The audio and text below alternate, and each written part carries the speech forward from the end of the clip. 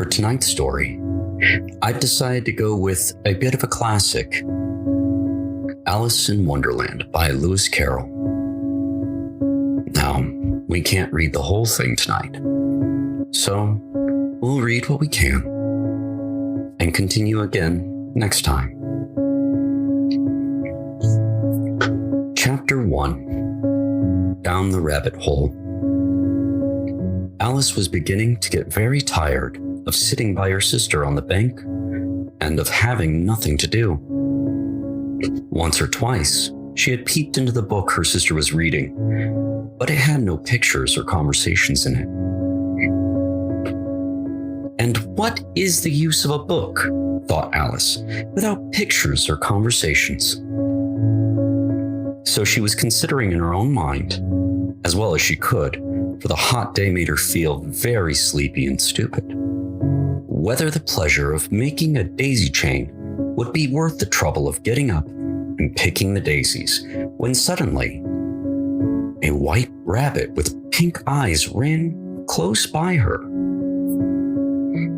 There was nothing so very remarkable in that, nor did Alice think it so very much out of the way to hear the rabbit say to itself, oh dear, I shall be late." When she thought it over afterwards, it occurred to her that she ought to have wondered at this, but at the time, it all seemed quite natural. But when the rabbit actually took a watch out of its waistcoat pocket and looked at it, and then hurried on, Alice started to her feet, for it flashed across her mind that she had never before seen a rabbit with either a waistcoat pocket or a watch to take out of it. And burning with curiosity, she ran across the field after it, and fortunately was just in time to see it pop down a large rabbit hole under the hedge. In another moment, down went Alice after it, never once considering how in the world she was to get out again. The rabbit hole went straight on like a tunnel for some way, and then dipped suddenly down, so suddenly that Alice had not a moment to think about stopping herself before she found herself falling down a very deep well. Either the well was very deep, or she fell very slowly, for she had plenty of time as she went down to look about her and to wonder what was going to happen next. First, she tried to look down and make out what she was coming to, but it was too dark to see anything.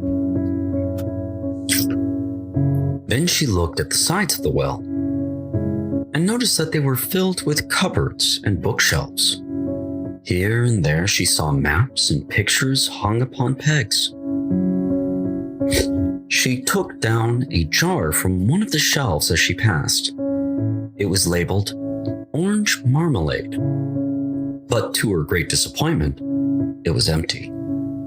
She did not like to drop the jar for fear of killing somebody underneath, so managed to put it into one of the cupboards as she fell past.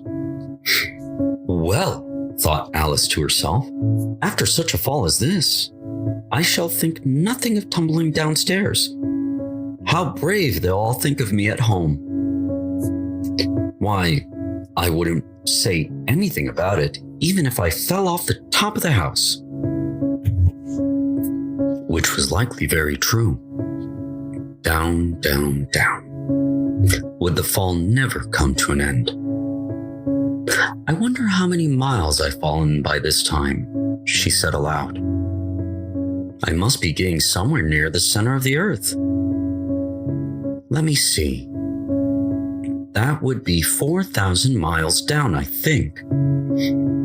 For you see, Alice had learned several things of this sort in her lessons in the schoolroom, and though this was not a very good opportunity for showing off her knowledge, there was no one to listen to her. Still, it was good practice to say it over. Yes, that's about the right distance.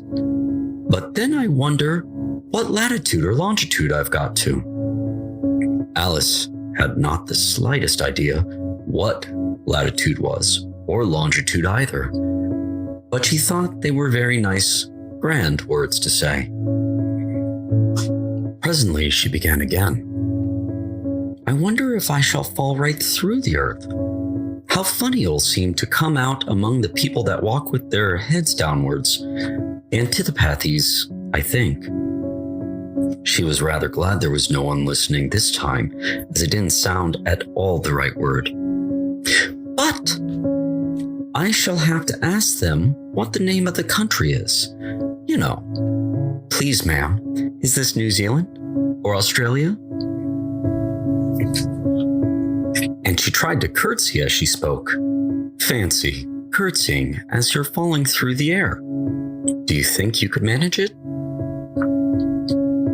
And what an ignorant little girl she'll think me for asking. No, it'll never do to ask. Perhaps I shall see it written up somewhere.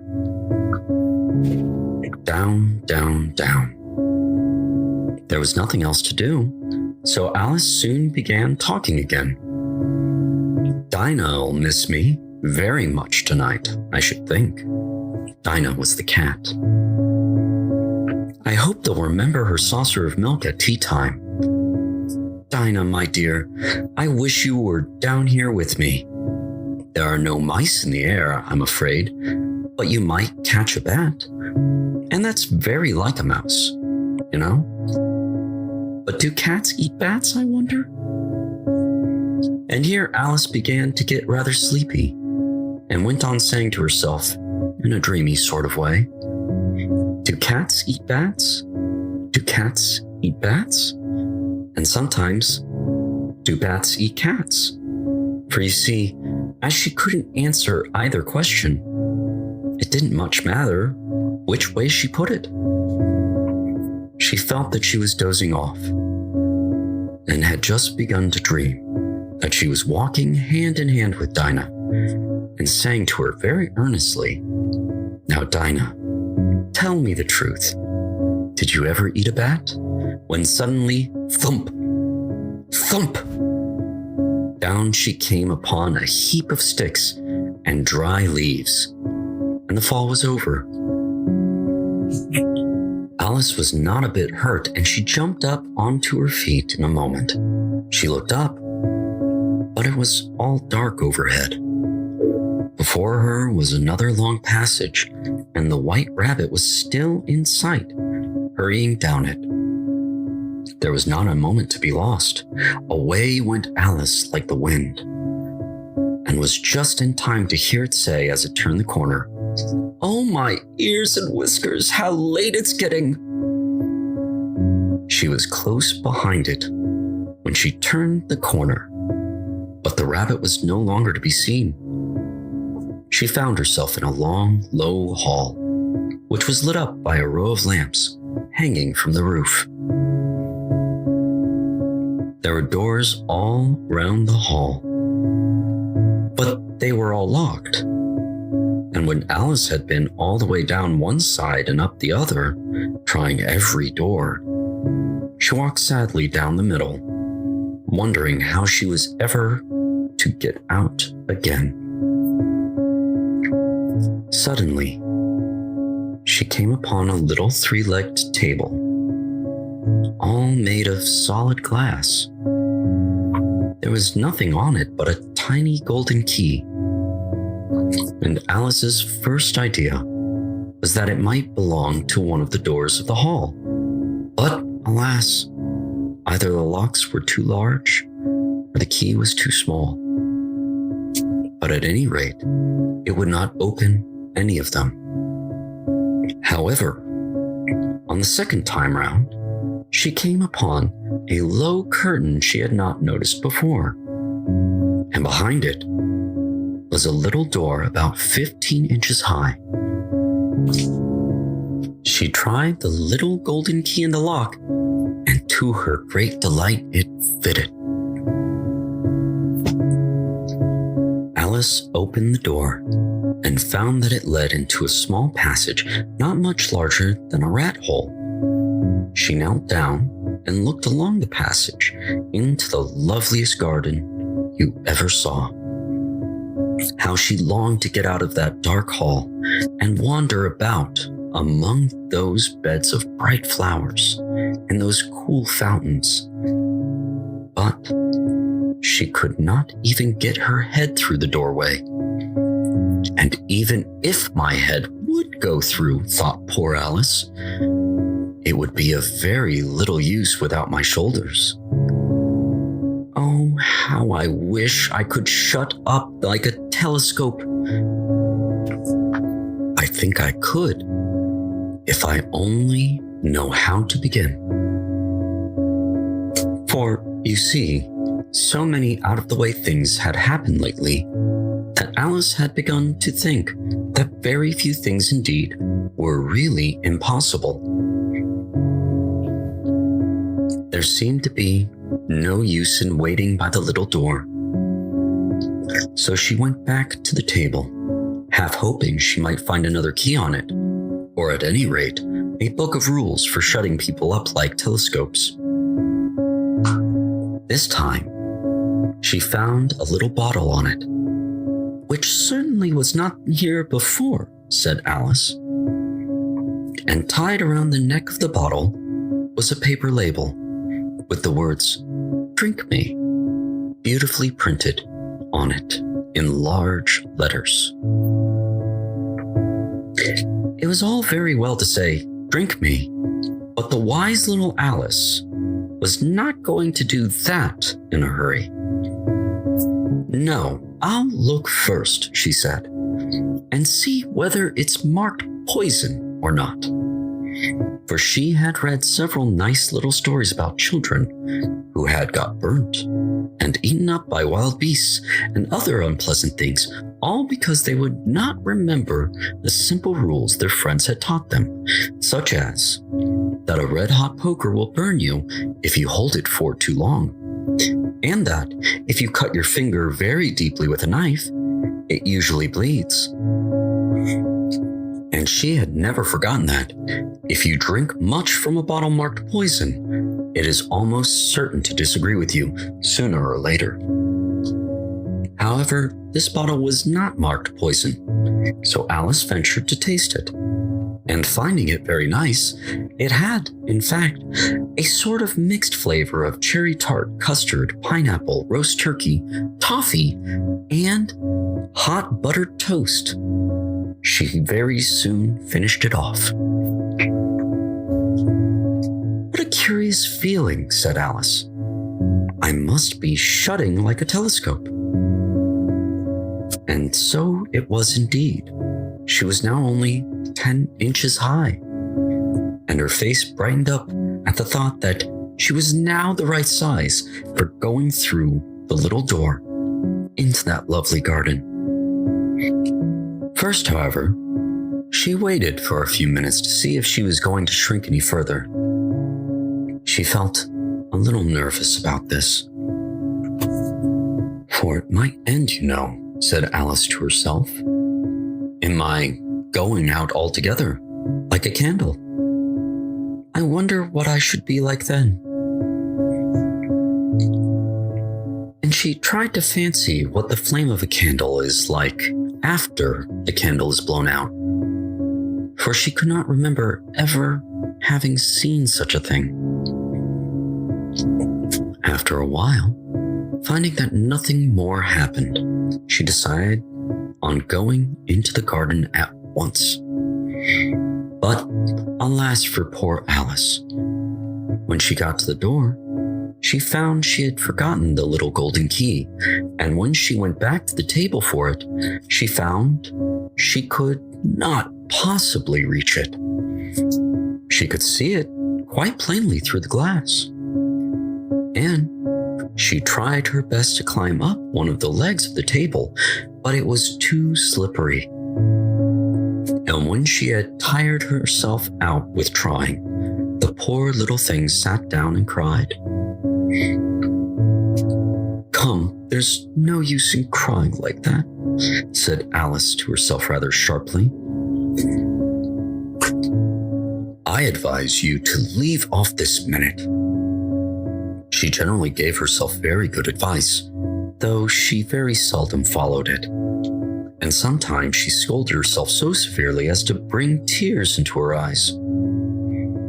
And once, she remembered trying to box her own ears for having cheated herself in a game of croquet she was playing against herself, for this curious child was very fond of pretending to be two people.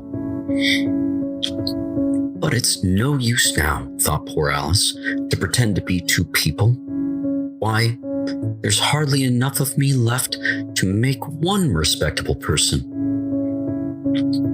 Soon her eye fell on a little glass box that was lying under the table. She opened it and found in it a very small cake on which the words, "Eat me," were beautifully marked in currants. "Well, I'll eat it," said Alice, "and if it makes me grow larger, I can reach the key, and if it makes me grow smaller, I can creep under the door. So either way, I'll get into the garden, and I don't care which happens."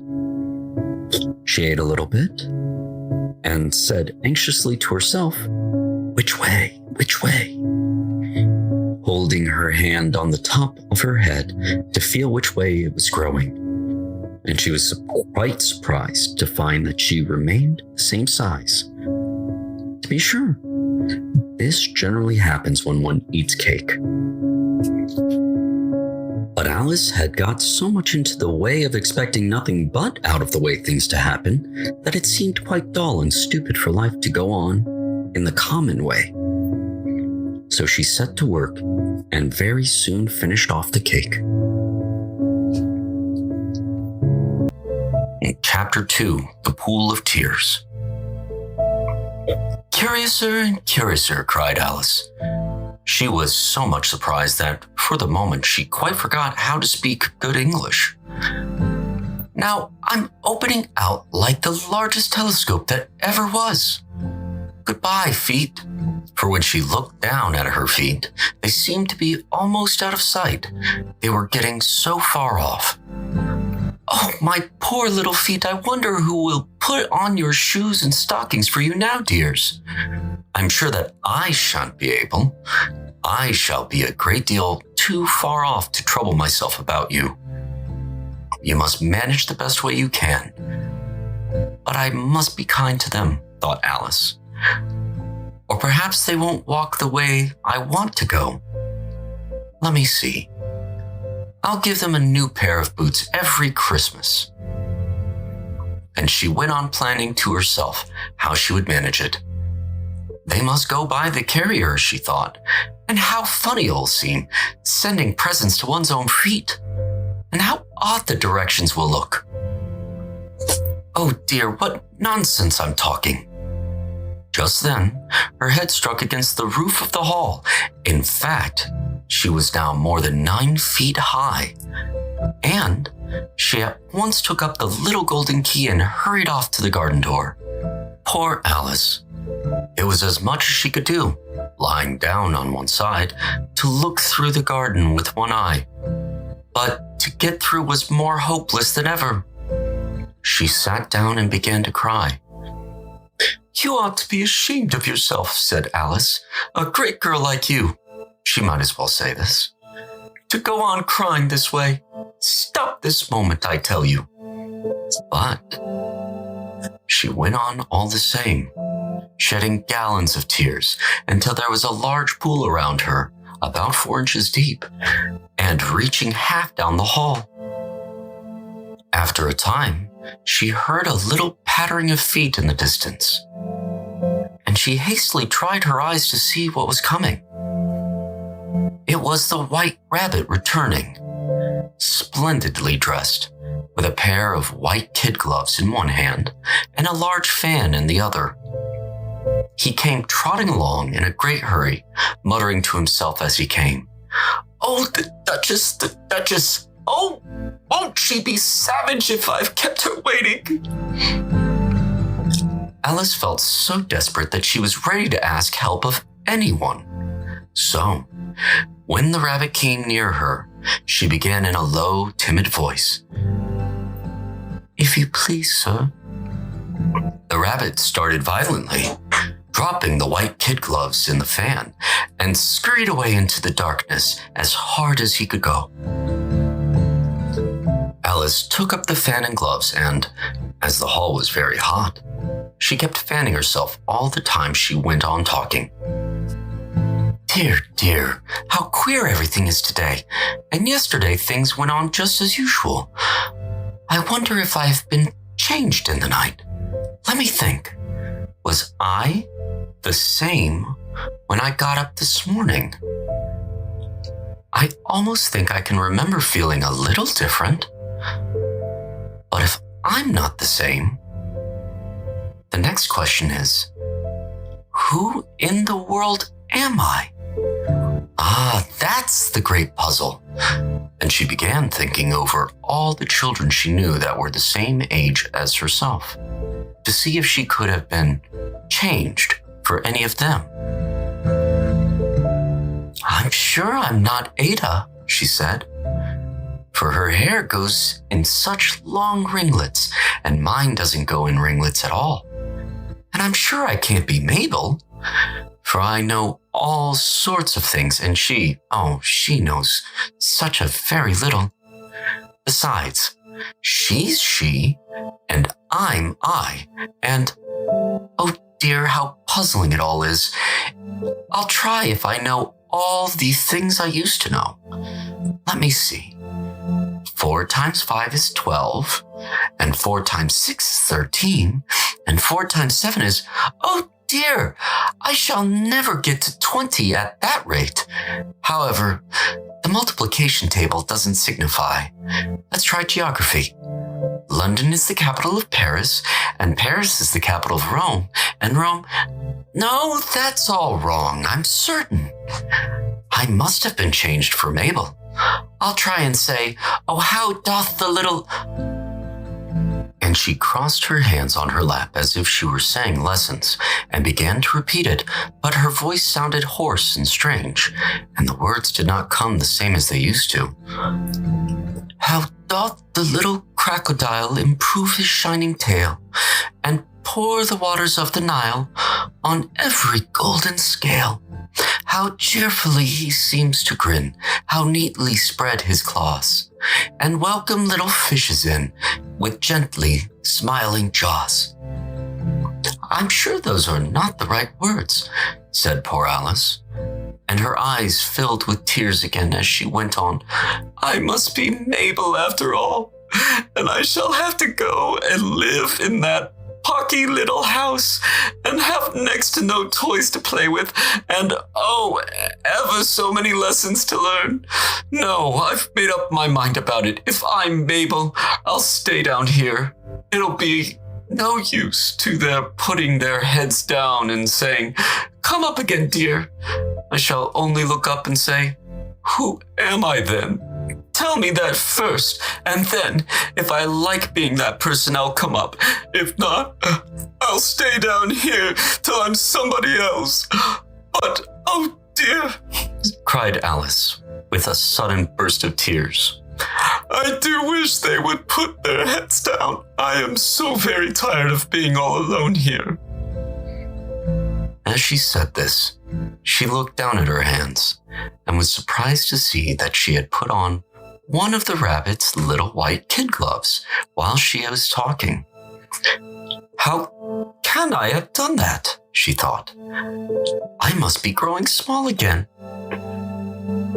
She got up and went to the table to measure herself by it and found that, as nearly as she could guess, she was now about 2 feet high and was going on shrinking rapidly.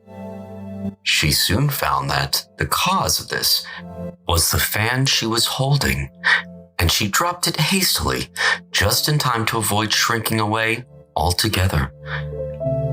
That was a narrow escape, said Alice, a good deal frightened at the sudden change, but very glad to find herself still in existence. And now for the garden. And she ran with all speed back to the little door. But alas, the little door was shut again, and the little golden key was lying on the glass table as before. And things are worse than ever, thought the poor child, for I never was so small as this before, never, and I declare it's too bad that it is. As she said these words, her foot slipped, and in another moment, splash, she was up to her chin in salt water. Her first idea was that she had somehow fallen into the sea. And in that case, I can go back by railway, she said to herself. Alice had been to the seaside once in her life, and had come to the general conclusion that wherever you go to on the English coast, you find a number of bathing machines in the sea, some children digging in the sand with wooden spades, then a row of lodging houses, and behind them, a railway station.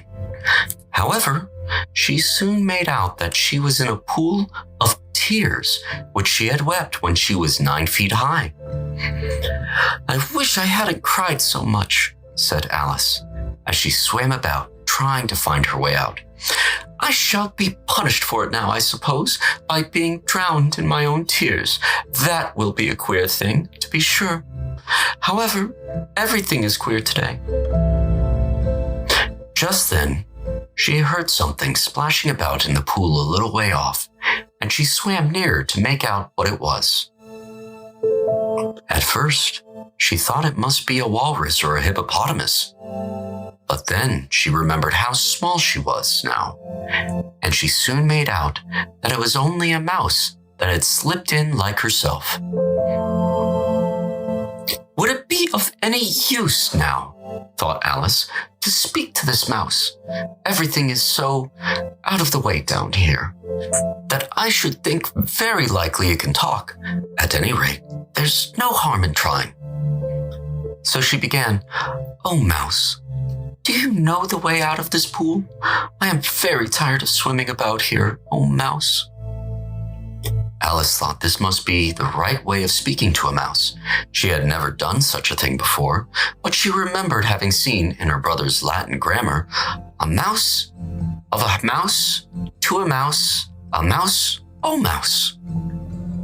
The mouse looked at her rather inquisitively, and seemed to her to wink with one of its little eyes, but said nothing. Perhaps it doesn't understand English, thought Alice. I dare say it's a French mouse, come over with William the Conqueror. For with all her knowledge of history, Alice had no very clear notion how long ago anything had happened. So she began again, "Où est ma chette?" which was the first sentence in her French lesson book. The mouse gave a sudden leap out of the water and seemed to quiver all over with fright.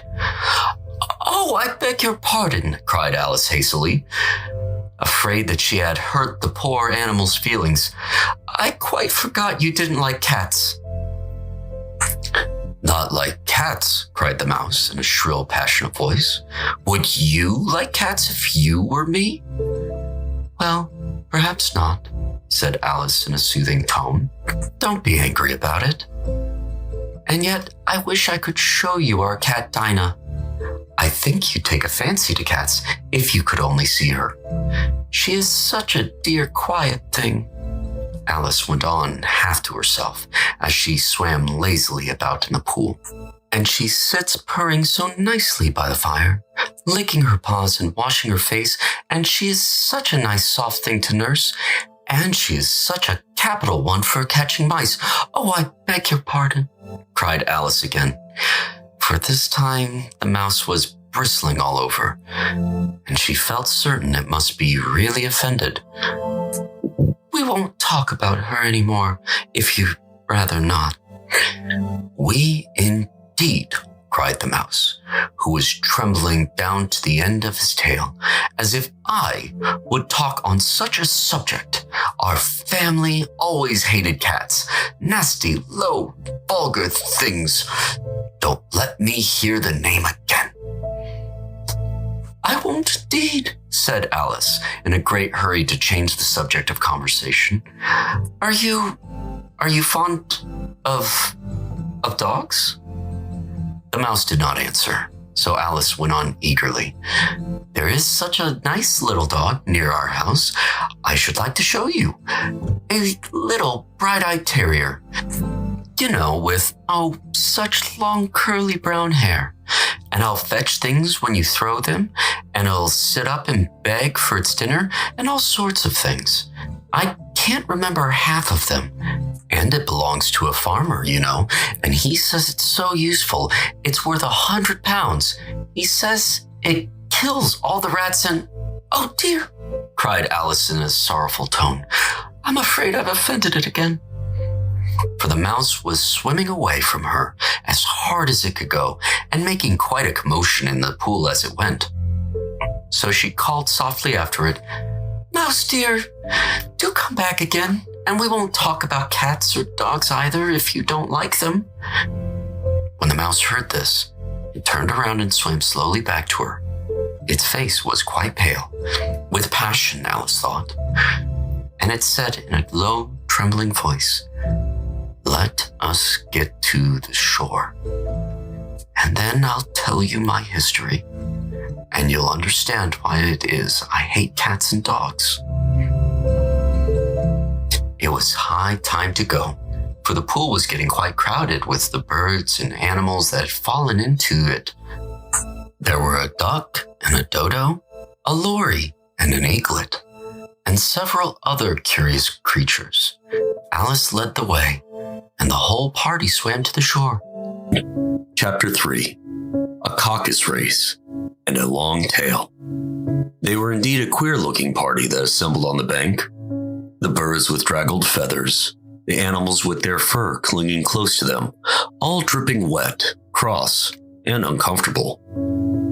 The first question, of course, was how to get dry again. They had a consultation about this, and after a few minutes it seemed quite natural to Alice to find herself talking familiarly with them, as if she had known them all her life. Indeed, she had quite a long argument with the lory, who at last turned sulky and would only say, I am older than you and must know better. And this Alice would not allow, without knowing how old it was. And as the lory positively refused to tell its age, there was no more to be said. At last, the mouse, who seemed to be a person of some authority among them, called out, Sit down, all of you, and listen to me. I'll soon make you dry enough. They all sat down at once, in a large ring, with the mouse in the middle. Alice kept her eyes anxiously fixed on it, for she felt sure she would catch a bad cold if she did not get dry very soon. Ahem, said the mouse with an important air. Are you all ready? This is the driest thing I know. Silence all round, if you please. William the Conqueror, whose cause was favored by the Pope, was soon submitted to by the English, who wanted leaders, and had been of late much accustomed to the usurpation and conquest. Edwin and Morcar, the Earls of Mercia and Northumbria. Ugh, said the lory with a shiver. I beg your pardon, said the mouse, frowning but very politely. Did you speak? Not I, said the lory hastily. I thought you did, said the mouse. I proceed. Edwin and Morcar, the Earls of Mercia and Northumbria, declared for him, and even Stignand, the patriotic Archbishop of Canterbury, found it advisable. Found what? Said the duck. Found it, the mouse replied rather crossly. Of course you know what it means. I know what it means well enough. When I find a thing, said the duck. It's generally a frog or a worm. The question is, what did the Archbishop find? The mouse did not notice this question, but hurriedly went on. Found it advisable to go with Edgar Atheling to meet William and offer him the crown. William's conduct at first was moderate, but the insolence of his Normans How are you getting on now, my dear? It continued, turning to Alice as it spoke. As wet as ever, said Alice in a melancholy tone. It doesn't seem to dry me at all.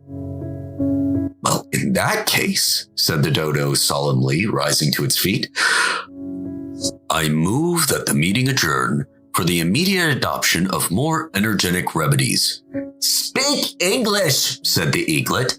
I don't know the meaning of half those long words, and what's more, I don't believe you do either.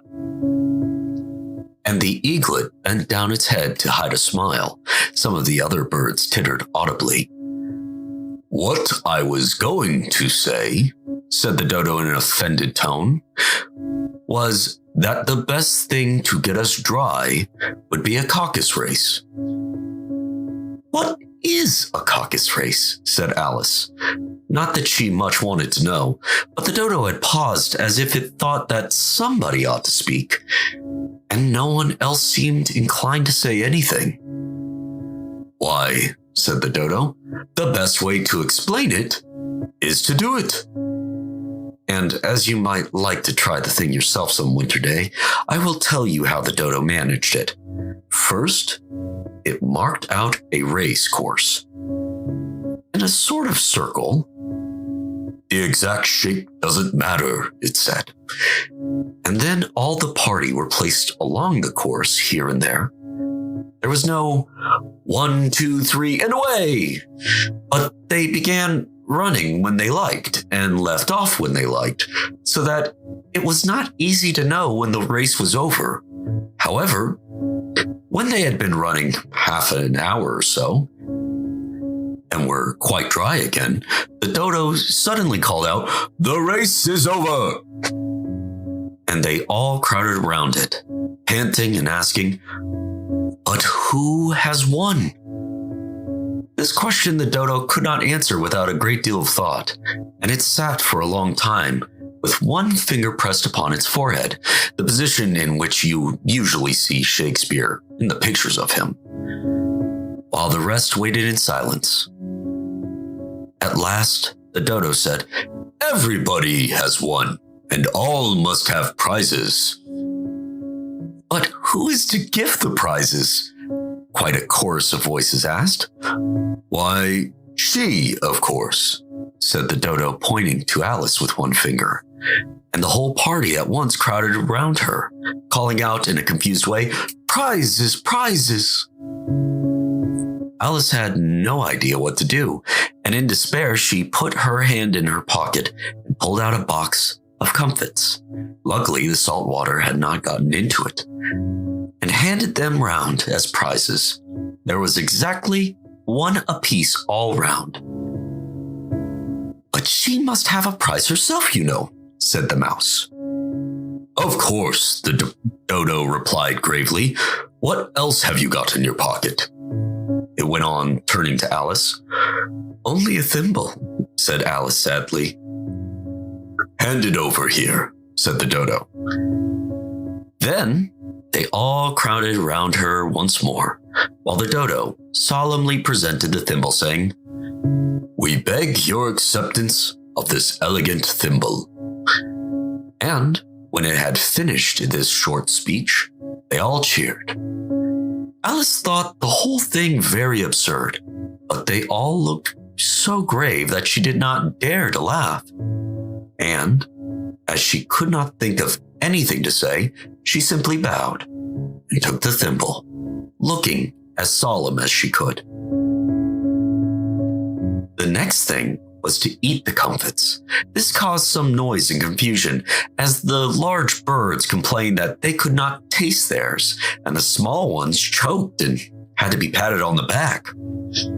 However, it was over at last, and they sat down again in a ring and begged the mouse to tell them something more.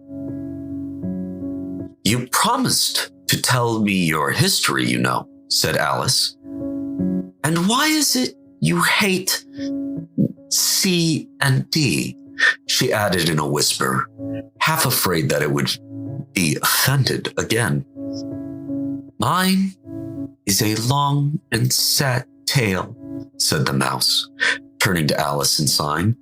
It is a long tail, certainly, said Alice, looking down with wonder at the mouse's tail. But why do you call it sad? And she kept on puzzling about it while the mouse was speaking, so that her idea of the tale was something like this. Fury said to a mouse that he met in a house, let us both go to law. I will prosecute you. Come, I'll take no denial. We must have a trial, for really this morning I've nothing to do.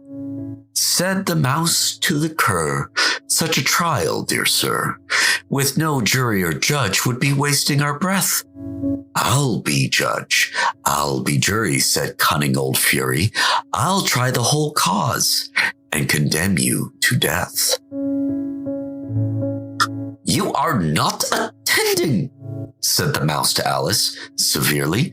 What are you thinking of? I beg your pardon, said Alice very humbly. You had got to the fifth bend, I think. I had not, cried the mouse sharply and very angrily. A knot, said Alice, always ready to make herself useful and looking anxiously about her. Oh, do let me help you to undo it. I shall do nothing of the sort, said the mouse, getting up and walking away. You insult me by talking such nonsense. I didn't mean it, pleaded poor Alice, but you're so easily offended, you know. The mouse only growled in reply. Please come back and finish your story, Alice called after it. And the others all joined in the chorus. Yes, please do. But the mouse only shook its head impatiently and walked a little quicker.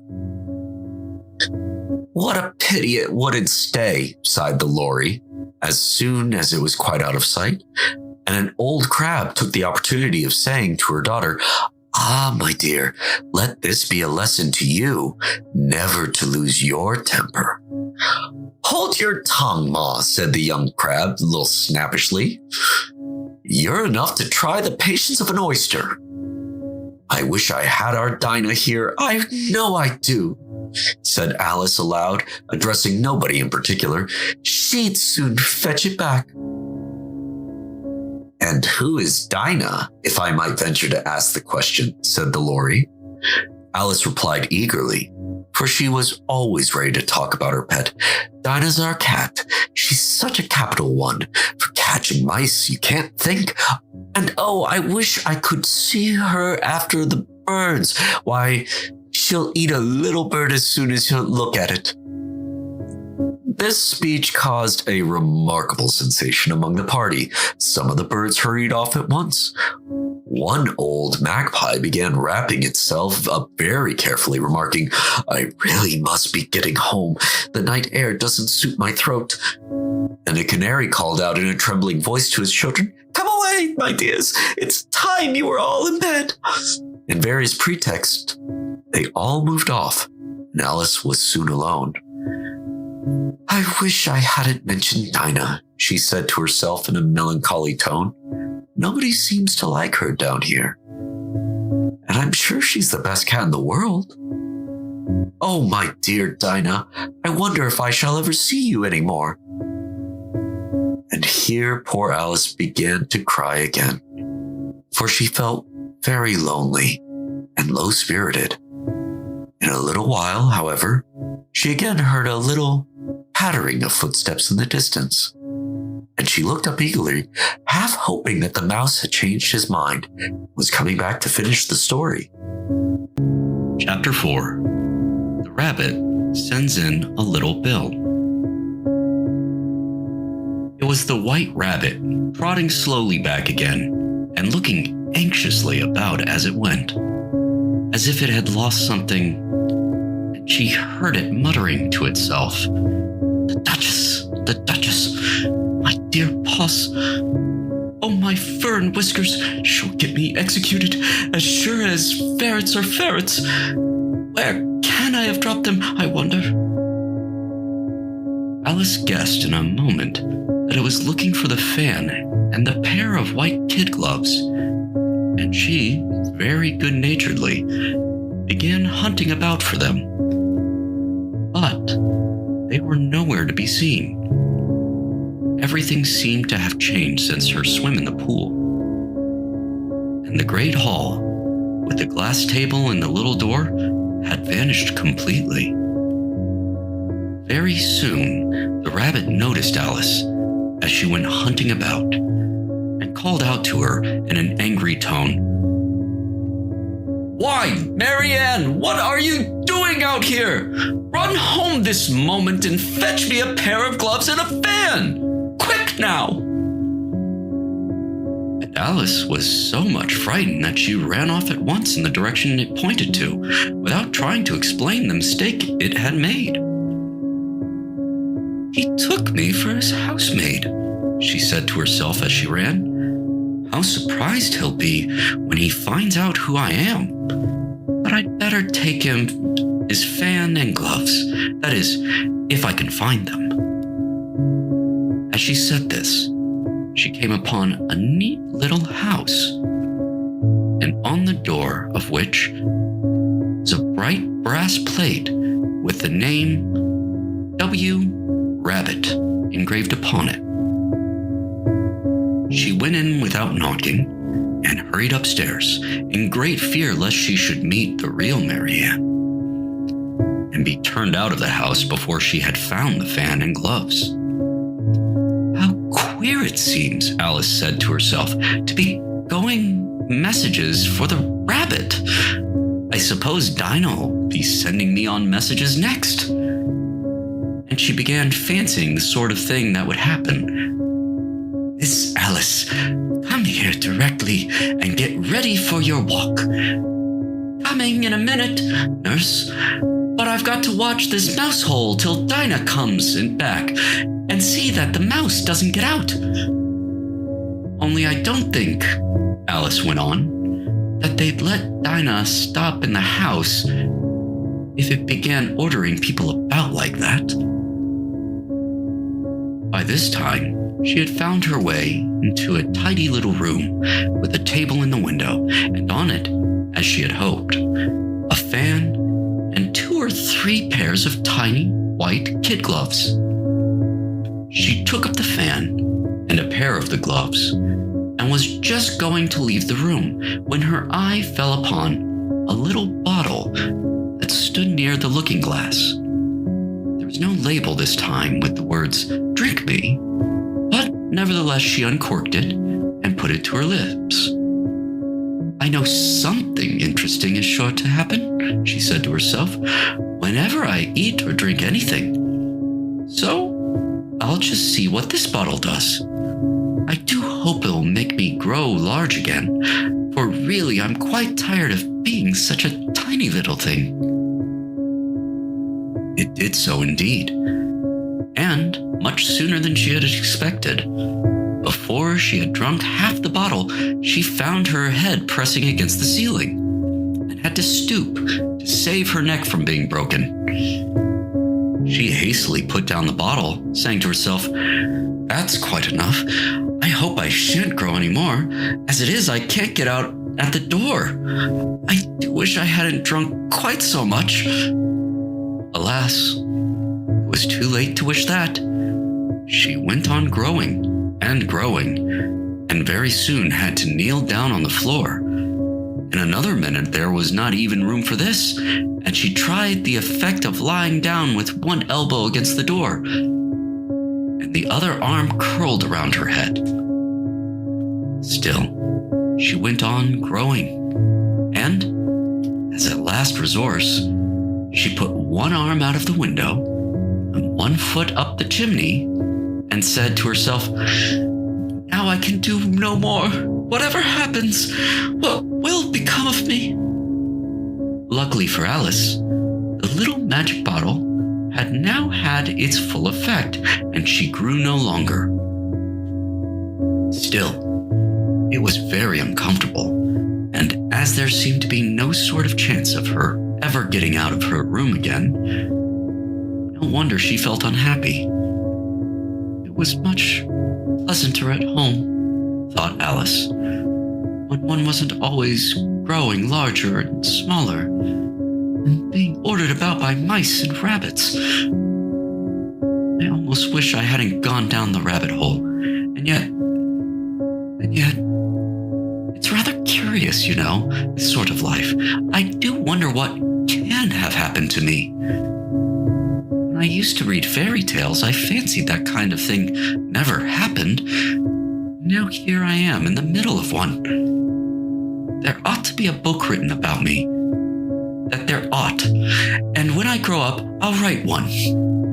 But I'm grown up now, she added in a sorrowful tone. At least there's no room to grow up anymore here. But then, thought Alice, shall I never get any older than I am now? That'll be a comfort, one way, never to be an old woman. But then, always to have lessons to learn. Oh, I shouldn't like that.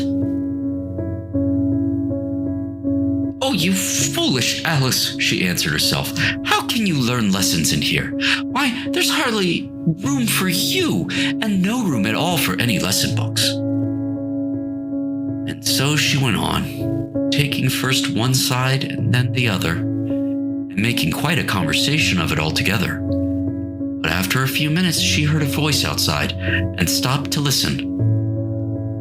Marianne, Marianne, said the voice. Fetch me my gloves this moment. Then came a little pattering of feet on the stairs. Alice knew it was the rabbit coming to look for her, and she trembled till she shook the house, quite forgetting that she was now about 1,000 times as large as the rabbit, and had no reason to be afraid of it. Presently, the rabbit came up to the door and tried to open it, but as the door opened inwards and Alice's elbow was pressed hard against it, that attempt proved a failure. Alice heard it say to itself, Then I'll go around and get in at the window. That you won't, thought Alice, and after waiting till she fancied she heard the rabbit just under the window, she suddenly spread out her hand and made a snatch in the air. She did not get a hold of anything, but she heard a little shriek and a fall and a crash of broken glass, from which she concluded that it was just possible it had fallen into a cucumber frame or something of that sort. Next came an angry voice, the rabbit's. Pat, Pat, where are you? And then a voice she had never heard before. Sure, then I'm here, digging for apples, Your Honor. Digging for apples indeed, said the rabbit angrily. Here, come and help me out of this. Sounds of more broken glass. Now tell me, Pat, what's that in the window? Sure, it's an arm, Your Honor. He pronounced it arm. An arm, you goose. Whoever saw one that size? Why, it fills the whole window. Sure it does, Your Honor. But it's an arm for all that. Well, it's got no business there at any rate. Go and take it away. There was a long silence after this, and Alice could only hear whispers now and then, such as, Sure, I don't like it, Your Honor. At all, at all. Do as I tell you, you coward. And at last she spread out her hand again and made another snatch in the air. This time, there were 2 little shrieks and more sounds of broken glass. What a number of cucumber frames there must be, thought Alice. I wonder what they'll do next. As for pulling me out of the window, I only wish they could. I'm sure they don't want to stay in here any longer. She waited for some time without hearing anything more. At last came a rumbling of little cartwheels and the sound of a good many voices all talking together. She made out the words, Where's the other ladder? Why, I hadn't to bring one. Bill's got the other. Bill, fetch it here, lad. Here, put them up on this corner. No, tie them together first. If they don't reach half high enough, oh, they'll do well enough. Don't be particular. Here, Bill, catch hold of this rope. Will the roof bear? Mind that loose slate. Oh, it's coming down, heads below. A loud crash. Now, who did that? It was Bill, I fancy, who's to go down to the chimney. Nay, I shan't. You do it. That won't. That I won't then. Bill's got to go down then. Here, Bill, the master says you've got to go down the chimney. Oh, so Bill's got to come down the chimney, has he? Said Alice to herself. Why, they seem to put everything upon Bill. I wouldn't be in Bill's place for a good deal. This fireplace is narrow, to be sure, but I think I can kick a little. She drew her foot as far down the chimney as she could and waited till she heard a little animal. She couldn't guess of what sort it was, scratching and scrambling about in the chimney close above her. Then, saying to herself, "This is Bill," she gave one sharp kick and waited to see what would happen next. The first thing she heard was a general chorus of, "There goes Bill!" And the rabbit's voice along, "Catch him! You, by the hedge!" And silence. And then another confusion of voices. "Hold up his head! Brandy now! Don't choke him! How was it, old fellow? What happened to you? Tell us all about it." Last came a little, feeble, squeaking voice. "That's Bill," thought Alice. "Oh, I hardly know. No more, thank ye. I'm better now. But I'm a deal too flustered to tell you. All I know is something comes at me like a jack-in-the-box, and up I goes like a skyrocket." "So you did, old fellow," said the others. "We must burn the house down," said the rabbit's voice, and Alice called out as loud as she could, "If you do, I'll set Dinah at you." There was a dead silence instantly, and Alice thought to herself, "I wonder what they will do next. If they had any sense, they'd take the roof off." After a minute or two, they began moving about again, and Alice heard the rabbit say, "A barrowful will do, to begin with." Barrowful of what? Thought Alice, but she had not long to doubt. For the next moment, a shower of little pebbles came rattling in at the window, and some of them hit her in the face. "I'll put a stop to this," she said to herself and shouted out, "You'd better not do that again." Which produced another dead silence. Alice noticed, with some surprises, that the pebbles were all turning into little cakes as they lay on the floor. And a bright idea came into her head. "If I eat one of these cakes," she thought, "it's sure to make some change in my size, and as it can't possibly make me larger, it must make me smaller, I suppose." So she swallowed one of the cakes and was delighted to find that she began shrinking directly. As soon as she was small enough to get through the door, she ran out of the house and found quite a crowd of little animals and birds waiting outside.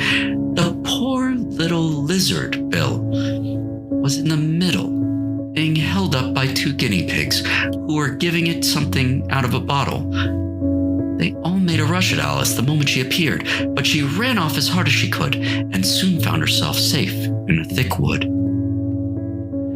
"The first thing I've got to do," said Alice to herself as she wandered about in the wood, "is to grow to my right size again. The second thing is to find my way into that lovely garden. I think that will be the best plan." It's sounded an excellent plan, no doubt, and very neatly and simply arranged. The only difficulty was that she had not the smallest idea of how to set about it. And while she was peering about anxiously among the trees, a little sharp bark just over her head made her look up in a great hurry. An enormous puppy was looking down at her with large round eyes and feebly stretching out one paw, trying to touch her. "Poor little thing," said Alice in a coaxing tone, and she tried too hard to whistle to it. But she was terribly frightened all the time at the thought that it might be hungry, in which case it would be very likely to eat her up in spite of all her coaxing.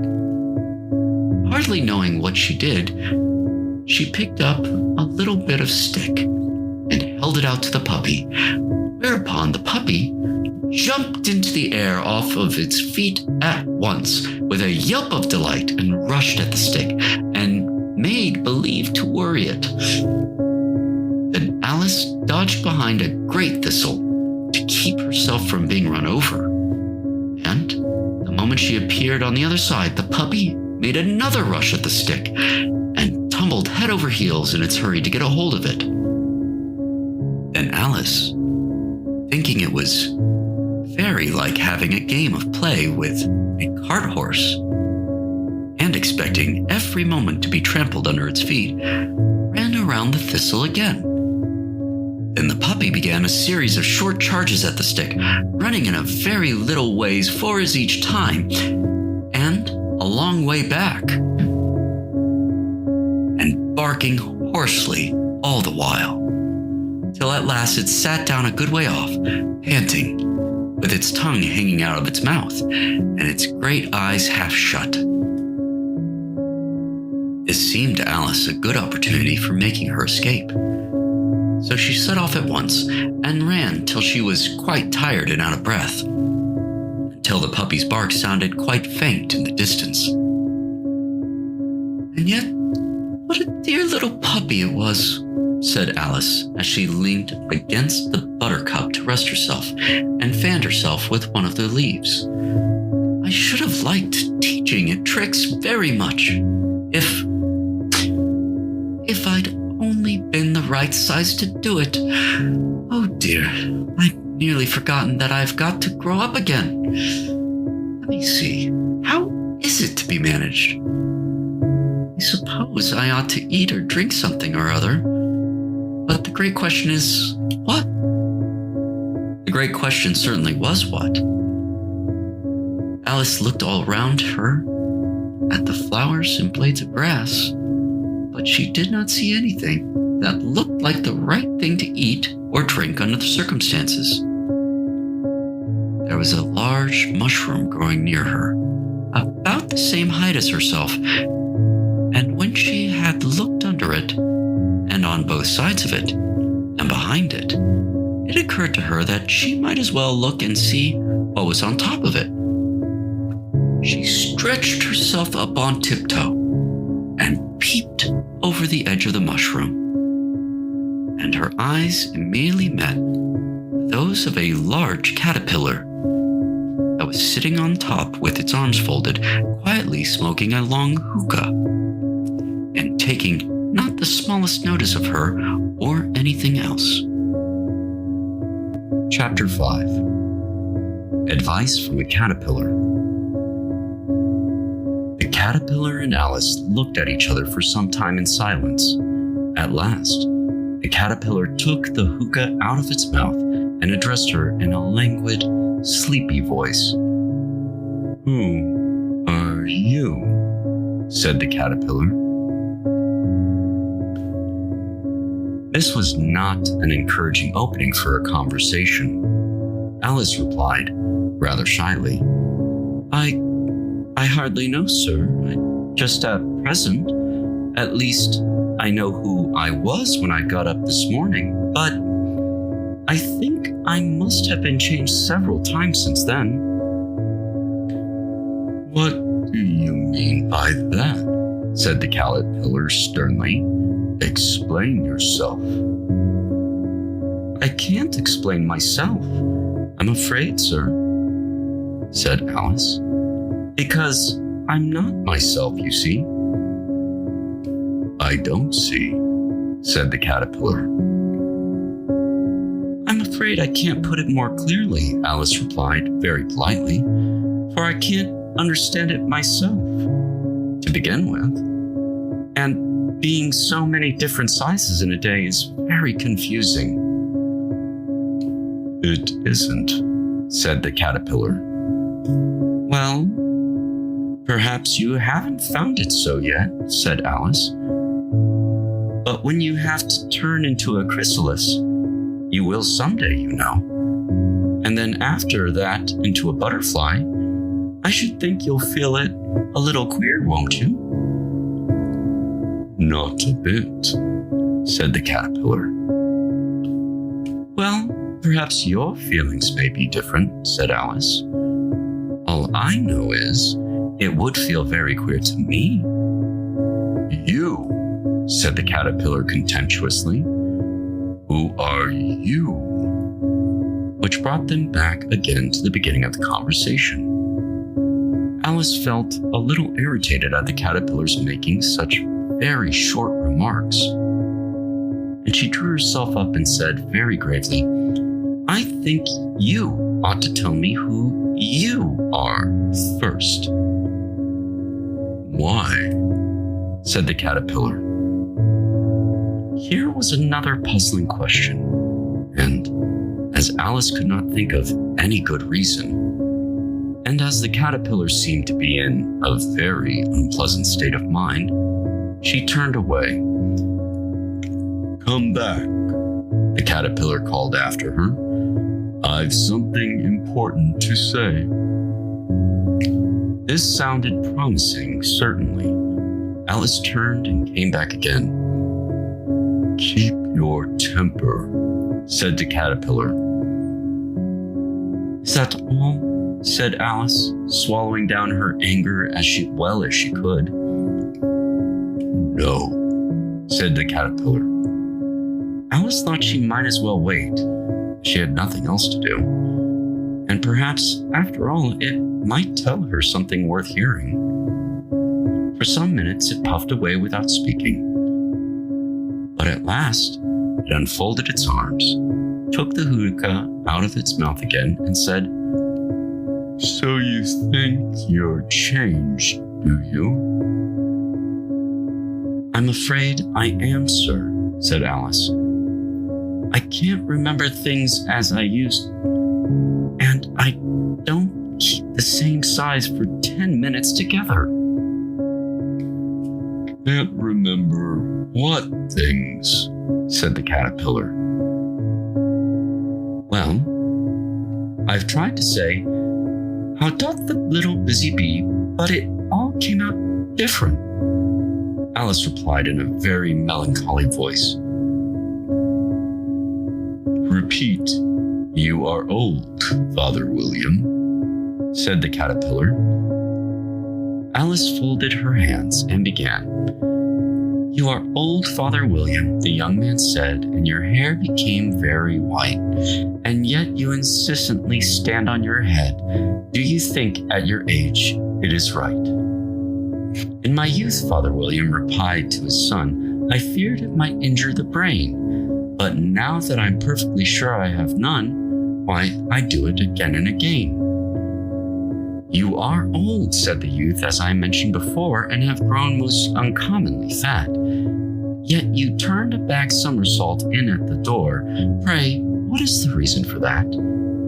In my youth, said the sage, as he shook his gray locks, I kept all my limbs very supple. By the use of this ointment, 1 shilling the box. Allow me to sell you a couple. You are old, said the youth, and your jaws are too weak for anything tougher than suet. Yet you finished the goose with the bones in the beak. Now pray, how did you manage to do it? In my youth, said his father, I took the law and argued each case with my wife. And the muscular strength which it gave to my jaw has lasted the rest of my life. "You are old," said the youth, "and one would hardly suppose that your eye was as steady as ever, yet you balanced an eel on the end of your nose. What made you so awfully clever?" "I have answered 3 questions, and that is enough," said his father. "Don't give yourself airs. Do you think I can listen all day to such stuff? Be off, or I'll kick you downstairs." "That is not said right," said the caterpillar. "Not quite right, I'm afraid," said Alice timidly. "Some of the words have got altered."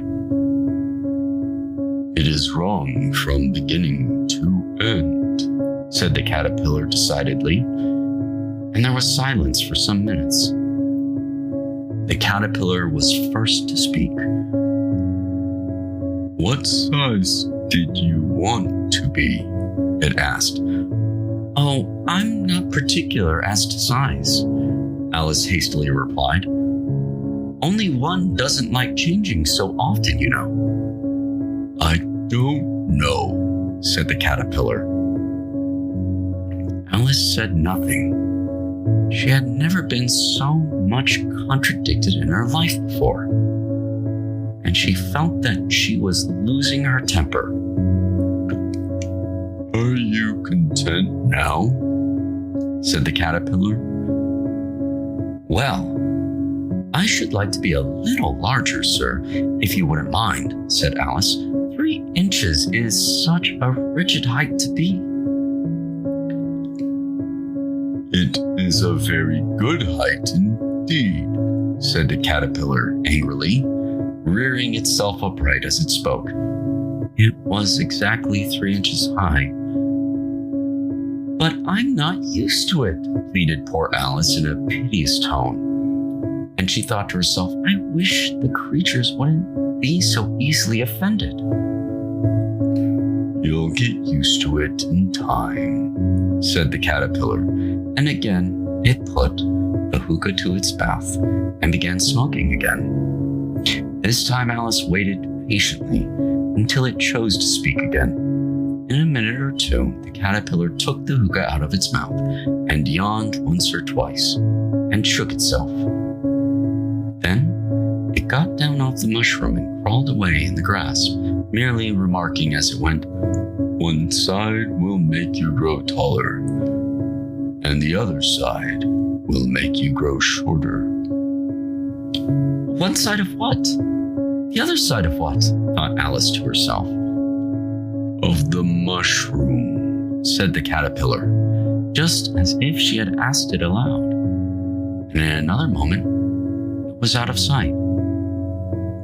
Alice remained looking thoughtfully at the mushroom for a minute, trying to make out which were the 2 sides of it.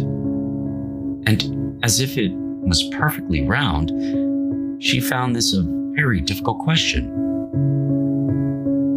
However, at last she stretched her arms round as far as they would go and broke off a bit of the edge with each hand. "And now which is which?" she said to herself, and nibbled a little of the right hand to try the effect. The next moment, she felt a violent blow underneath her chin. It had struck her foot. She was a good deal frightened by this very sudden change, but she felt that there was no time to be lost as she was shrinking rapidly, so she set to work at once to eat some of the other bit. Her chin was pressed so closely against her foot that there was hardly room for her to open her mouth, but she did it at last and managed to swallow a morsel of the left-hand bit. "Oh, my head's free at last," said Alice in a tone of delight, which changed into alarm in another moment when she found that her shoulders were nowhere to be found. All she could see when she looked down was an immense length of neck, which seemed to rise like a stalk out of a sea of green leaves that lay far below her. "What can all that green stuff be?" said Alice. "And where have my shoulders got to? And oh, my poor hands, how is it I can't see you?" She was moving them about as she spoke, but no result seemed to follow except a little shaking among the distant green leaves. As there seemed to be no chance of getting her hands up to her head, she tried to get her head down to them and was delighted to find that her neck would bend about as easily in any direction like a serpent. She had just succeeded in curving it down into a graceful zigzag and was going to dive among the leaves, which she found to be nothing but the tops of trees under which she had been wandering, when a sharp hiss made her draw back in a hurry. A large pigeon had flown onto her face and was beating her violently with its wings. "Serpent!" screamed the pigeon. "I am not a serpent," said Alice in dignity. "Leave me alone." "Serpent, I said again," repeated the pigeon, but in a more subdued tone, and added with a kind of sob, "I've tried every way and nothing seems to suit them." "I haven't the least idea what you're talking about," said Alice. "I've tried the roots of trees, and I tried banks, and I tried hedges." The pigeon went on without attending to her. "But those serpents, there's no pleasing them." Alice was more and more puzzled, but she thought there was no use in saying anything more till the pigeon had finished. "As if it wasn't trouble enough hatching eggs," said the pigeon. "But I must be on the lookout for serpents night and day. Why, I haven't had a wink of sleep in these 3 weeks." "I'm very sorry you've been annoyed," said Alice, who was beginning to see its meaning. "And just as I'd taken the highest tree in the wood," continued the pigeon, raising its voice to a shriek, "and just as I was thinking I should be free of them at last, they just needs come wriggling down from the sky. Oh, serpent!" "But I'm not a serpent, I tell you," said Alice. Well, what are you?" said the pigeon. "I can see you're trying to invent something." I'm a little girl," said Alice, rather doubtfully, as she remembered the number of changes she had gone through that day. "A likely story indeed," said the pigeon in a tone of deepest contempt. "I've seen a good many little girls in my time, but never one with such a neck as that. No, you're a serpent, and there's no use denying it. I suppose you'll be telling me next you've never tasted an egg." "I have tasted eggs, certainly," said Alice, who was a very truthful child. "But little girls eat eggs quite as much as serpents do, you know." "I don't believe it," said the pigeon. "But if they do, then why, then they're kind of a serpent. That's all I can say."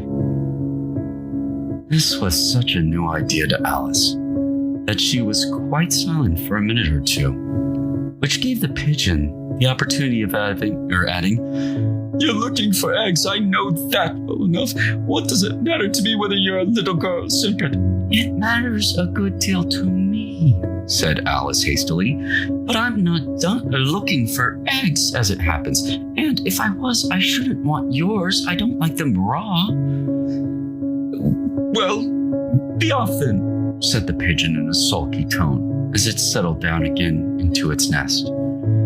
Alice crouched down among the trees as well as she could, for her neck kept getting entangled among the branches, and every now and then she had to stop and untwist it. After a while, she remembered that she still held the pieces of mushroom in her hands, and she set to work very carefully, nibbling first at one and then at the other, and growing sometimes taller and sometimes shorter, until she had succeeded in bringing herself down to her usual height. It was so long since she had been anything near the right size that it felt quite strange at first. But she got used to it in a few minutes and began talking to herself as usual. "Come, there's half of my plan done now. How puzzling all these changes are. I'm never sure what I'm going to be from one minute to another.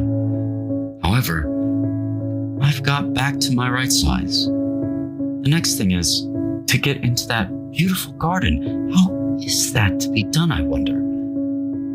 As she said this, she came suddenly upon an open place, with a little house in it about 4 feet high. Whoever lives there, thought Alice, it'll never do to come upon them with this size. Why, I should frighten them out of their wits. So she began nibbling at the right-hand bit again, and did not venture to go near the house till she had brought herself down to 9 inches high. Chapter 6. Pig and Pepper. For a minute or two, she stood looking at the house and wondering what to do next, when suddenly a footman in livery came running out of the wood. She considered him to be a footman because he was in livery. Otherwise, judging by his face only, she would have called him a fish, and rapped loudly at the door with his knuckles. It was opened by another footman in livery with a round face and a large eyes like a frog. And both footmen, Alice noticed, had powdered hair that curled all over their heads. She felt very curious to know what it was all about and crept a little way out of the wood to listen. The fish footman began by producing from under his arm a great letter, nearly as large as himself. And this he handed over to the other, saying, in a solemn tone, "For the Duchess, an invitation from the Queen to play croquet." The frog footman repeated in the same solid tone, only changing the orders of the words a little, "From the Queen, an invitation for the Duchess to play croquet." Then they both bowed low, and their curls got entangled together. Alice laughed so much at this that she had to run back into the wood for fear of their hearing her. And when she next peeped out, the fish footman was gone, and the other was sitting on the ground near the door, staring stupidly up into the sky. Alice went timidly up to the door and knocked. "There's no sort of use in knocking," said the footman, "and that for 2 reasons. First, because I'm on the same side of the door as you are. Secondly, because they're making such noise inside, no one could possibly hear you." And certainly, there was a most extraordinary noise going on within, a constant howling and sneezing, and every now and then a great crash, as if a dish or kettle had been broken into pieces. "Please then," said Alice, "how am I to get in?" "There might be some sense in your knocking," the footman went on without attending to her, "if we had the door between us. For instance, if you were inside, you might knock, and I could let you out, you know." He was looking up into the sky all the time he was speaking, and this Alice thought decidedly uncivil. "But perhaps he can't help it," she said to herself. "His eyes are so very nearly at the top of his head. But at any rate, he might answer questions. How am I to get in?" she repeated aloud. "I shall sit here," the footman remarked, "till tomorrow." At this moment, the door of the house opened, and a large plate came skimming out, straight at the footman's head. It just grazed his nose and broke into pieces against one of the trees behind him. "Or maybe the next day, maybe," the footman continued in the same tone, exactly as if nothing happened. "How am I to get in?" asked Alice again in a louder tone. "Are you to get in at all?" said the footman. "That's the first question, you know." It was, no doubt. Only Alice did not like to be told so. "It's really dreadful," she muttered to herself, "the way all creatures argue. It's enough to drive one crazy. The footman seemed to think this a good opportunity for repeating his remark with variations. I shall sit here, he said, on and off, for days and days. But what am I to do? Said Alice. Anything you like, said the footman, and began whistling. Oh, there's no use in talking to him, said Alice desperately. He's perfectly idiotic. And she opened the door and went in. The door led right into a large kitchen, which was full of smoke from one end to the other. The Duchess was sitting on a three-legged stool in the middle, nursing a baby. The cook was leaning over the fire, stirring a large cauldron which seemed to be full of soup. There's certainly too much pepper in that soup, Alice said to herself, as well as she could for sneezing. There was certainly too much of it in the air. Even the Duchess sneezed occasionally. And as for the baby, it was sneezing and howling alternately without a moment's pause.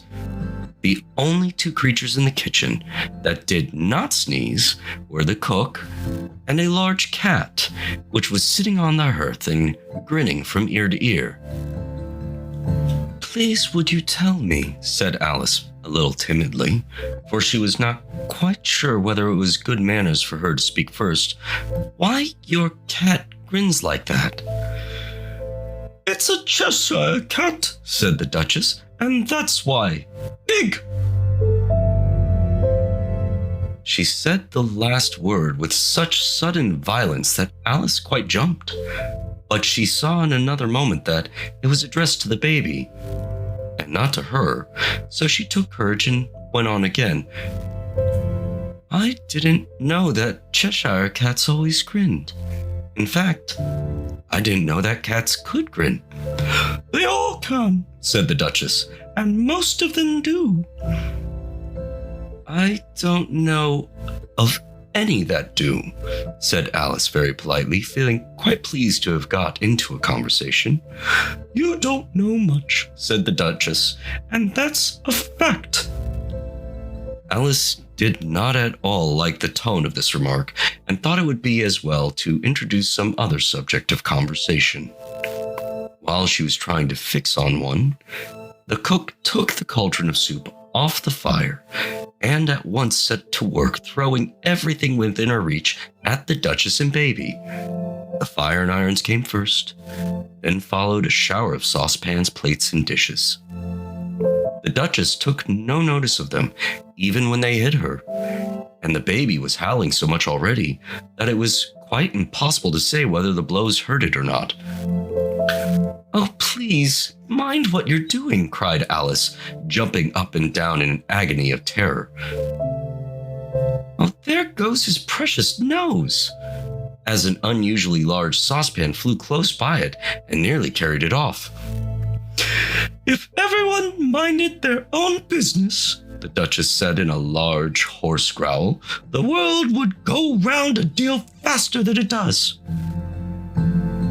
Which would not be an advantage, said Alice, who felt very glad to get an opportunity of showing off a little of her knowledge. Just think of what work it would make with the day and night. You see, the Earth takes 24 hours to turn around on its axis. Talking of axes, said the Duchess, chop off her head. Alice glanced rather anxiously at the cook to see if she meant to take the hint, but the cook was busily stirring the soup and seemed not to be listening, so she went on again. 24 hours, I think, or is it 12? Oh, don't bother me, said the Duchess. I never could abide figures.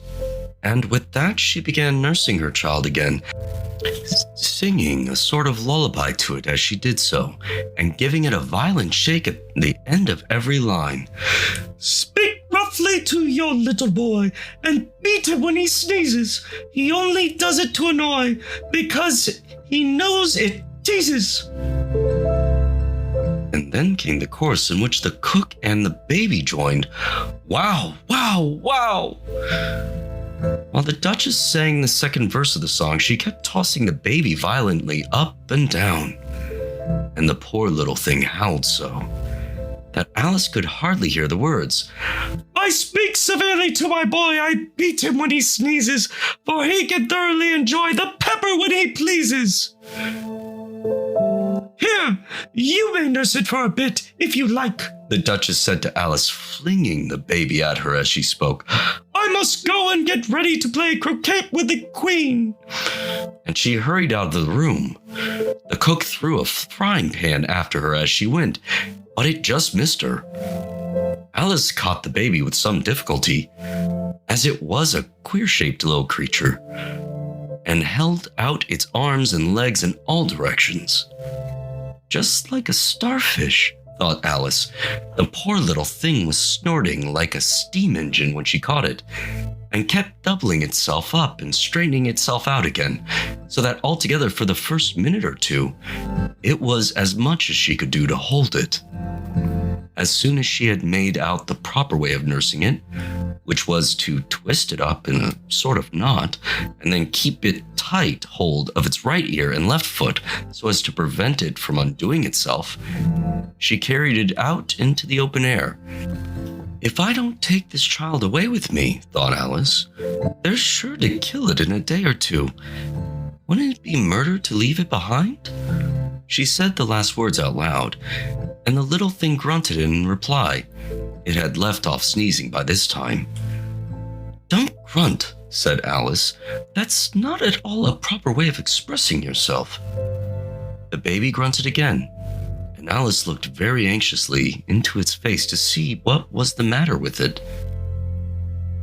There could be no doubt that it had a very turn-up nose, much more like a snout than a real nose. Also, its eyes were extremely small for a baby. Altogether, Alice did not like the look of the thing at all.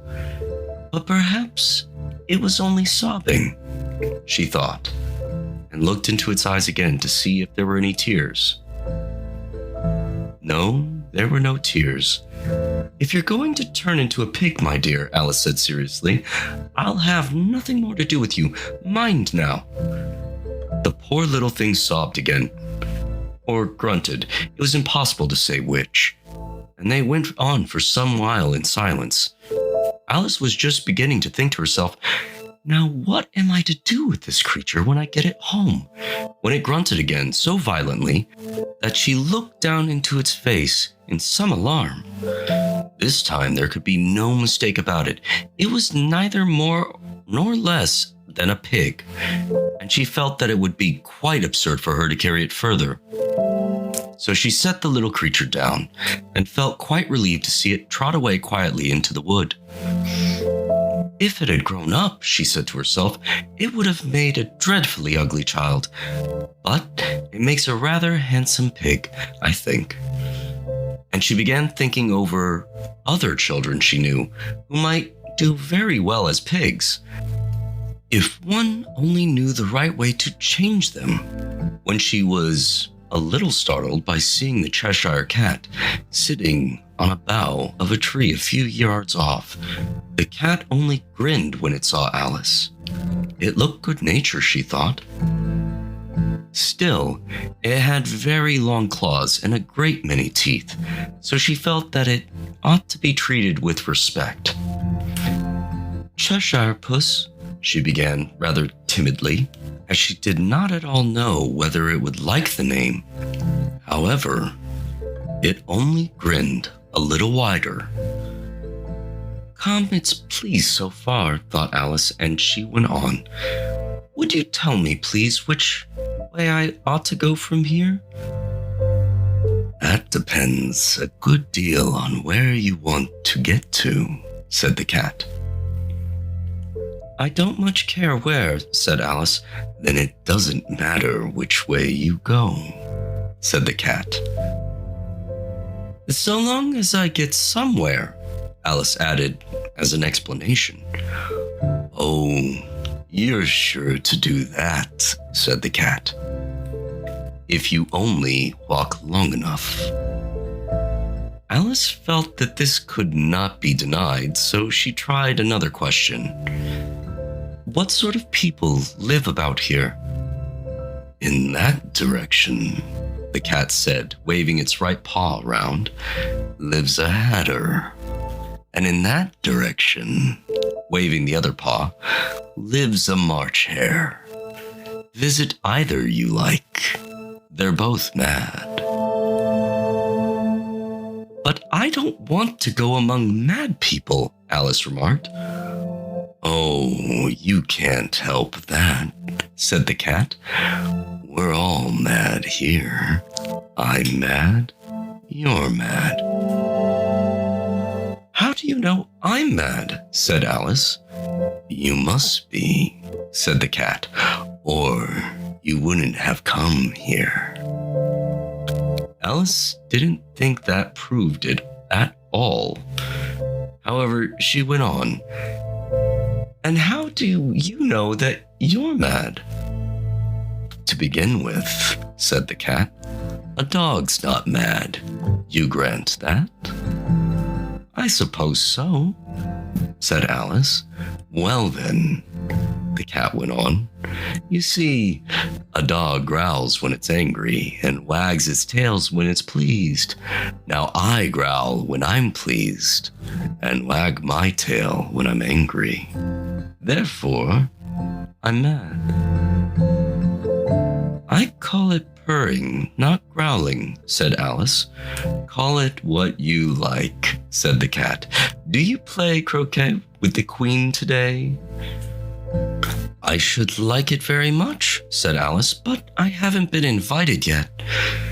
You'll see me there, said the cat, and vanished. Alice was not much surprised at this.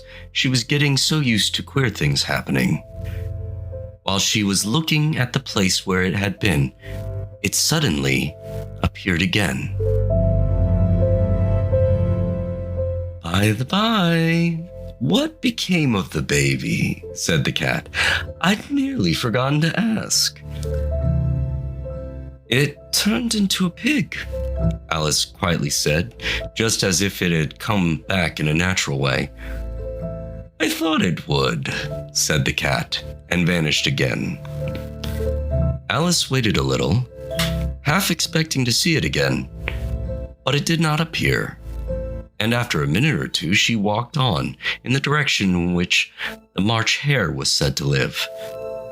I've seen hatters before, she said to herself. The March hare will be much the most interesting, and perhaps, as this is May, it won't be raving mad, at least not so mad as it was in March. As she said this, she looked up, and there was the cat again, sitting on a branch of a tree. Did you say pig or fig? Said the cat.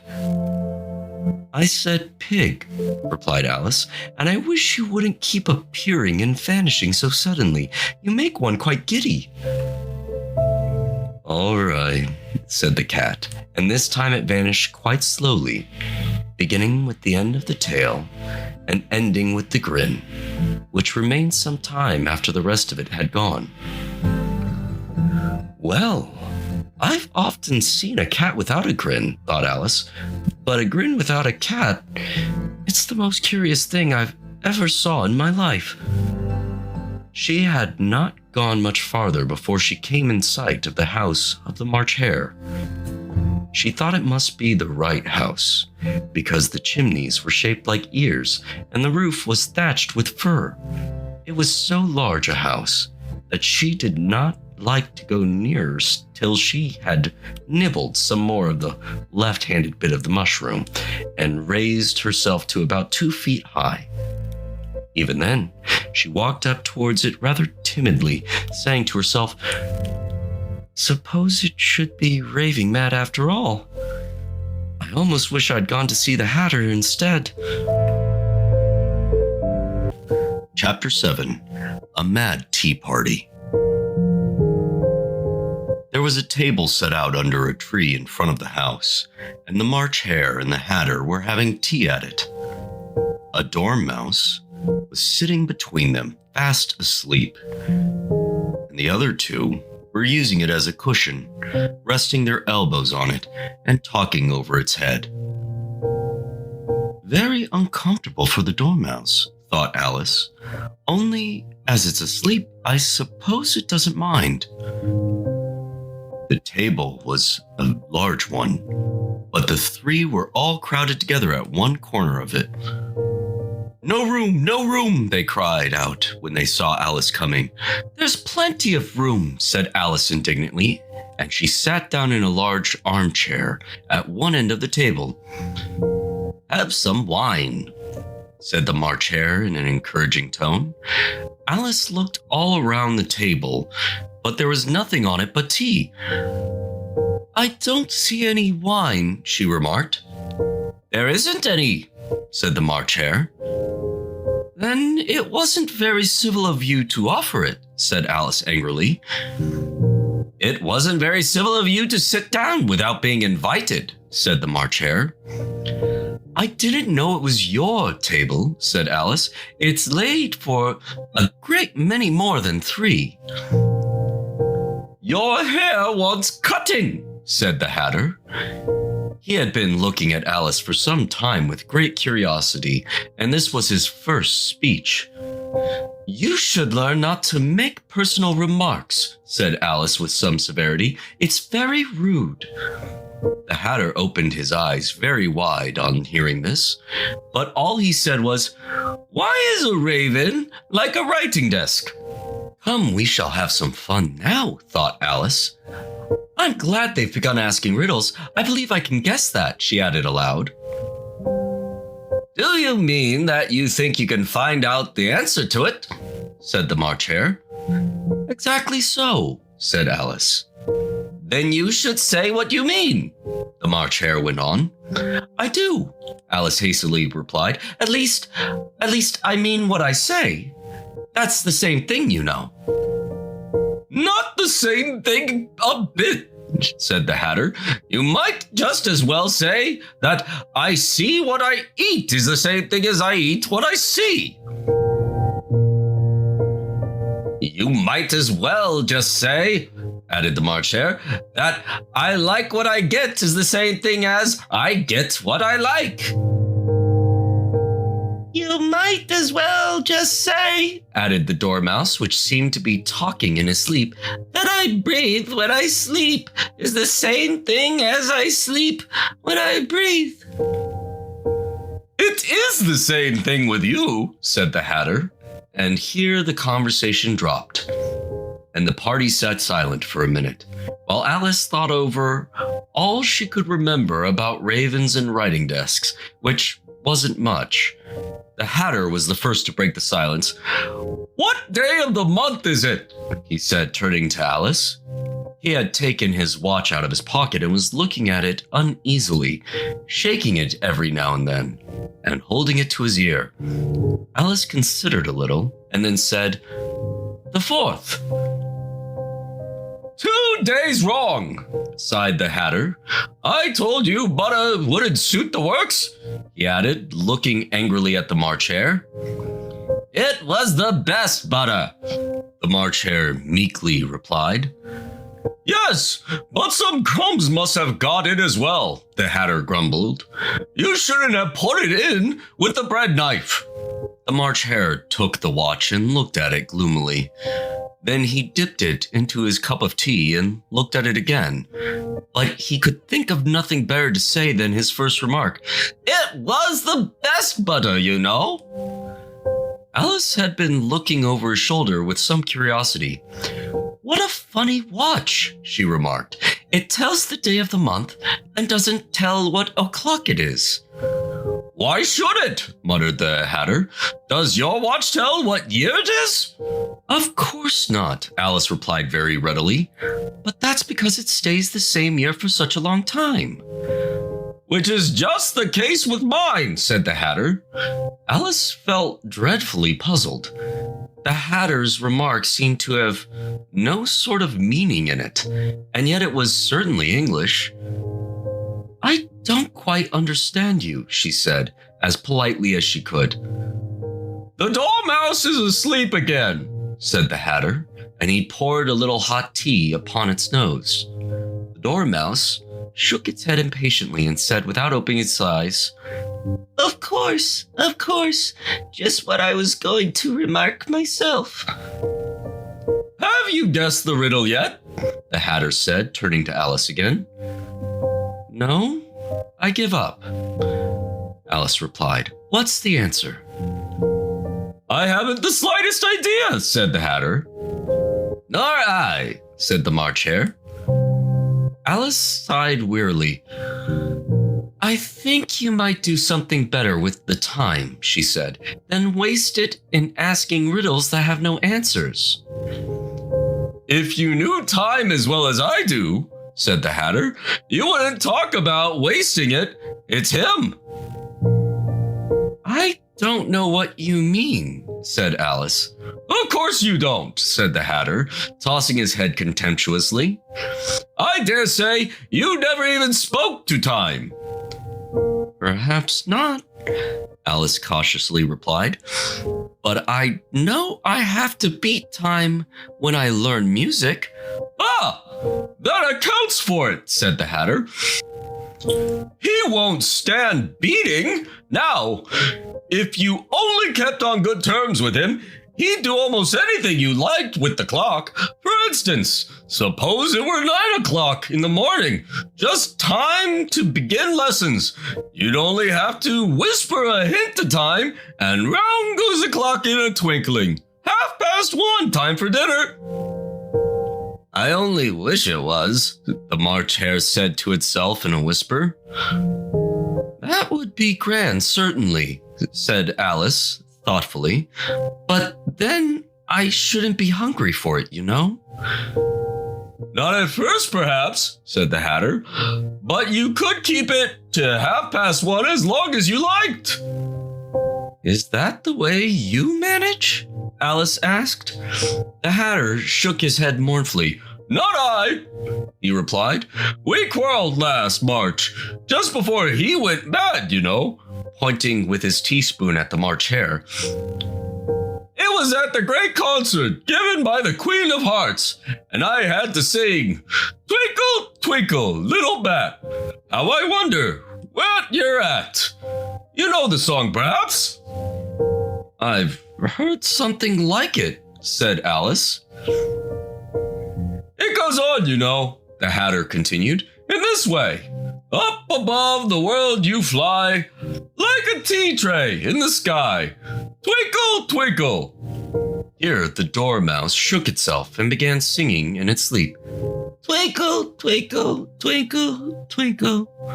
And went on so long that they had to pinch it to make it stop. Well, I hardly finished the first verse, said the Hatter, when the Queen jumped up and bawled out, He's murdering the time! Off with his head! How dreadfully savage, exclaimed Alice. And ever since that, the Hatter went on in a mournful tone, he won't do a thing I ask. It's always 6 o'clock now. A bright idea came into Alice's head. Is that the reason so many tea things are put out here? She asked. Yes, that's it, said the Hatter with a sigh. It's always tea time, and we've no time to wash the things between whiles. Then you keep moving round, I suppose, said Alice. Exactly so, said the Hatter, as things get used up. But what happens when you come to the beginning again? Alice ventured to ask. Suppose we change the subject, the March Hare interrupted, yawning. I'm getting tired of this. I vote the young lady tells us a story. I'm afraid I don't know one, said Alice, rather alarmed at the proposal. Then the Dormouse shall, they both cried. Wake up, Dormouse! And they pinched it on both sides at once. The Dormouse slowly opened his eyes. I wasn't asleep, he said in a hoarse, feeble voice. I heard every word you fellows were saying. Tell us a story, said the March Hare. Yes, please do, pleaded Alice. Be quick about it, added the Hatter, or you'll be asleep again before it's done. Once upon a time, there was 3 little sisters. The Dormouse began in a great hurry. And their names were Elsie, Lacey, and Tilly, and they lived at the bottom of a well. What did they live on? Said Alice, who always took a great interest in questions of eating and drinking. They lived on a treacle, said the mouse after thinking a minute or two. They couldn't have done that, you know, Alice gently remarked. They'd have been ill. So they were, said the Dormouse, very ill. Alice tried to fancy herself what such an extraordinary ways of living would be like, but it puzzled her too much, so she went on. But why did they live at the bottom of a well? Take some more tea, the March Hare said to Alice very earnestly. I've had nothing yet, Alice replied in an offended tone, so I can't take more. You mean you can't take less, said the Hatter. It's very easy to take more than nothing. Nobody asked your opinion, said Alice. Who's making personal remarks now? The Hatter asked triumphantly. Alice did not quite know what to say to this, so she helped herself to some tea and bread and butter, and then turned to the Dormouse and repeated her question. Why did they live at the bottom of a well? The Dormouse took a minute or two to think about it and then said, It was a treacle well. There's no such thing. Alice was beginning very angrily, but the Hatter and the March Hare went, shh, shh, and the Dormouse sulkily remarked, If you can't be civil, you'd better finish the story yourself. No, please go on, Alice said very humbly. I won't interrupt again. I dare say there may be one. One indeed, said the Dormouse indignantly. However, he consented to go on. And so these 3 little sisters, they were learning to draw, you know. What did they draw? Said Alice, quite forgetting her promise. Treacle, said the Dormouse without considering at all this time. I want a clean cup, interrupted the Hatter. Let's all move one place on. He moved as he spoke, and the Dormouse followed him. The March Hare moved into the Dormouse's place, and Alice rather unwillingly took the place of the March Hare. The Hatter was the only one who got any advantage from the change, and Alice was a good deal worse off than before, as the March Hare had just upset the milk jug into his plate. Alice did not wish to offend the Dormouse again, so she began very cautiously. But I don't understand. Where did they draw the treacle from? You can draw water out of a water well, said the Hatter. So I should think you could draw a treacle out of a treacle well. It's stupid. But they were in the well, Alice said to the Dormouse, not choosing to notice this last remark. Of course they were, said the Dormouse. Well in. This answer so confused poor Alice that she let the Dormouse go on for some time without interrupting it. They were learning to draw, the Dormouse went on, yawning and rubbing its eyes, for it was getting very sleepy. And they drew all manner of things. Everything that begins with an M. Why an M? Said Alice. Why not? Said the March Hare. Alice was silent. The Dormouse had closed its eyes this time, and it was going off into a doze. But on being pinched by the Hatter, it woke up again with a little shriek and went on. That begins with an M, such as mouse traps and the moon, and memory and muchness. You know, you say things are much of a muchness. Did you ever see such a thing as drawing a muchness? Really, now you ask me, said Alice, very much confused. I don't think. Then you shouldn't talk, said the Hatter. This piece of rudeness was more than Alice could bear. She got up in disgust and walked off. The Dormouse fell asleep instantly, and neither of the others took the least notice of her going, though she looked back once or twice, half hoping that they would call after her. The last time she saw them, they were trying to put the Dormouse into the teapot. At any rate, I'll never go there again, said Alice as she picked her way through the wood. It's the stupidest tea party I ever was at in all of my life. Just as she said this, she noticed that one of the trees had a door leading right into it. That's very curious, she thought, but everything's curious today. I think I may as well go in at once. And in she went. Once more she found herself in a long hall, and close to the little glass table. Now, I'll manage better this time, she said to herself, and began by taking the little golden key and unlocking the door that led into the garden. Then she went to work nibbling at the mushroom. She had kept a piece of it in her pocket till she was about a foot high. Then she walked down the little passage, and then she found herself at last in the beautiful garden, among the bright flower beds and the cool fountains. On Chapter 8, The Queen's Croquet Ground. A large rose tree stood near the entrance of the garden. The roses growing on it were white, but there were 3 gardeners at it busily painting them red. Alice thought this a very curious thing, and she went nearer to watch them, and just as she came up to them, she heard one of them say, "Look out now, 5. Don't go splashing paint over me like that." "I couldn't help it," said 5 in a sulky tone.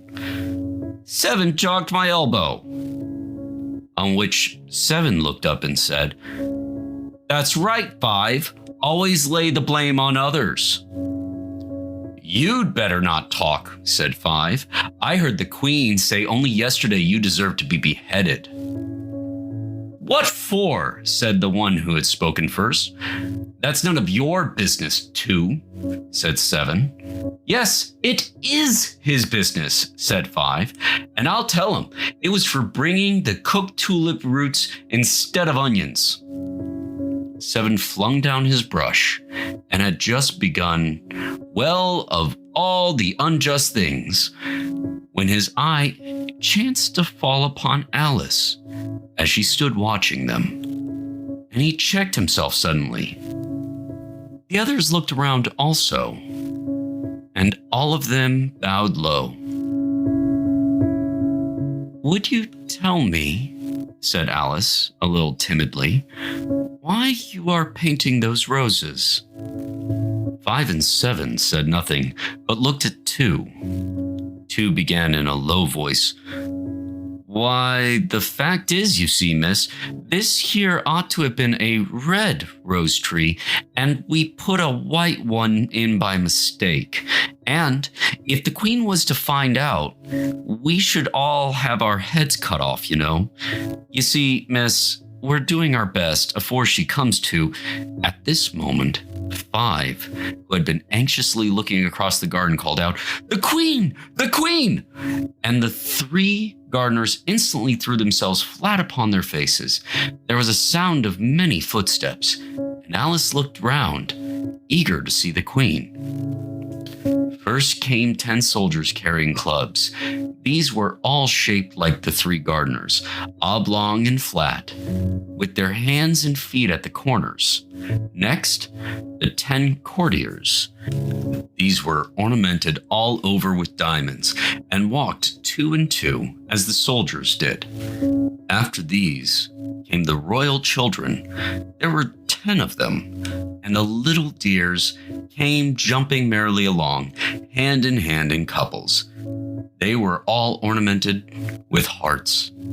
Next came the guests, mostly kings and queens, and among them Alice recognized the white rabbit. It was talking in a hurried, nervous manner, smiling at everything that was said, and went by without noticing her. Then followed the Knave of Hearts, carrying the king's crown on a crimson velvet cushion. And last of all this grand procession came the King and Queen of Hearts. Alice was rather doubtful whether she ought not to lie down on her face like the 3 gardeners, but she could not remember ever having heard of such a rule at processions. And besides, what would be the use of a procession, thought she, if people all had to lie down upon their faces so that they couldn't see it? So she stood still where she was and waited. When the procession came opposite to Alice, they all stopped and looked at her, and the queen said severely, "Who is this?" She said it to the Knave of Hearts, who only bowed and smiled in reply. "Idiot," said the queen, tossing her head impatiently, and turning to Alice, she went on, "What's your name, child?" "My name is Alice, so please your majesty," said Alice very politely, but she added to herself, "Why, they're only a pack of cards after all. I needn't be afraid of them." "And who are these?" said the queen, pointing to the 3 gardeners who were lying round the rose tree. For, you see, as they were lying on their faces and the pattern on their backs was the same as the rest of the pack, she could not tell whether they were gardeners or soldiers or courtiers or 3 of her own children. "How should I know?" said Alice, surprised at her own courage. "It's no business of mine." The queen turned crimson with fury and, after glaring at her for a moment like a wild beast, screamed, "Off with her head! Off with—" "Nonsense," said Alice very loudly and decidedly, and the queen was silent. The king laid his hand upon her arm and timidly said, "Consider, my dear, she is only a child." The queen turned angrily away from him and said to the knave, "Turn them over!" The knave did so very carefully with 1 foot. "Get up!" said the queen in a shrill, loud voice, and the 3 gardeners instantly jumped up and began bowing to the king, the queen, the royal children, and everybody else. "Leave off that!" screamed the queen. "You make me giddy." And then, turning to the rose tree, she went on, "What have you been doing here?" "May it please your majesty," said 2 in a very humble tone, going down on 1 knee as he spoke. "We were trying—" "I see," said the queen, who had meanwhile been examining the roses. "Off with their heads!" And the procession moved on, 3 of the soldiers remaining behind to execute the unfortunate gardeners, who ran to Alice for protection. "You shan't be beheaded," said Alice, and she put them into a large flower pot that stood near. The 3 soldiers wandered about for a minute or 2, looking for them, and then quietly marched off after the others. "Are their heads off?" shouted the queen. "Their heads are gone, if it please your majesty," the soldiers shouted in reply. "That's right," shouted the queen. "Can you play croquet?" The soldiers were silent and looked at Alice, as the question was evidently meant for her. "Yes," shouted Alice. "Come on then," roared the queen, and Alice joined the procession, wondering very much what would happen next. It's a very fine day, said the timid voice at her side. She was walking by the white rabbit, who was peeping anxiously into her face. Very, said Alice. Where's the Duchess? Hush, hush, said the rabbit in a low, hurried tone. He looked anxiously over his shoulder as he spoke, and then raised himself upon tiptoe, put his mouth close to her ear, and whispered, She's under sentence of execution. And what for? Said Alice. Did you say what a pity? The rabbit asked. No, I didn't, said Alice, and I don't think it's at all a pity. I said what for? She boxed the queen's ears, the rabbit began. Alice gave a little scream of laughter. Oh, hush, the rabbit whispered in a frightened tone. The queen will hear you. See, she came rather late, and the queen said, Get to your places, shouted the queen in a voice of thunder, and people began running about in all directions, tumbling up against each other. However, they got settled down in a minute or two, and the game began. Alice thought she had never seen such a curious croquet ground in her life. It was all ridges and furrows. The croquet balls were live hedgehogs, and the mallets live flamingos. And the soldiers had to double themselves up and stand on their hands and feet to make the arches. The chief difficulty Alice found at first was in managing her flamingo. She succeeded in getting its body tucked away comfortably enough under her arm, with its legs hanging down, but generally, just as she got its neck nicely straightened out and was going to give the hedgehog a blow with its head, it would twist itself round and look up in her face with such a puzzled expression that she could not help bursting out laughing. And when she had got its head down and was going to begin again, it was very provoking to find that the hedgehog had unrolled itself and was in the act of crawling away. Besides all this, there was generally a ridge or furrow in the way of wherever she wanted to send the hedgehog to, and as the doubled up soldiers were always getting up and walking off to other parts of the ground, Alice soon came to the conclusion that it was a very difficult game indeed. The players all played at once without waiting for turns, quarreling all the time and fighting for the hedgehogs. And in a very short time, the queen was in a furious passion and went stamping about and shouting, Off with his head, or off with her head, about once in a minute.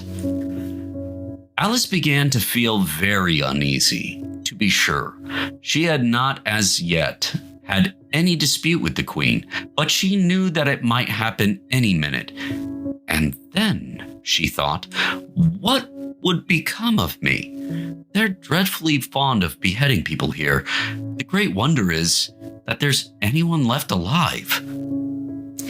She was looking about for some way of escape and wondering whether she could get away without being seen, when she noticed a curious appearance in the air.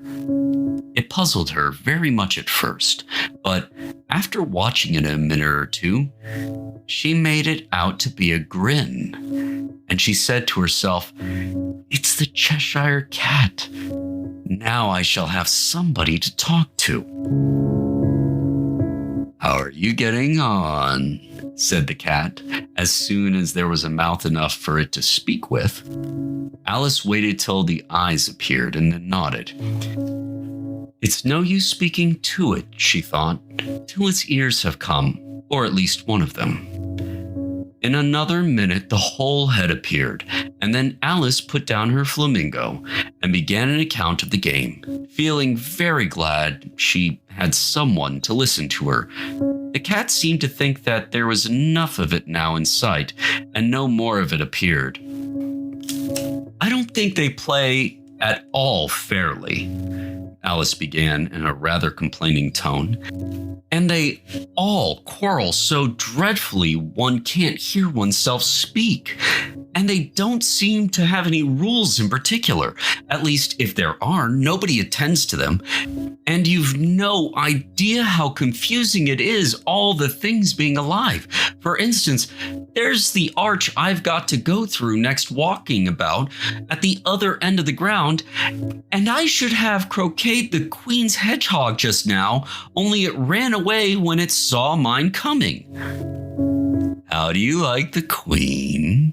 The cat said in a low voice. Not at all, said Alice. She's so extremely... Just then, she noticed that the queen was close behind her, listening, so she went on. Likely to win, that it's hardly worthwhile finishing the game. The queen smiled and passed on. Who are you talking to? Said the king, coming up to Alice and looking at the cat's head with great curiosity. A friend of mine, a Cheshire cat, said Alice. Allow me to introduce it. I don't like the look of it at all, said the queen. However, it may kiss my hand if it likes. I'd rather not, the cat remarked. Don't be impertinent, said the king, and don't look at me like that. He got behind Alice as he spoke. A cat may look at a king, said Alice. I've read that in some book, but I don't remember where.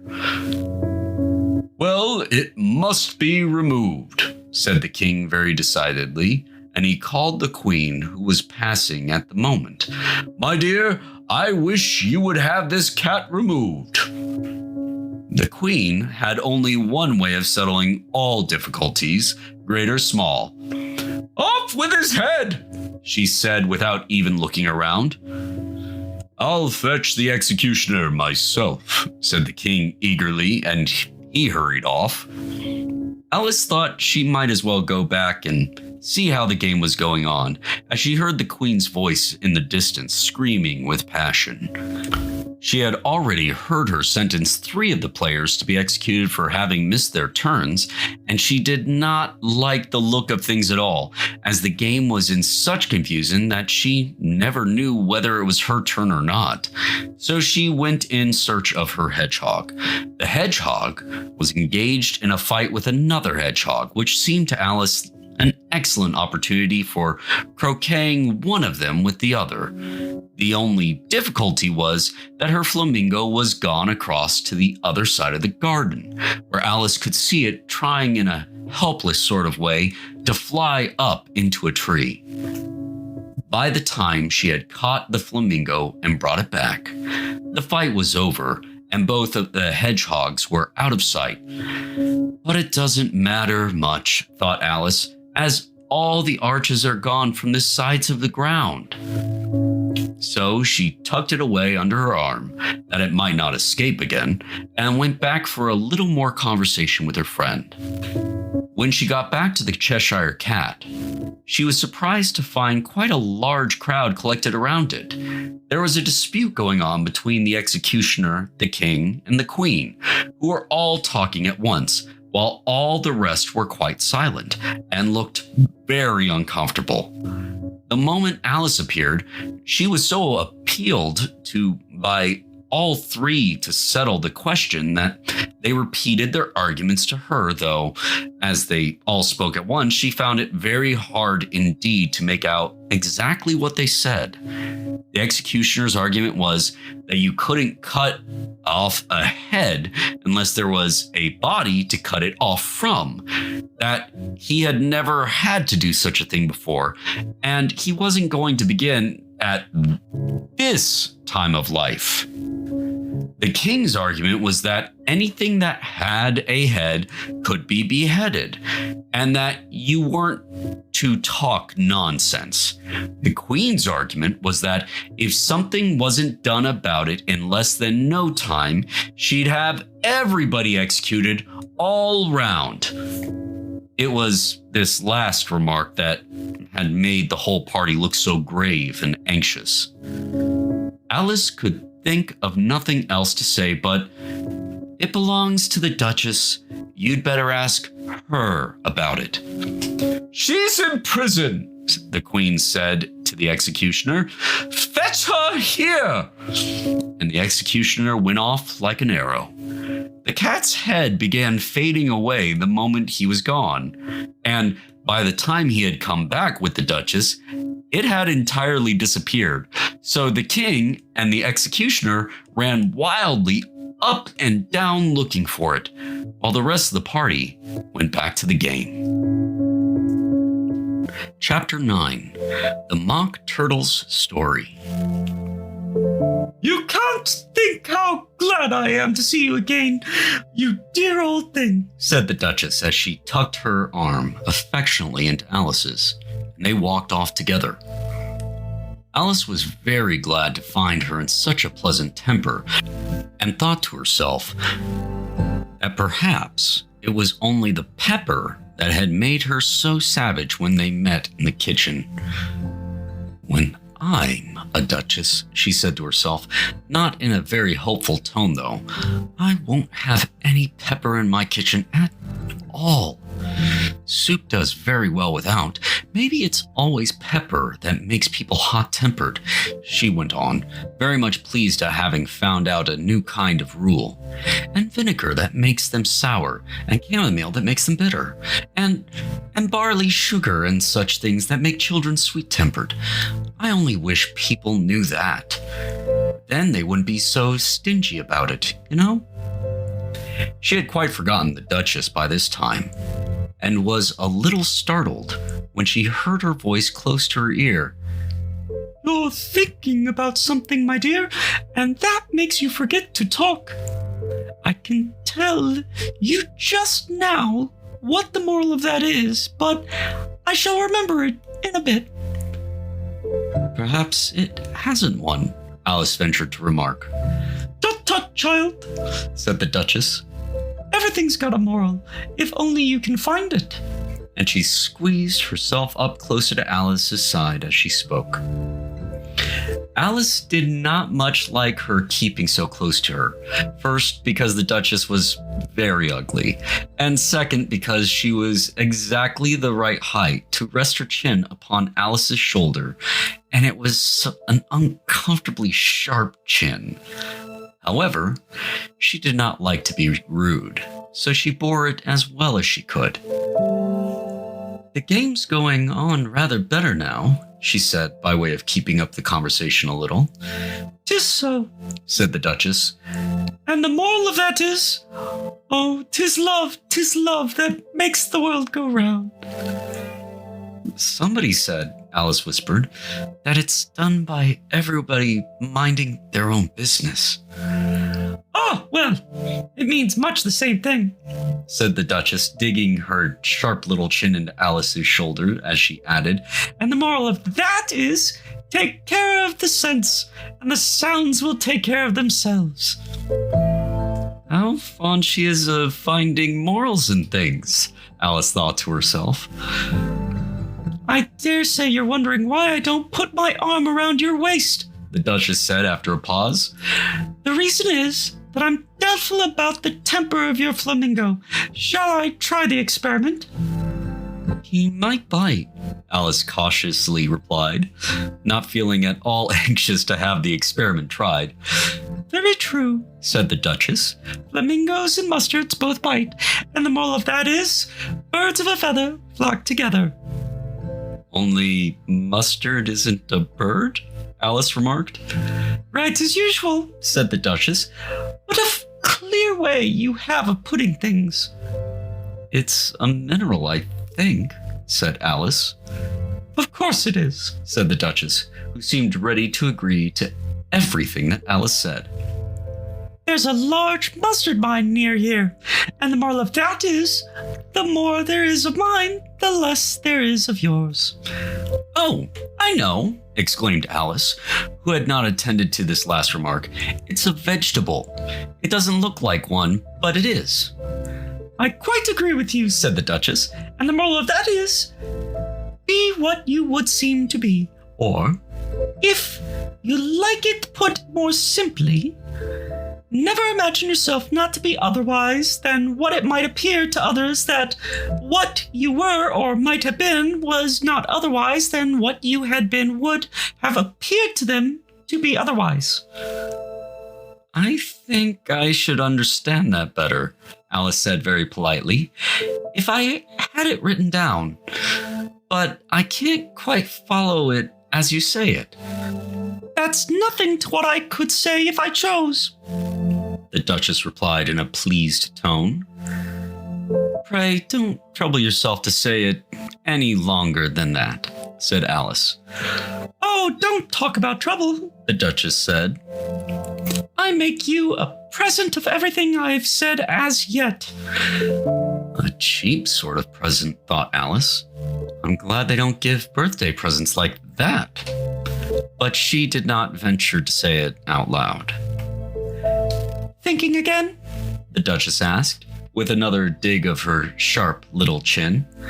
I've a right to think, said Alice sharply, for she was beginning to feel a little worried.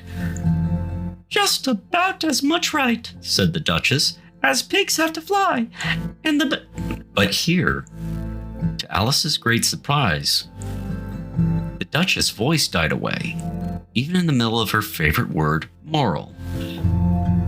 And the arm that was linked into hers began to tremble. Alice looked up, and there stood the Queen in front of them, with her arms folded, frowning like a thunderstorm. A fine day, Your Majesty, the Duchess began in a low, weak voice. Now I give you fair warning, shouted the Queen, stamping on the ground as she spoke. Either you or your head must be off, and that in about half no time. Take your choice. The Duchess took her choice and was gone in a moment. Let's go on with the game, the Queen said to Alice, and Alice was too much frightened to say a word, but slowly followed her back to the croquet ground. The other guests had taken advantage of the Queen's absence and were resting in the shade. However, the moment they saw her, they hurried back to the game, the Queen merely remarking that a moment's delay would cost them their lives. All the time they were playing, the Queen never left off quarreling with the other players and shouting, "Off with his head!" or "Off with her head!" Those whom she sentenced were taken into custody by the soldiers, who of course had to leave off being archers to do this, so that by the end of half an hour or so, there were no archers left, and all the players except the King, the Queen, and Alice were in custody and under sentence of execution. Then the Queen left off, quite out of breath, and said to Alice, "Have you seen the mock turtle yet?" "No," said Alice. "I don't even know what a mock turtle is." "It's the thing the mock turtle soup is made from," said the Queen. "I never saw one or heard of one," said Alice. "Come on then," said the Queen, "and he shall tell you his history." As they walked off together, Alice heard the King say in a low voice to the company generally, "You are all pardoned." "Come, that's a good thing," she said to herself, for she had felt quite unhappy at the number of executions the Queen had ordered. They very soon came upon a griffin lying fast asleep in the sun. "Up, lazy thing," said the Queen, "and take this young lady to see the mock turtle, and to hear his history. I must go back and see after some executions I have ordered." And she walked off, leaving Alice alone with the griffin. Alice did not quite like the look of the creature, but on the whole, she thought it would be quite as safe to stay with it as to go after that savage Queen. So she waited. The griffin sat up and rubbed its eyes. Then it watched the queen till she was out of sight. Then it chuckled. "What fun," said the griffin, half to itself, half to Alice. "What is the fun?" said Alice. "Why, she," said the griffin. "It's all her fancy, ain't that? He never executes nobody, you know? Come on." "Everybody says come on here," thought Alice as she went slowly after it. "I was never so ordered about in all of my life. Never." They had not gone far before they saw the mock turtle in the distance, sitting sad and lonely on a little ledge of rock. And as they came nearer, Alice could hear him sighing, as if his heart would break. She pitied him deeply. "What is his sorrow?" she asked the griffin. And the griffin answered very nearly in the same words as before. "It's all his fancy, that. He hasn't got no sorrow. You know, come on." So they went up to the mock turtle, who looked at them with large eyes full of tears, but said nothing. "This, here young lady," said the griffin. "She wants for to know your history, she do." I'll tell it to her, said the mock turtle in a deep, hollow tone. "Sit down, both of you, and don't speak a word till I've finished." So they sat down, and nobody spoke for some minutes. Alice thought to herself, "I don't see how he can ever finish if he doesn't begin." But she waited patiently. "Once," said the mock turtle at last, with a deep sigh, "I was a real turtle."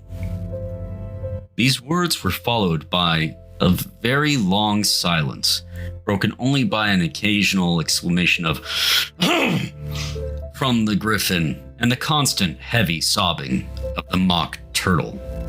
Alice was very nearly getting up and saying, "Thank you, sir, for your interesting story," but she could not help thinking there must be more to come. So she sat still and said nothing. "When we were little," the mock turtle went on at last, more calmly, though still sobbing a little now and then, "we went to school in the sea. The master was an old turtle. We used to call him Tortoise." "Why did you call him Tortoise if he wasn't one?" Alice asked. "We called him Tortoise because he taught us," said the mock turtle angrily.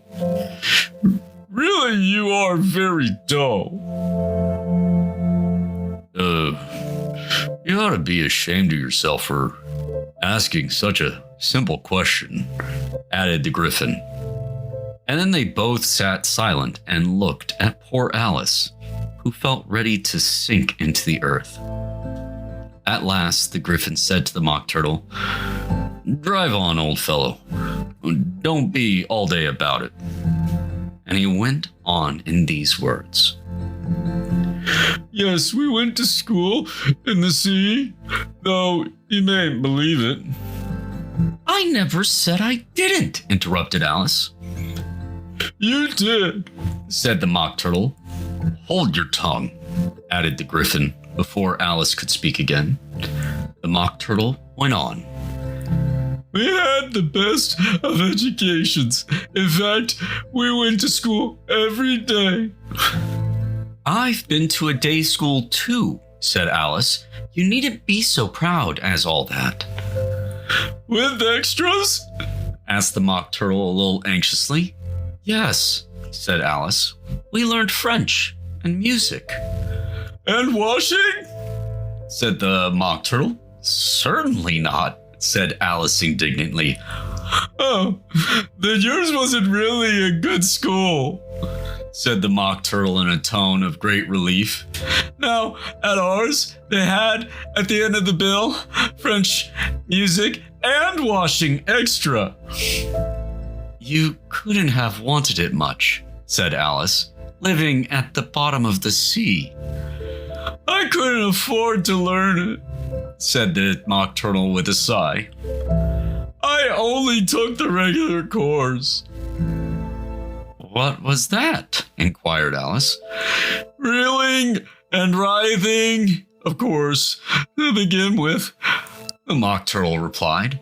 And then the different branches of arithmetic, ambition, distraction, uglification, and derision. I've never heard of uglification, Alice ventured to say. What is it? The Griffin lifted up both its paws in surprise. Never heard of uglifying, it exclaimed. You know what to beautify is, I suppose? Yes, Alice said doubtfully. It means to make anything prettier. Well then, the Griffin went on, if you don't know what to uglify is, you are a simpleton. Alice did not feel encouraged to ask any more questions about it, so she turned to the Mock Turtle and said, What else had you to learn? Well, there was mystery, the Mock Turtle replied, counting off the subjects on his flappers. Mystery, ancient and modern, with seaography, and drawing. The drawing master was an old codger eel. I used to come once a week. He taught us drawing, stretching, and fainting in coils. What was that like? Said Alice. Well, I can't show it you myself, the Mock Turtle said. I'm too stiff, and the Griffin never learnt it. I hadn't time, said the Griffin. I went to the classical master, though. He was an old crab, he was. I never went to him, the Mock Turtle said with a sigh. He taught laughing and grief, they used to say. So he did, said the Griffin, sighing in his turn, and both creatures hid their faces in their paws. And how many hours a day did you do lessons? Said Alice in a hurry to change the subject. 10 hours the first day, said the Mock Turtle. 9 the next, and so on. What a curious plan, exclaimed Alice. Well, that's the reason they're called lessons, the Griffin remarked, because they lesson from day to day. This was quite a new idea to Alice, and she thought it over a little before she made her next remark. Then the 11th day must have been a holiday. Of course it was, said the Mock Turtle. And how did you manage on the 12th? Alice went on eagerly. That's enough about lessons, the Griffin interrupted in a very decided tone. Tell her something about the games now. Chapter 10, The Lobster Quadrille. The Mock Turtle sighed deeply and drew the back of one flapper across his eyes. He looked at Alice and tried to speak, but for a minute or two, sobs choked his voice. Same as if he had a bone in his throat, said the Griffin, and it set to work shaking him and punching him in the back. At last, the Mock Turtle recovered his voice, and with tears running down his cheeks, he went on again. You may not have lived much under the sea. I haven't, said Alice. And perhaps you were never even introduced to a lobster. Alice began to say, I once tasted, but checked herself hastily and said, No, never. So, you can have no idea what a delightful thing a lobster quadrille is. No, indeed, said Alice. What sort of dance is it? Why, said the Griffin, you first form into a line along the seashore. 2 lines, cried the Mock Turtle. Seals, turtles, salmon, and so on. Then, when you're cleared all the jellyfish out of the way. That generally takes some time, interrupted the Griffin. You advance twice. Each with a lobster as a partner, cried the Griffin. Of course, the Mock Turtle said. Advance twice, set to partners, change lobsters, and retire in the same order, continued the Griffin. Then you know, the Mock Turtle went on, you throw the lobsters, shouted the Griffin with a bound into the air. As far as you can. And swim after them, screamed the Griffin. Turn a somersault in the sea, cried the Mock Turtle, capering wildly about. Change lobsters again, yelled the Griffin at the top of its voice. Back to land, and that's all the first figure, said the Mock Turtle, suddenly dropping his voice. And the 2 creatures who had been jumping about like mad things all this time sat down again very sadly and quietly and looked at Alice. It must be a very pretty dance, Alice said timidly. Would you like to see a little of it? Said the Mock Turtle. Very much indeed, said Alice. Come, let's try the first figure, said the Mock Turtle to the Griffin. We can do without lobsters, you know. Which shall we sing? Oh, you sing, said the Griffin. I've forgotten the words.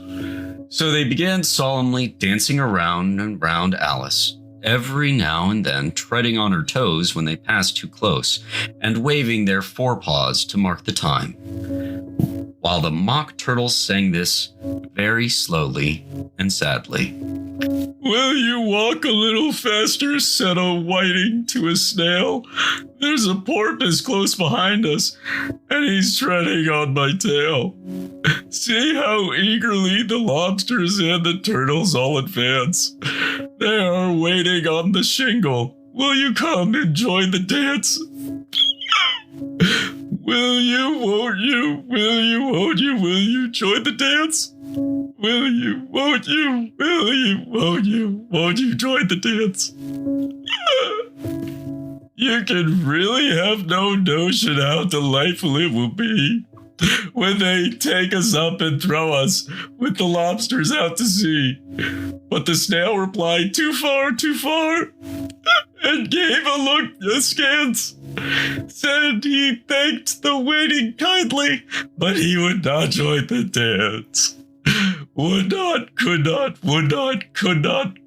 join the dance. What matters it how far we go, his scaly friend replied. There is another shore, you know, upon the other side. The further off from England, the nearer is to France. Then turn not pale, beloved snail. Oh, come and join the dance. Thank you. It's a very interesting dance to watch, said Alice, feeling very glad that it was over at last. And I do so like that curious song about the whiting. Oh, as to the whiting, said the Mock Turtle. You've seen them, of course. Yes, said Alice. I've often seen them at She checked herself hastily. I don't know where Din may be, said the Mock Turtle, but if you see them so often, of course you know what they're like. I believe so, Alice replied thoughtfully. They have their tails in their mouths, and they're all over crumbs. You're wrong about the crumbs, said the Mock Turtle. Crumbs would wash off in the sea, but they have their tails in their mouths, and the reason is, here the Mock Turtle yawned and shut its eyes. Tell her about the reason and all that, he said to the Griffin. Oh, the reason is, said the Griffin. They would go with the lobsters to the dance, so they got thrown out to sea. So they had to fall along the way. So they got their tails fast in their mouths, so they couldn't get them out again. Yeah, that's all. Thank you, said Alice. It's very interesting. I never knew so much about a whiting before. I can tell you more than that if you like, said the Griffin. Do you know why it's called a whiting? I never thought about it, said Alice. Why? It does the boots and shoes, the Griffin replied very solemnly.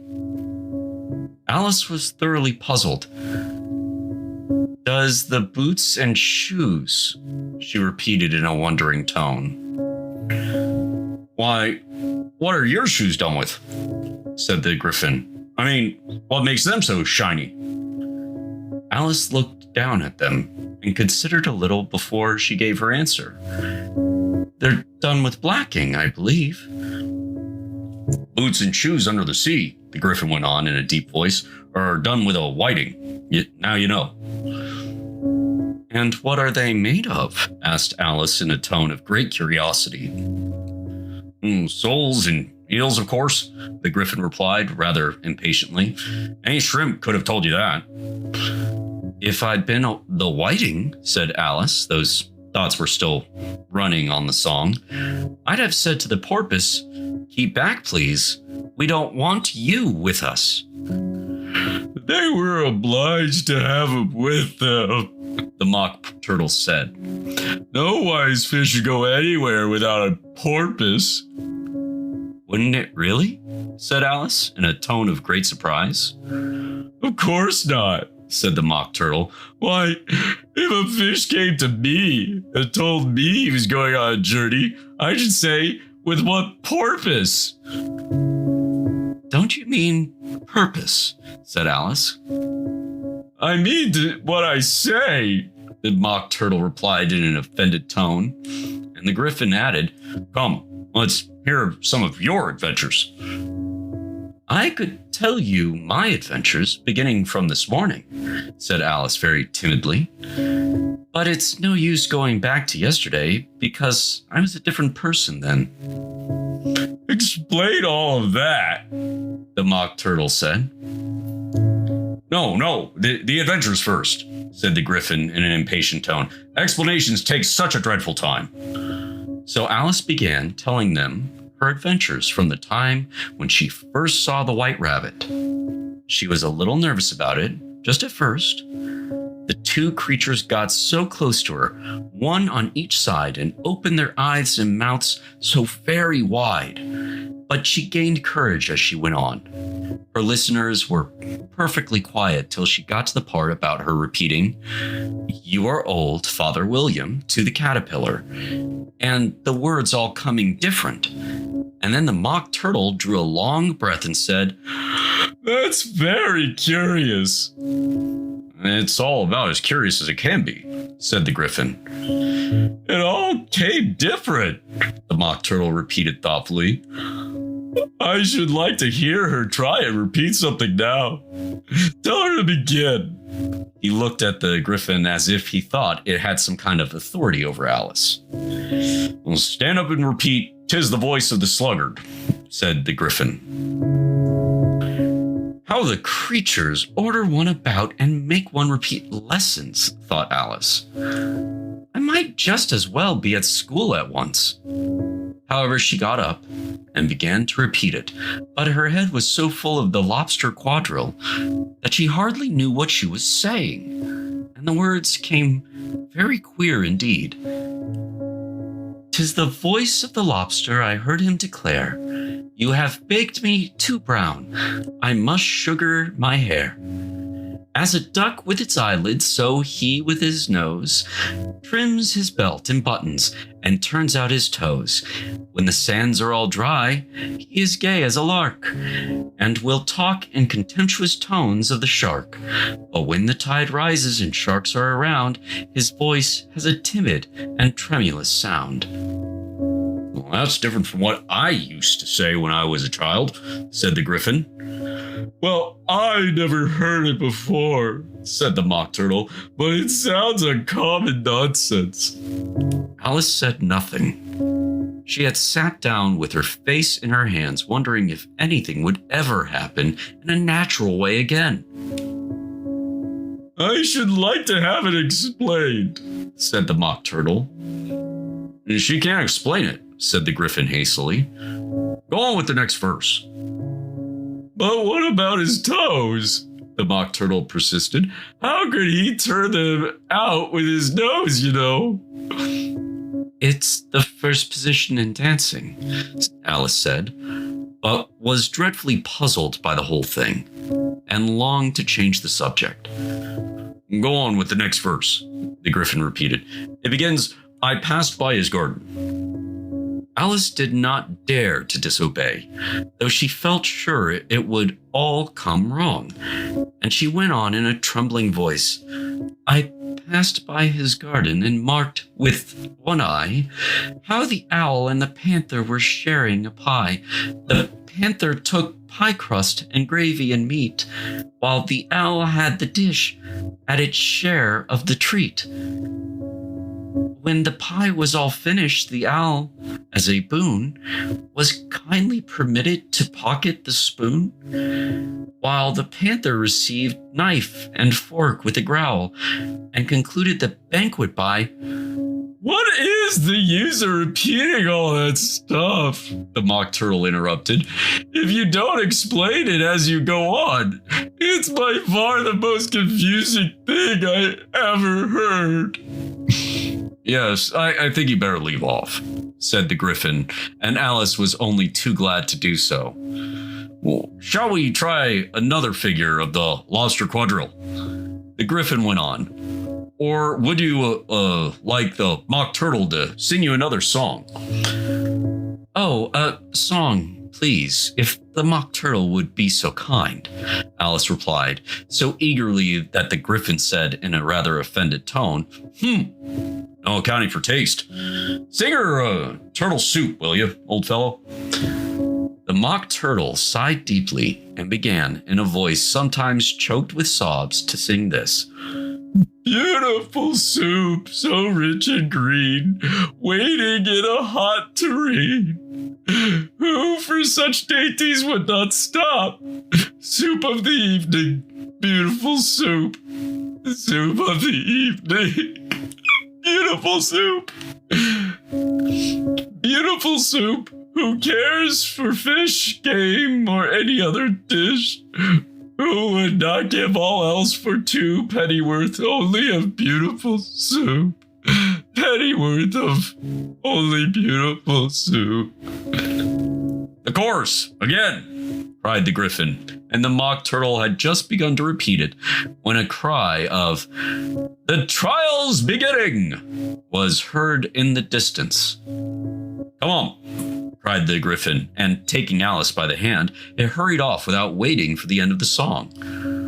What trial is it? Alice panted as she ran on, but the Griffin answered only, Come on, and ran the faster, while more and more faintly came, carried on the breeze that followed them, the melancholy words. Soup of the evening, beautiful, beautiful soup. Chapter 11. Who Stole the Tarts? The King and Queen of Hearts were seated on their throne when they arrived, with a great crowd assembled about them, all sorts of little birds and beasts, as well as the whole pack of cards. The knave was standing before them, in chains, with a soldier on each side to guard him, and near the king was a white rabbit, with the trumpet in one hand and a scroll of parchment in the other. In the very middle of the court was a table, with a large dish of tarts upon it. They looked so good that it made Alice quite hungry to look at them. I wish they'd get the trial done, she thought, and hand round the refreshments. But there seemed to be no chance of this, so she began looking at everything about her to pass away the time. Alice had never been in a court of justice before, but she had read about them in books, and she was quite pleased to find that she knew the name of nearly everything there. That's the judge, she said to herself, because of his great wig. The judge, by the way, was the king, and as he wore his crown over the wig, he did not look at all comfortable, and it was certainly not becoming. And that's the jury box, thought Alice, and those 12 creatures. She was obliged to say creatures, you see, because some of them were animals and some of them were birds. I suppose they are the jurors. She said this last word 2 or 3 times over to herself, being rather proud of it. For she thought, and rightly too, that very few little girls of her age knew the meaning of it at all. However, jurymen would have done just as well. The 12 jurors were all writing very busily on slates. "What are they doing?" whispered Alice to the griffin. "They can't have anything to put down yet before the trial's begun." They're putting down their names," the griffin whispered in reply.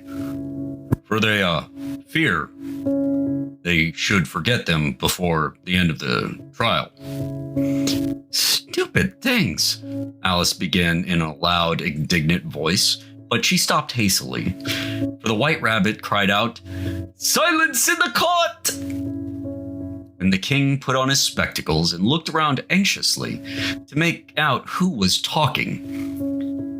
Alice could see, as well as if she were looking over their shoulders, that all the jurors were writing down stupid things on their slates. And she could even make out that one of them didn't know how to spell stupid, and that he had to ask his neighbor to tell him. A nice muddle their slates will be in before the trial's over, thought Alice. One of the jurors had a pencil that squeaked. This, of course, Alice could not stand, and she went round the court and got behind him, and very soon found an opportunity of taking it away. She did it so quickly that the poor little juror, it was Bill, the lizard, could not make out at all what had become of it. So after hunting all about it, he was obliged to write with one finger for the rest of the day. And this was of very little use, as it left no mark on the slate.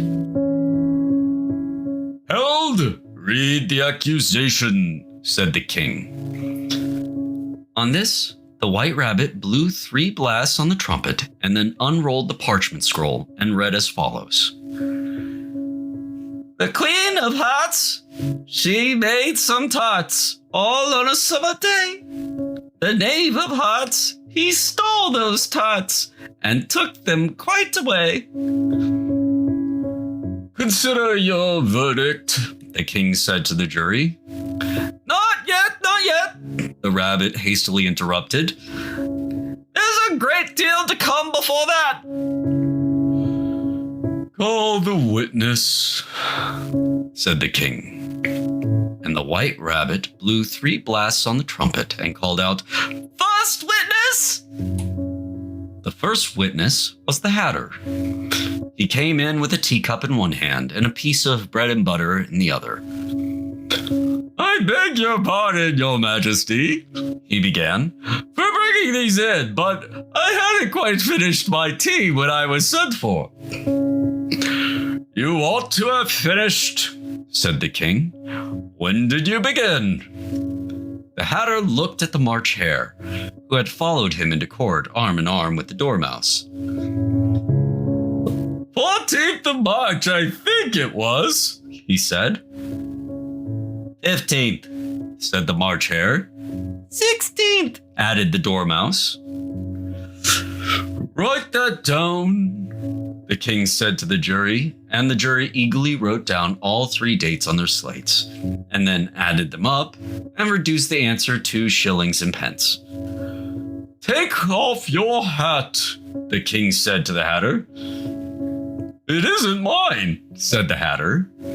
"Stolen!" the king exclaimed, turning to the jury, who instantly made a memorandum of the fact. "I keep them to sell," the Hatter added as an explanation. "I've none of my own. I'm a Hatter." Here, The queen put on her spectacles and began staring at the Hatter, who turned pale and fidgeted. "Give your evidence," said the king, "and don't be nervous, or you'll have you executed on the spot." This did not seem to encourage the witness at all. He kept shifting from one foot to the other, looking uneasily at the queen, and in his confusion, he bit a large piece out of his teacup instead of the bread and butter. At this moment, Alice felt a very curious sensation, which puzzled her a good deal until she made out what it was. She was beginning to grow larger again, and she thought at first she would get up and leave the court, but on second thoughts, she decided to remain where she was as long as there was room for her. "I wish you wouldn't squeeze so," said the dormouse who was sitting next to her. "I can hardly breathe." "I can't help it," said Alice very meekly. "I'm growing." "You've no right to grow here," said the dormouse. "Don't talk nonsense," said Alice more boldly. "You know you're growing too." "Yes, but I grow at a reasonable pace," said the dormouse. "Not in that ridiculous fashion." And he got up very sulkily and crossed over to the other side of the court. At this time, the queen had never left off staring at the Hatter, and just as the dormouse crossed the court, she said to one of the officers of the court, "Bring me the list of singers in the last court." On which the wretched Hatter trembled so that he shook both his shoes off.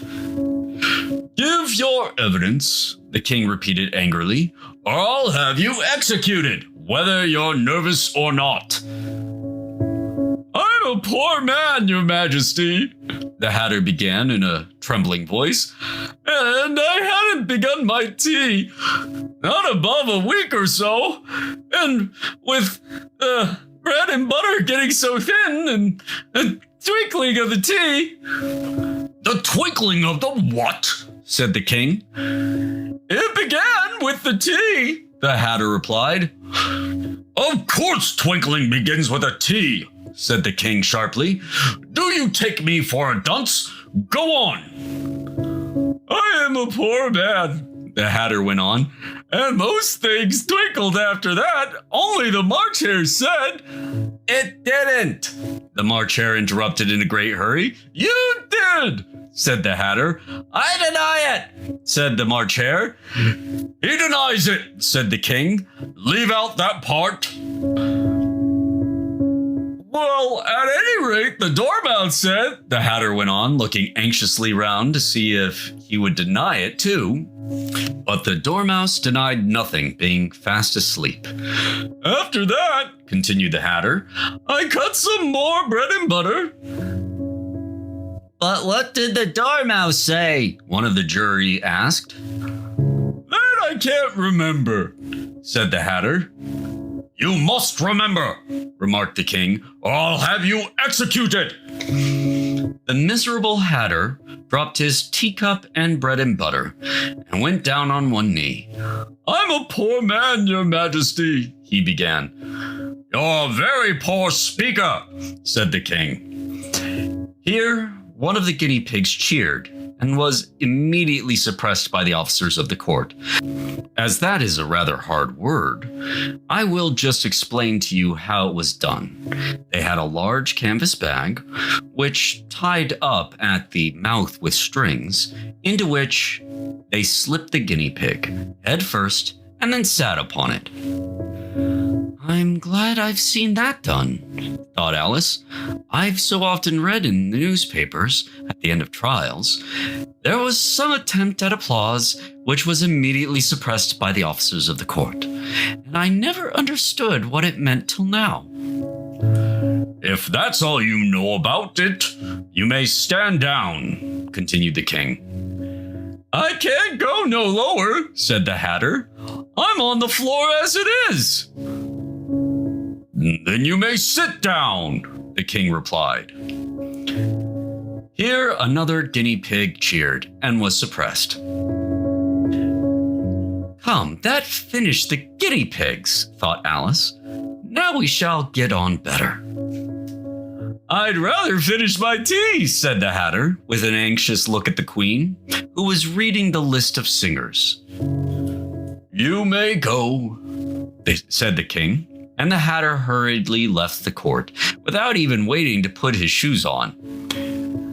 And just take his head off outside, the Queen added to one of the officers, but the Hatter was out of sight before the officer could get to the door. Call the next witness, said the King. The next witness was the Duchess's cook. She carried the pepper box in her hand, and Alice guessed who it was, even before she got into the court, by the way the people near the door began sneezing all at once. Give your evidence, said the King. Shan't, said the cook. The King looked anxiously at the White Rabbit, who said in a low voice, Your Majesty must cross-examine this witness. Well, if I must, said the King, with a melancholy air, and after folding his arms and frowning at the cook till his eyes were nearly out of sight, he said in a deep voice, What are the tarts made of? Pepper mostly, said the cook. Treacle, said a sleepy voice from behind her. Collar that dormouse, the Queen shrieked out. Behead that dormouse! Turn that dormouse out of court! Suppress him! Pinch him! Off with his whiskers! For some minutes, the whole court was in confusion, getting the dormouse turned out, and by the time they had settled down again, the cook had disappeared. Never mind, said the King, with an air of great relief. Call the next witness. And he added in an undertone to the Queen, Really, my dear, you must cross-examine the next witness. It quite makes my forehead ache. Alice watched the White Rabbit as he fumbled over the list, feeling very curious to see what the next witness would be like. For they haven't gotten much evidence yet, she said to herself. Imagine her surprise when the White Rabbit read out at the top of his shrill little voice the name Alice! Chapter 12. Alice's Evidence. Here, cried Alice, quite forgetting in the flurry of the moment how large she had grown in the last few minutes, and she jumped up in such a hurry that she tipped over the jury box with the edge of her skirt, upsetting all the jurymen onto their heads of the crowd below. And there they lay sprawling about, reminding her very much of a globe of goldfish she had accidentally upset the week before. Oh, I beg your pardon, she exclaimed in a tone of great dismay, and began picking them up again as quickly as she could, for the accident of the goldfish kept running in her head, and she had a vague sort of idea that they must be collected at once and put back into the jury box, or they would die. The trial cannot proceed, said the King in a very grave voice, until all the jurymen are back in their proper places.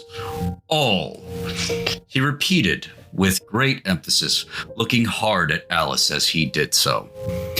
Alice looked at the jury box and saw that, in her haste, she had put the lizard in head downwards, and the poor little thing was waving its tail about in a melancholy way, being quite unable to move. Soon she got it out again and put it right. Not that it signifies much, she said to herself. I should think it would be quite as much use in the trial, one way up as the other. As soon as the jury had a little recovered from the shock of being upset, and their slates and pencils had been found and handed back to them, they set to work very diligently to write out a history of the accident, all except the lizard, who seemed too much overcome to do anything but sit with its mouth open, gazing up into the roof of the court. What do you know about this business? The King said to Alice. Nothing, said Alice. Nothing whatever? Persisted the king. Nothing whatever, said Alice. It's very important, the king said, turning to the jury. They were just beginning to write this down on their slates when the White Rabbit interrupted. Unimportant, Your Majesty means, of course, he said in a very respectful tone, but frowning and making faces at him as he spoke. Unimportant, of course I meant, the king hastily said, and went on to himself in an undertone. Important, unimportant, unimportant, important. As if he were trying which word sounded best. Some of the jury wrote it down, important, and some unimportant. Alice could see this, as she was near enough to look over their slates. But it doesn't matter a bit, she thought to herself. At this moment, the king, who had been for some time busily writing in his notebook, cackled out, "Silence!" and read out from his book, Rule 42. All persons more than a mile high to leave the court. Everybody looked at Alice. I'm not a mile high, said Alice. You are? Said the king. Nearly 2 miles high, added the queen. Well, I shan't go at any rate, said Alice. Besides, that's not a regular rule. You invented it just now. It's the oldest rule in the book, said the king. Then it ought to be number 1, said Alice. The king turned pale and shut his notebook hastily. Consider your verdict, he said to the jury in a low, trembling voice. There's more evidence to come yet. Please, Your Majesty, said the White Rabbit, jumping up in a great hurry. This paper has just been picked up. What's in it? Said the Queen. I haven't opened it yet, said the White Rabbit, but it seems to be a letter written by the prisoner to somebody. Well, it must have been that, said the king. Unless it was written to nobody, which isn't unusual, you know. Who is it directed to? Said one of the jurymen. It isn't directed at all, said the White Rabbit. In fact, there's nothing written on the outside. He unfolded the paper as he spoke and added, It isn't a letter, after all. It's a set of verses. Are they in the prisoner's handwriting? Asked another juryman. No, they're not, said the White Rabbit. And that's the queerest thing about it. The jury all looked puzzled. He must have imitated someone else's hand, said the king. The jury all brightened up again. Please, Your Majesty, said the knave. I didn't write it, and they can't prove I did. There's no name signed at the end. If you didn't sign it, said the king, that only makes the matter worse. You must have meant some mischief, or else you'd have signed your name like an honest man. There was a general clapping of hands at this. It was the first really clever thing the king had said that day.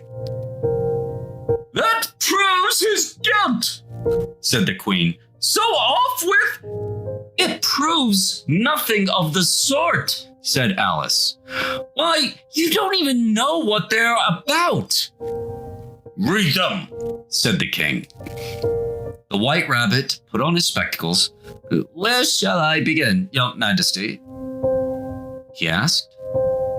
Begin at the beginning, the king said gravely, and go on till you come to the end. Then stop. There was dead silence in the court whilst the White Rabbit read out these verses. They told me you had been to her and mentioned me to him. She gave me a good character, but said I could not swim. He sent them word I had not gone. We know it to be true. If she should push the matter on, what would become of you? I gave her 1. They gave him 2. You gave us 3 or more. They all returned from him to you, though they were mine before. If I or she should chance to be involved in this affair, he trusts to you to set them free exactly as we were. My notion was that you had been, before she had this fit, an obstacle that came between him and ourselves and it. Don't let him know she lived like them best, for this must ever be a secret kept from all the rest, between yourself and me. That's the most important piece of evidence we've heard yet, said the king, rubbing his hands. So now, let the jury... If any one of them can explain it, said Alice. She had grown so large in the last few minutes that she wasn't a bit afraid of interrupting him. I'll give him 6 pence. I don't believe there's an atom of meaning in it. The jury all wrote down on their slates, she doesn't believe there's an atom of meaning in it. But none of them attempted to explain the paper. If there's no meaning in it, said the king, that saves the world trouble, as we needn't try to find any.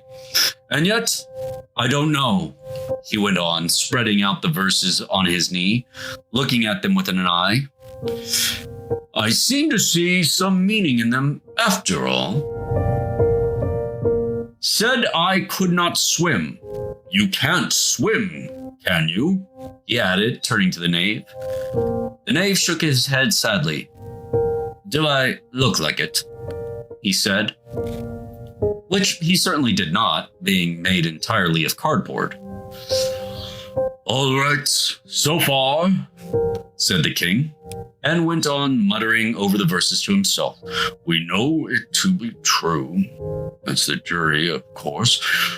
If she should push the matter on, that must be the queen. What would become of you? What indeed? I gave her 1, they gave him 2. Now, why? That must be what he did with the tarts, But it goes on, they all returned from him to you, said Alice. Why, they are here, said the king triumphantly, pointing to the tarts on the table. Nothing could be clearer than that. Then again, before she had this fit, you never had fits, my dear, I think, he said to the queen. Never, said the queen, furiously throwing an inkstand at the lizard as she spoke. The unfortunate little Bill had left off writing on his slate with one finger, as he found it made no mark. But he now hastily began again, using the ink that was trickling down his face, as long as it lasted. Then the words don't fit you, said the king, looking round the court with a smile. There was dead silence. It's a pun, the king added in an offended tone, and everybody laughed. Let the jury consider their verdict, the king said for about the 20th time that day. No, said the queen. Sentence first, verdict afterwards. Stuff and nonsense, said Alice loudly.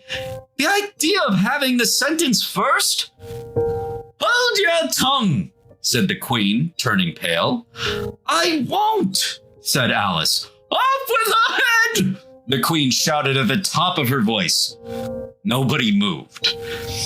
Who cares for you, said Alice. She had grown to her full size by this time. You're nothing but a pack of cards. At this, the whole pack rose up in the air and came flying down upon her. She gave a little scream, half of fright and half of anger, and tried to beat them off, and found herself lying on the bank with her head in the lap of her sister, who was gently brushing away some dead leaves that had fluttered down from the trees upon her face. Wake up, Alice, dear, said her sister. Why, what a long sleep you've had.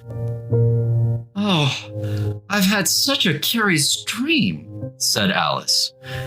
And she told her sister, as well as she could remember them, all these strange adventures of hers that you have just been reading about. And when she had finished, her sister kissed her and said, "It was a curious dream, dear, certainly. But now run into your tea. It's getting late." So Alice got up and ran off, thinking while she ran, as well she might, what a wonderful dream it had been. But her sister sat still just as she left her, leaning her head on her hand, watching the setting sun, and thinking of little Alice and all her wonderful adventures, till she too began dreaming after a fashion. And this was her dream. First, she dreamed of little Alice herself. Once again, the tiny hands were clasped upon her knee, and the bright, eager eyes were looking up into hers. She could hear the very tones of her voice and see that queer little toss of her head to keep back the wandering hair that would always get into her eyes. And still, as she listened, or seemed to listen, the whole place around her became alive, the strange creatures of her little sister's dream. The long grass rustled at her feet as the white rabbit hurried by. The frightened mouse splashed his way through the neighboring pool. She could hear the rattle of the teacups as the March Hare and his friends shared their never-ending meal. And the shrill voice of the Queen ordering off her unfortunate guests to execution. Once more, the pig baby was sneezing on the Duchess's knee while plates and dishes crashed around it. Once more, the shriek of the griffin and the squeaking of the lizard's slate pencil and the choking of the suppressed guinea pigs filled the air, mixed up with the distant sobs of the miserable mock turtle. So she sat on with closed eyes and half believed herself in Wonderland, though she knew she had been but to open them again, and all would change to dull reality. The grass would only be rustling in the wind, and the pool rippling to the waving of the reeds.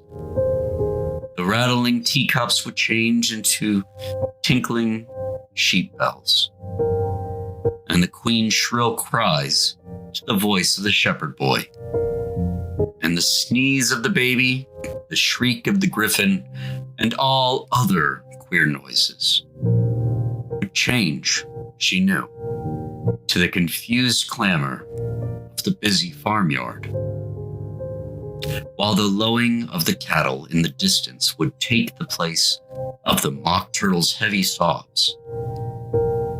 Lastly, she pictured to herself how this same little sister of hers would, in the aftertime, be herself a grown woman, and how she would keep, through all her riper years, the simple and loving heart of her childhood, and how she would gather about her other little children, and make their eyes bright and eager with many a strange tale.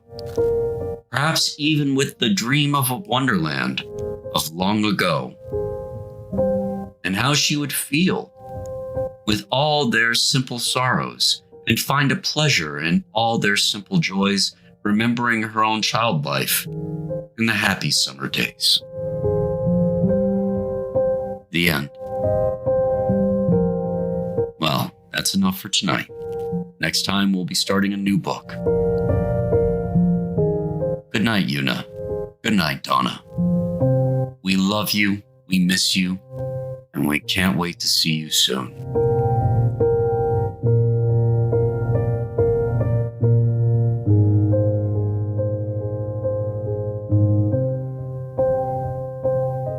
As promised, we're starting a new book, and this time we'll actually be continuing with a little bit more of the adventures of Alice with Through the Looking Glass and What Alice Found There by Lewis Carroll. So, I hope you enjoy this one last leg of Alice's journey. It begins with a poem. Child of pure, unclouded brow and dreaming eyes of wonder, though time be fleet, and I and thou are half a life asunder, thy loving smile will surely hail the love gift of a fairy tale. I have not seen thy sunny face, nor heard thy silver laughter. No thought of me shall find a place in thy young life's thereafter. Enough that now thou wilt not fail to listen to my fairy tale. A tale begun in other days when summer suns were glowing. A simple chime that served to time the rhythm of our rowing, whose echoes live in memory yet, though envious years would say, forget. Come, hearken then, ere voice of dread, with bitter tidings laden, shall summon to unwelcome bed a melancholy maiden. We are but older children, dear, who fret to find our bedtime near. Without, the frost, the blinding snow, the storm wind's moody madness, within the firelight's ruddy glow, and childhood's nest of gladness. The magic word shall hold thee fast. Thou shalt not heed the raving blast. And though the shadow of a sigh may tremble through the story, for happy summer days gone by and vanished summer glory, it shall not touch the breath of bale, the pleasance of our fairy tale. Chapter 1. Looking Glass House. One thing was certain, that the white kitten had nothing to do with it. It was the black kitten's fault entirely. For the white kitten had been having its face washed by the old cat for the last quarter of an hour, and bearing it pretty well considering. So you see that it couldn't have had any hand in the mischief. The way Dinah washed her children's faces was this. First, she held the poor thing down by its ear with one paw, and then, with the other paw, she rubbed its face all over, the wrong way, beginning at the nose. And just now, as I said, she was hard at work on the white kitten, which was lying quite still and trying to purr, no doubt feeling that it was all meant for its good. But the black kitten had been finished with earlier in the afternoon, and so while Alice was sitting curled up in a corner of a great armchair, half talking to herself and half asleep, the kitten had been having a grand game of romps with the ball of worsted Alice, had been trying to wind up, and had been rolling it up and down till it had all come undone again. And there it was, spread over the hearth rug, all knots and tangles, with the kitten running after its own tail in the middle. "Oh, you wicked little thing!" cried Alice, catching up the kitten and giving it a little kiss to make it understand that it was in disgrace. "Really, Dinah ought to have taught you better manners." "You ought, Dinah. You know you ought," she added, looking reproachfully at the old cat and then speaking in as cross a voice as she could manage. And then she scrambled back into the armchair, taking the kitten and the worsted with her, and began winding up the ball again. But she didn't get on very fast, as she was talking all the time, sometimes to the kitten and sometimes to herself. Kitty sat very demurely on her knee, pretending to watch the progress of the winding, and now and then putting out one paw and gently touching the ball, as it would be glad to help, if it might. "Do you know what tomorrow is, Kitty?" Alice began. "You'd have guessed it if you'd been up in the window with me, only Dinah was making you tidy so you couldn't. I was watching the boys getting in sticks for the bonfire, and it wants plenty of sticks, Kitty. Only it got so cold and it snowed so, they had to leave off. Never mind, Kitty. We'll go and see the bonfire tomorrow." Here Alice wound 2 or 3 turns of the worsted round the kitten's neck, just to see how it would look. This led to a scramble in which the ball rolled down upon the floor, and yards of it got unwound again. "Do you you know I was so angry, Kitty?" Alice went on as soon as they were comfortably settled again. "When I saw all the mischief you had been doing, I was very nearly opening the window and putting you out into the snow. And you'd have deserved it, you mischievous little darling. What have you got to say for yourself? Now don't interrupt me," she went on, holding up one finger. "I'm going to tell you all your faults. Number 1, you squeaked twice while Dinah was washing your face this morning. Now you can't deny it, Kitty. I heard you. What's that you say?" Pretending that the kitten was speaking. "Her paw went into your eye? Well, that's your fault for keeping your eyes open. If you'd shut them tight, it wouldn't have happened. Now, don't make any more excuses, but listen. Number 2, you pulled Snowdrop away by the tail just as I had put down the saucer of milk before her. What? You were thirsty, were you? How do you know she wasn't thirsty too? Now, for number 3, you unwound every bit of the worsted while I wasn't looking. That's 3 faults, Kitty, and you've not been punished for any of them. You know I'm saving up all your punishments for Wednesday week. Suppose they had saved up all my punishments," she went on, talking more to herself than the kitten. "What would they do at the end of a year? I should be sent to prison, I suppose, when the day came. Or, let me see, suppose each punishment was going to be without dinner. Then, when the miserable day came, I should have to go without 50 dinners at once. Well, I shouldn't mind that much. I'd far rather go without them than eat them. Do you hear the snow against the window panes, Kitty? How nice and soft it sounds, just as if someone was kissing the window all over outside. I wonder if the snow loves the trees and fields, that it kisses them so gently. And then it covers them up snug, with the white quilt. And perhaps it says, 'Go to sleep, darlings, till the summer comes again.' And when they wake up in the summer, Kitty, they dress themselves all in green and dance about whenever the wind blows. Oh, that's very pretty," cried Alice, dropping the ball of worsted to clap her hands. "And I do wish it was true. I'm sure the woods look sleepy in the autumn when the leaves are getting brown.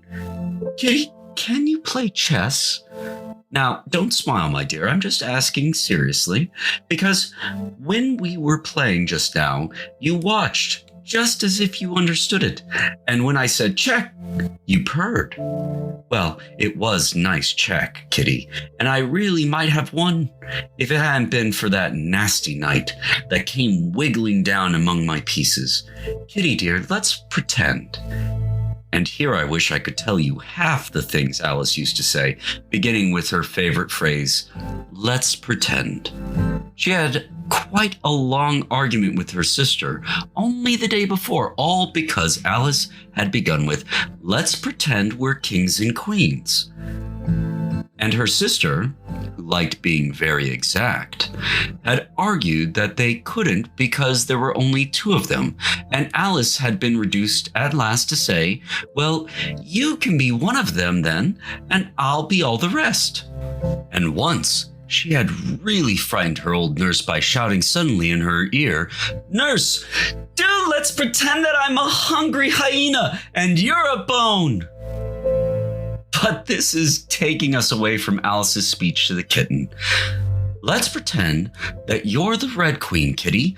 Do you know, I think if you sat up and folded your arms, you'd look exactly like her. Now do try. There's a dear. And Alice got the Red Queen off the table and set it up before the kitten as a model for it to imitate. However, the thing didn't succeed principally. Alice said because the kitten wouldn't fold its arms properly. So, to punish it, she held it up to the looking glass that it might see how sulky it was. "And if you're not good directly," she added, "I'll put you through into the looking glass house. How would you like that? Now, if you'll only attend, Kitty, and not talk so much, I'll tell you all my ideas about Looking Glass House. First, there's the room that you can see through the looking glass. That's just the same as our drawing room, only the things go the other way. I can see all of it when I get up upon a chair. All but the bit behind the fireplace. Oh, I do so wish I could see that bit. I want so much to know whether they've a fire in the winter. You can never tell, unless our fire smokes and then smoke comes up in that room too. But that may be only pretense, just to make it look as if they had a fire. Well then, the books are something like our books, only the words go the wrong way. I know that because I've held up one of our books to the glass, and then they hold up one in the other room. How would you like to live in Looking Glass House, Kitty? I wonder if they give you milk in there. Perhaps Looking Glass milk isn't good to drink, but oh, Kitty, now we come to the passage. You can just see a little peep of the passage in the Looking Glass House. If you leave the door of our drawing room wide open, and it's very like our passage as far as you can see, only it may be quite different on beyond. Oh, Kitty, how nice it would be if we could only get through into Looking Glass House. I'm sure it's got, such beautiful things in it. Let's pretend there's a way of getting through into it somehow, Kitty. Let's pretend the glass has got all soft like gauze, so that we can get through. Why, it's turning into a sort of mist now, I declare. It'll be easy enough to get through. She was up on the chimney piece while she said this, though she hardly knew how she had got there. And certainly the glass was beginning to melt away, just like a bright silvery mist. In another moment, Alice was through the glass and had jumped lightly down into the looking glass room. The first thing she did was to look whether there was a fire in the fireplace, and she was quite pleased to find that there was a real one, blazing away as brightly as the one she had left behind. So I shall be as warm here as I was in the old room, thought Alice. Warmer, in fact, because there will be no one here to scold me away from the fire. Oh, what fun it will be when they see me through the glass in here and can't get to me. Then she began looking about and noticed that what could be seen from the old room was quite common and uninteresting, but that all the rest was as different as possible. For instance, the pictures on the wall next to the fire seemed to be all alive, and the very clock on the chimney piece, you can only see the back of it in the looking glass, had got the face of an old man and grinned at her. They don't keep this room so tidy as the other, Alice thought to herself, as she noticed several of the chessmen down on the hearth among the cinders. But in another moment, with a little "oh" of surprise, she was down on her hands and knees watching them. The chessmen were walking about, 2 and 2. Here are the Red King and the Red Queen, Alice said in a whisper for fear of frightening them. And there are the White King and the White Queen sitting on the edge of the shovel. And here are 2 castles walking arm in arm. I don't think they can hear me, she went on as she put her head close down, and I'm nearly sure they can't see me. I feel somehow as if I were invisible. Here, something began squeaking on the table behind Alice. It made her turn her head just in time to see one of the white pawns roll over and begin kicking. She watched it with great curiosity to see what would happen next.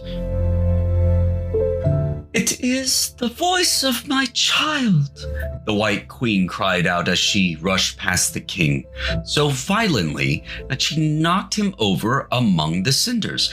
My precious Lily, my imperial kitten. And she began scrambling wildly up the side of the fender. Imperial fiddlestick, said the king, rubbing his nose, which had been hurt by the fall. He had a right to be a little annoyed with the queen, for he was covered with ashes from head to foot. Alice was very anxious to be of use, and as the poor little Lily was nearly screaming herself into a fit, she hastily picked up the queen and set her on the table by the side of her noisy little daughter. The queen gasped and sat down. The rapid journey through the air had quite taken her breath away, and for a minute or two, she could do nothing but hug the little Lily in silence. As soon as she had recovered her breath a little, she called out to the White King, who was sitting sulkily among the ashes, "Mind the volcano." "What volcano?" said the king, looking up anxiously into the fire, as if he thought that it was the most likely place to find one. "Blew me up," panted the queen, who was still a little out of breath. "Mind you come up the regular way. Don't get blown up." Alice watched the White King as he slowly struggled up from bar to bar, till at last she said, "Why, you'll be hours and hours getting to the table at that rate. I'd far better help you, hadn't I?" But the king took no notice of the question. It was quite clear that he could neither hear her nor see her. So Alice picked him up very gently and lifted him across more slowly than she had lifted the queen, that she mightn't take his breath away. But before she put him on the table, she thought she might as well dust him a little. He was so covered in ashes. She said afterwards that she had never seen in all of her life such a face as the king made when he found himself held in the air by an invisible hand and being dusted. He was far too much astonished to cry out, but his eyes and his mouth went on getting larger and larger and rounder, till her hand shook so with laughing that she nearly let him drop upon the floor. "Oh, please don't make such faces, my dear," she cried out, quite forgetting that the king couldn't hear her. "You make me laugh so that I can hardly hold you, and don't keep your mouth so wide open. All the ashes will get into it. There. Now I think you're tidy enough," she added as she smoothed his hair and set him upon the table near the queen. The king immediately fell flat on his back and lay perfectly still. And Alice was a little alarmed at what she had done, and went round the room to see if she could find any water to throw over him. However, she could find nothing but a bottle of ink. And when she got back with it, she found he had recovered, and he and the queen were talking together in a frightened whisper, so low that Alice could hardly hear what they were saying. The king was saying, "I assure you, my dear, I turned cold the very ends of my whiskers." To which the queen replied, "You haven't got any whiskers." "The horror of that moment," the king went on, "I shall never forget."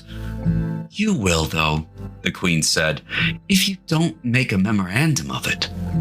Alice looked on with great interest as the king took an enormous memorandum book out of his pocket and began writing.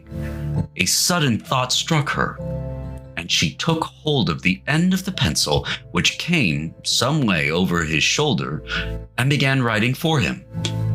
The poor king looked puzzled and unhappy, and struggled with the pencil for some time without saying anything. But Alice was too strong for him, and at last he panted out, "My dear, I really must get a thinner pencil. I can't manage this one bit. It writes all manner of things that I don't intend." "What manner of things?" said the queen, looking over the book, in which Alice had put, "The white knight is sliding down the poker. He balances very badly."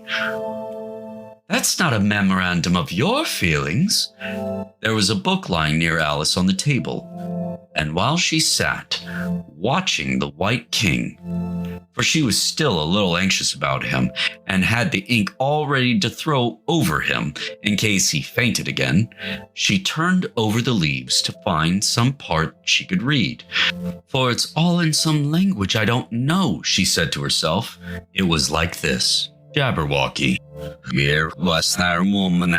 So over the reason more. Yeah, when they'll make your house just else and the killers. She puzzled over this for some time, but at last a bright thought struck her. Why, it's a looking glass book, of course, and if I hold it up to a glass, the words will all go the right way again. This was the poem that Alice read. Jabberwocky. 'Twas brillig and the slithy toads did gyre and gimble in the wabe. All mimsy were the borogroves, and the mome raths outgrabe. Beware the Jabberwock, my son, the jaws that bite, the claws that catch. Beware the jubjub bird, and shun the frumious bandersnatch. He took his vorpal sword in hand, long time the man's own foe he sought, so rested he by the tumtum tree, and stood a while in thought. And, as in uffish thought he stood, the Jabberwock, with eyes of flame, came whiffling through the tulgey wood, and burbled as it came. 1, 2, 1, 2, and through the vorpal blade went snicker-snack. He left it dead, and with its head he went galumping back. And hast thou slain the Jabberwock? Come to my arms, my beamish boy. O fragis jade calloo calais, he chortled in his joy. 'Twas brillig, and the slithy toads did gyre and gimble in the wabe. All mimsy were the borogroves, and the mome raths outgrabe. It seems very pretty, she said when she had finished it, but it's rather hard to understand. You see, she didn't like to confess even to herself that she couldn't make it out at all. Somehow it seems to fill my head with ideas, only I don't exactly know what they are. However, somebody killed something. That's clear at any rate.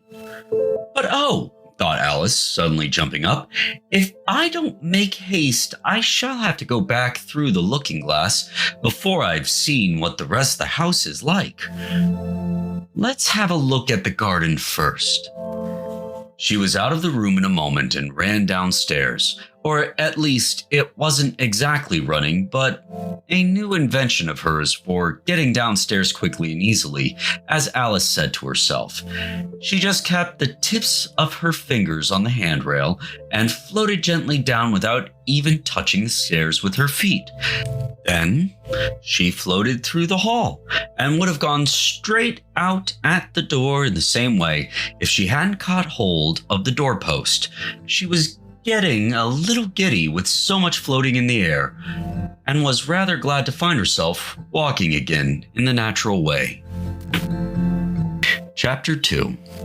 The Garden of Live Flowers. I should see the garden far better, said Alice to herself, if I could get to the top of that hill. And here's a path that leads straight to it.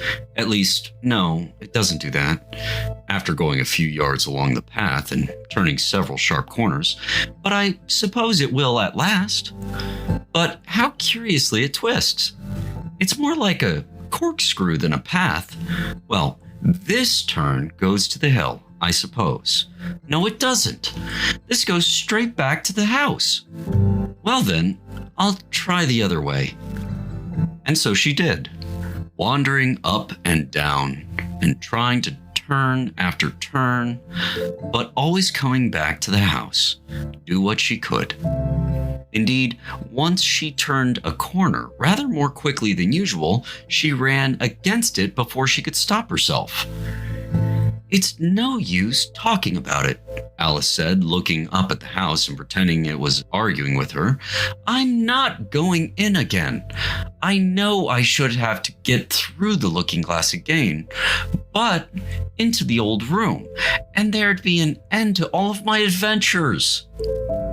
So, resolutely turning her back upon the house, she set out once more down the path, determined to keep straight on until she got to the hill. For a few minutes, all went on well, and she was just saying, "I really shall do it this time," when the path gave a sudden twist and shook itself, as she described it afterwards, and the next moment she found herself actually walking in at the door. "It's too bad," she cried. "I never saw such a house for getting in the way. Never." However, there was the hill full in sight, so there was nothing to be done but start again. This time, she came upon a large flower bed with a border of daisies and a willow tree growing in the middle. "Oh, Tiger Lily," said Alice, addressing herself to one that was waving gracefully in the wind, "I wish you could talk."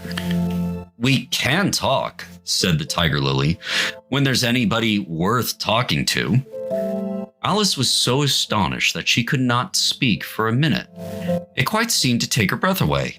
At length, as the Tiger Lily only went on waving about, she spoke again in a timid voice, almost a whisper. "And can all the flowers talk?" Well as you can," said the Tiger Lily, and a great deal louder. "It isn't manners for us to begin, you know," said the Rose, "and I really was wondering when you'd speak." Said I to myself, "Her face has got some sense in it, though it's not clever one. Still, you're the right color, and that goes a long way." "Well, I don't really care about the color," the Tiger Lily remarked. "If only her petals curled up a little more, she'd be all right." Alice didn't like being criticized, so she began asking questions. "Aren't you sometimes frightened at being planted out here with nobody to take care of you?" "There's the tree in the middle," said the Rose. "What else is it good for?" "But what could it do if any danger came?" Alice asked.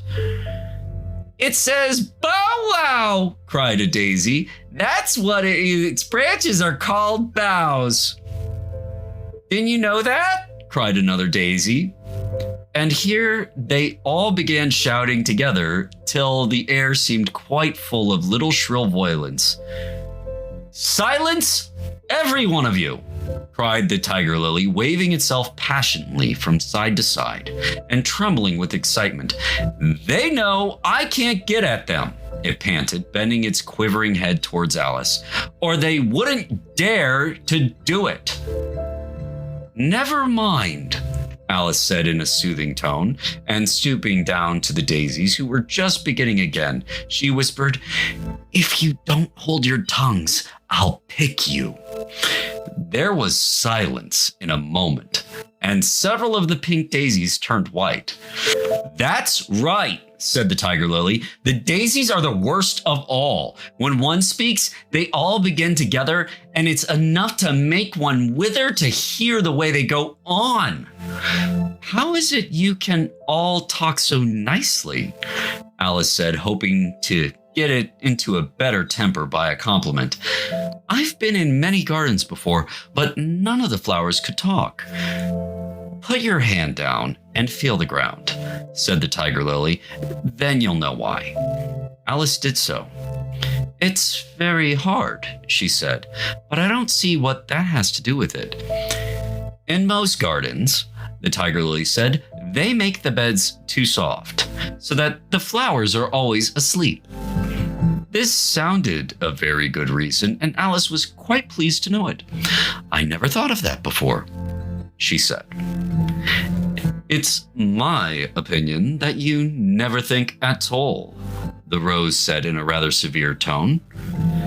"I never saw anybody that looked stupider," a Violet said so suddenly that Alice quite jumped, for it hadn't spoken before. "Hold your tongue," cried the Tiger Lily, "as if you ever saw anybody. You keep your head under the leaves and snore away there till you know no more what's going on in the world than if you were a bud." Are there any more people in the garden besides me? Alice said, not choosing to notice the rose's last remark. There's one other flower in the garden that can move about like you, said the rose. I wonder how you do it. You're always wondering, said the tiger lily. But she's more bushy than you are. Is she like me? Alice asked eagerly, for the thought crossed her mind. There's another little girl in the garden somewhere. Well, she has the same awkward shape as you, the rose said, but she's redder and her petals are shorter, I think. Her petals are done up close, more like a dahlia, the tiger lily interrupted, not tumbled about anyhow like yours. But that's not your fault, the rose added kindly. You're beginning to fade, you know, and then one can't help one's petals getting a little untidy. Alice didn't like this at all. So to change the subject, she asked, does she ever come out here? I dare say you'll see her soon, said the rose. She's one of the thorny kind. Where does she wear her thorns? Alice asked with some curiosity. Why, all around her head, of course, the rose replied. I was wondering, you hadn't got some too. I thought it was the regular rule. She's coming, cried the larkspur. I hear her footstep thump, thump, thump along the gravel walk. Alice looked round eagerly and found that it was the Red Queen. She's grown a good deal, was her first remark. She had indeed. When Alice first found her in the ashes, she had been only 3 inches high, and here she was, half a head taller than Alice herself. It's the fresh air that does it, said the rose. Wonderfully fine air it is out here. I think I'll go and meet her, said Alice, for though the flowers were interesting enough, she felt that it would be far grander to have a talk with a real queen. You can't possibly do that, said the rose. I should advise you to walk the other way. This sounded like nonsense to Alice, so she said nothing but set off at once towards the Red Queen. To her surprise, she lost sight of her in a moment and found herself walking in at the front door again. A little provoked, she drew back and, after looking everywhere for the Queen, whom she spied out at last a long way off, she thought she would try the plan, this time of walking in the opposite direction. It succeeded beautifully. She had not been walking a minute before she found herself face to face with the Red Queen and full in sight of the hill she had been so long aiming at. Where do you come from? Said the Red Queen. And where are you going? Look up, speak nicely, and don't twiddle your fingers all the time. Alice attended to all of these directions and explained, as well as she could, that she had lost her ways. I don't know what you mean by your way, said the Queen. All the ways about here belong to me. But why did you come out here at all? Added the Red Queen in a kinder tone. Curtsy while you're thinking what to say. It saves time. Alice wondered a little at this, but she was too much in awe of the Queen to disbelieve it. I'll try it when I go home, she thought to herself. The next time I'm a little late for dinner. It's time for you to answer now, the Queen said, looking at her watch. Open your mouth a little wider when you speak, and always say, Your Majesty. I only wanted to see what the garden was like, Your Majesty. That's right, said the Queen, patting her on the head, which Alice didn't like at all. Though, when you say garden, I've seen gardens, compared with which this would be a wilderness. Alice didn't dare argue the point, but went on. And I thought I'd try and find my way to the top of that hill. When you say hill, the Queen interrupted, I could show you hills, in comparison with which you'd call that a valley. No, I shouldn't, said Alice, surprised into contradicting her at last. A hill can't be a valley, you know? That would be nonsense. The Red Queen shook her head. You may call it nonsense if you like, she said, but I've heard nonsense, compared with which that would be as sensible as a dictionary. Alice curtsied again, as she was afraid from the Queen's tone that she was a little offended, and they walked on in silence till they got to the top of that little hill. For some minutes, Alice stood without speaking, looking out in all directions over the country, and a most curious country it was. There were a number of tiny little brooks running straight across it from side to side, and the ground between was divided up into squares by a number of little green hedges that reached from brook to brook. I declare it's marked out just like a large chessboard, Alice said at last. There ought to be some men moving about somewhere, and so there are, she added in a tone of delight, and her heart began to beat quick with excitement as she went on. It's a great, huge game of chess that's being played all over the world. If this is the world at all, you know. Oh, what fun it is. How I wish I was one of them. I wouldn't mind being a pawn, if only I might join, though of course I should like to be a queen best. She glanced rather shyly at the real queen as she said this, but her companion only smiled pleasantly and said, That's easily managed. You can be the White Queen's pawn if you like, as Lily's too young to play, and you're in the second square to begin with. When you get to the 8th square, you'll become a queen.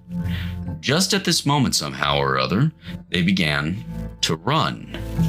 Alice never could quite make out, in thinking it over afterwards, how it was that they began. All she remembers is that they were running hand in hand, and the queen went so fast that it was all she could do to keep up with her. And still the queen kept crying, "Faster, faster!" But Alice felt she could not go faster, though she had no breath left to say so. The most curious part of the thing was that the trees and the other things round them never changed their places at all, however fast they went. They never seemed to pass anything. I wonder if all the things move along with us, thought poor, puzzled Alice. And the queen seemed to guess her thoughts, for she cried, "Faster, don't try to talk!" Not that Alice had any idea of doing that. She felt as if she would never be able to talk again. She was getting so much out of breath. And still the queen cried, "Faster, faster!" and dragged her along. "Are we nearly there?" Alice managed to pant out at last. "Nearly there!" the queen repeated. "Why, we passed it 10 minutes ago. Faster!" And they ran on for a time in silence, with the wind whistling in Alice's ears and almost blowing her hair off her head, she fancied. "Now, now!" cried the queen. "Faster, faster!"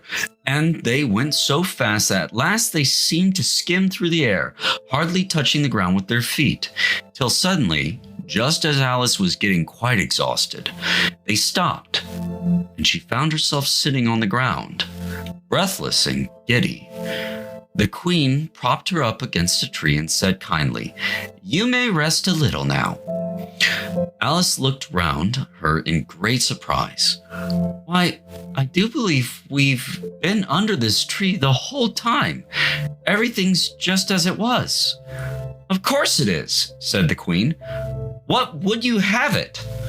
"Well, in our country," Alice said, still panting a little, "you generally get to somewhere else if you ran fast for a long time, as we've been doing." "A slow sort of country," said the queen. "Now here, you see, it takes all the running you can do to keep in the same place. If you want to get somewhere else, you must run at least twice as fast as that." "I'd rather not try, please," said Alice. "I'm quite content to stay here, only I am hot and thirsty." "I know what you'd like. the queen said good-naturedly, taking a little box out of her pocket. Have a biscuit. Alice thought it would not be civil to say no, though it wasn't at all what she wanted. So she took it and ate it as well as she could, and it was very dry, and she thought she had never been so nearly choked in all of her life. While you're refreshing yourself, said the queen, I'll just take the measurements. And she took a ribbon out of her pocket, marked it in inches, and began measuring the ground and sticking little pegs here and there.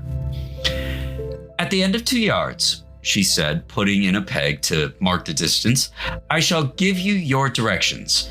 Have another biscuit? No, thank you, said Alice. One's quite enough. Thirst quenched, I hope, said the queen. Alice did not know what to say to this, but luckily the queen did not wait for an answer, but went on. At the end of 3 yards, I shall repeat them, for fear of your forgetting. At the end of 4, I shall say goodbye. And at the end of 5, I shall go.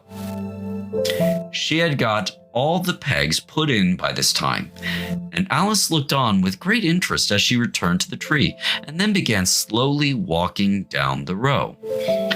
At the 2-yard peg, she faced round and said, a pawn goes 2 squares in its first move, you know.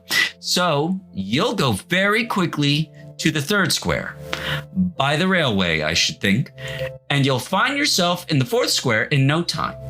Well, that square belongs to Tweedledum and Tweedledee. The 5th is mostly water. The 6th belongs to Humpty Dumpty. But you make no remark.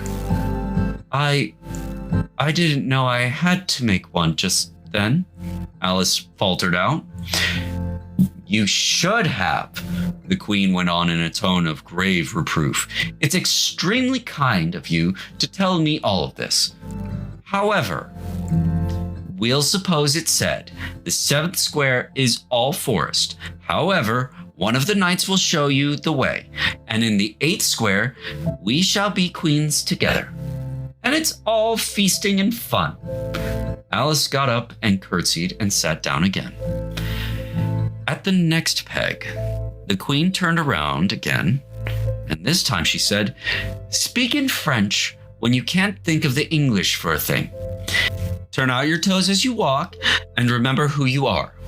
She did not wait for Alice to curtsy this time, but walked on quickly to the next peg, where she turned for a moment to say, goodbye, and then hurried on to the last.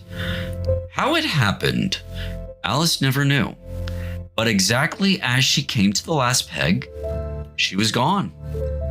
Whether she vanished into the air, or whether she ran quickly into the wood, and she can run very fast, thought Alice.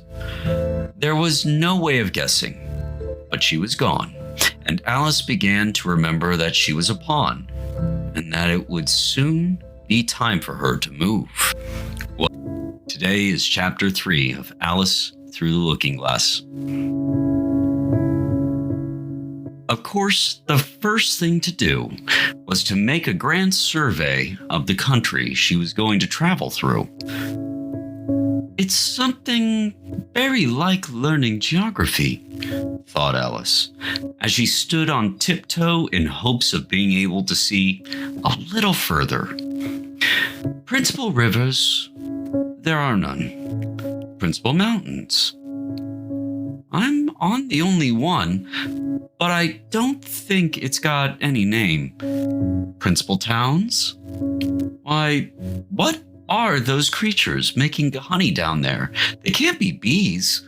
Nobody ever saw bees a mile off, you know. And for some time she stood silent, watching one of them that was bustling about among the flowers, poking its proboscis into them, just as if it was a regular bee, thought Alice. However, this was anything but a regular bee.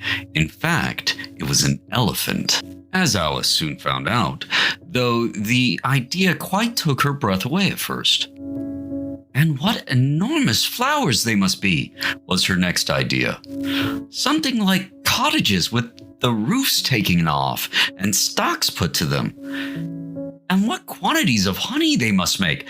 I think I'll go down and... No, I won't just yet, she went on, checking herself just as she was beginning to run down the hill and trying to find some excuse for turning shy so suddenly. It'll never do to go down among them without a good long branch to brush them away. And what fun it will be when they ask me how I like my walk. I shall say, oh, I like it well enough. Here came the favorite little toss of the head. Only it was so dusty and hot, and the elephants did tease so. I think I'll go down the other way, she said after a pause. And perhaps I may visit the elephants later on. Besides, I do so want to get to the third square.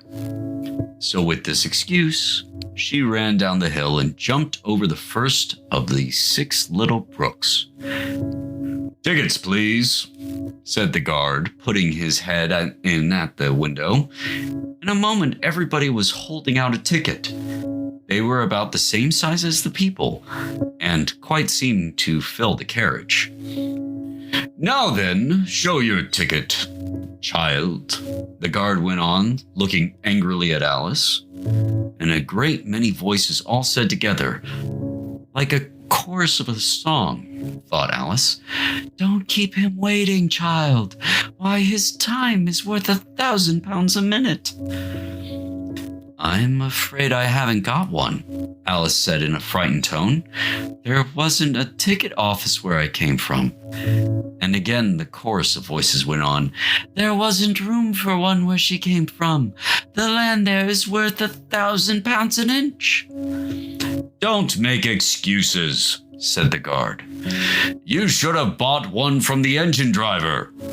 And once more the chorus of voices went on with, "The man that drives the engine, why the smoke alone is worth £1,000 a puff."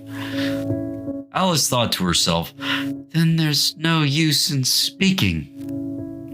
The voices didn't join in this time, as she hadn't spoken. But to her great surprise, they all thought in chorus. I hope you understand what thinking in chorus means, for I must confess that I don't. "It's better to say nothing at all. Language is worth £1,000 a word." "I shall dream about £1,000 tonight. I know I shall," thought Alice. All this time, the guard was looking at her, first through a telescope, then through a microscope, and then through an opera glass. At last he said, "You're traveling the wrong way," and shut up the window and went away. "So young a child," said the gentleman sitting opposite to her. He was dressed in white paper. "Ought to know which way she's going, even if she doesn't know her own name." A goat that was sitting next to the gentleman in white shut his eyes and said in a loud voice, "She ought to know her way to the ticket office, even if she doesn't know her alphabet." There was a beetle sitting next to the goat. It was a very queer carriage full of passengers altogether. And as the rule seemed to be that they should all speak in turn, he went on with, "She'll have to go back from here as luggage." Alice couldn't see who was sitting beyond the beetle, but a hoarse voice spoke next. "Change engines," it said, and there it choked, as it was obliged to leave off. "It sounds like a horse," Alice thought to herself. In an extremely small voice, close to her ear, said, "You might make a joke on that. Something about horse and horse, you know." Then a very gentle voice in the distance said, "She must be labeled as Lass with care, you know." And after that, other voices went on. "What number of people there are in the carriage," thought Alice, saying, "She must go by post. She's got a head on her." She must be sent as a message by the telegraph. She must draw the train herself the rest of the way. And so on. But the gentleman dressed in white paper leaned forward and whispered in her ear, "Never mind what they all say, my dear, but take a return ticket every time the train stops." "Indeed I shan't," Alice said rather impatiently. "I don't belong to this railway journey at all. I was just in a wood just now, and I wish I could get back there." "You might make a joke on that," said a little voice close to her ear. "Something about you would if you could, you know." "Don't tease so," said Alice, looking about in vain to see where the voice came from. "If you're so anxious to have a joke made, why don't you make one yourself?" The little voice sighed deeply. It was very unhappy, evidently, and Alice would have said something pitying to comfort it, if it would only sigh like other people, she thought. But this was such a wonderfully small sigh that she wouldn't have heard it at all if it hadn't come quite close to her ear.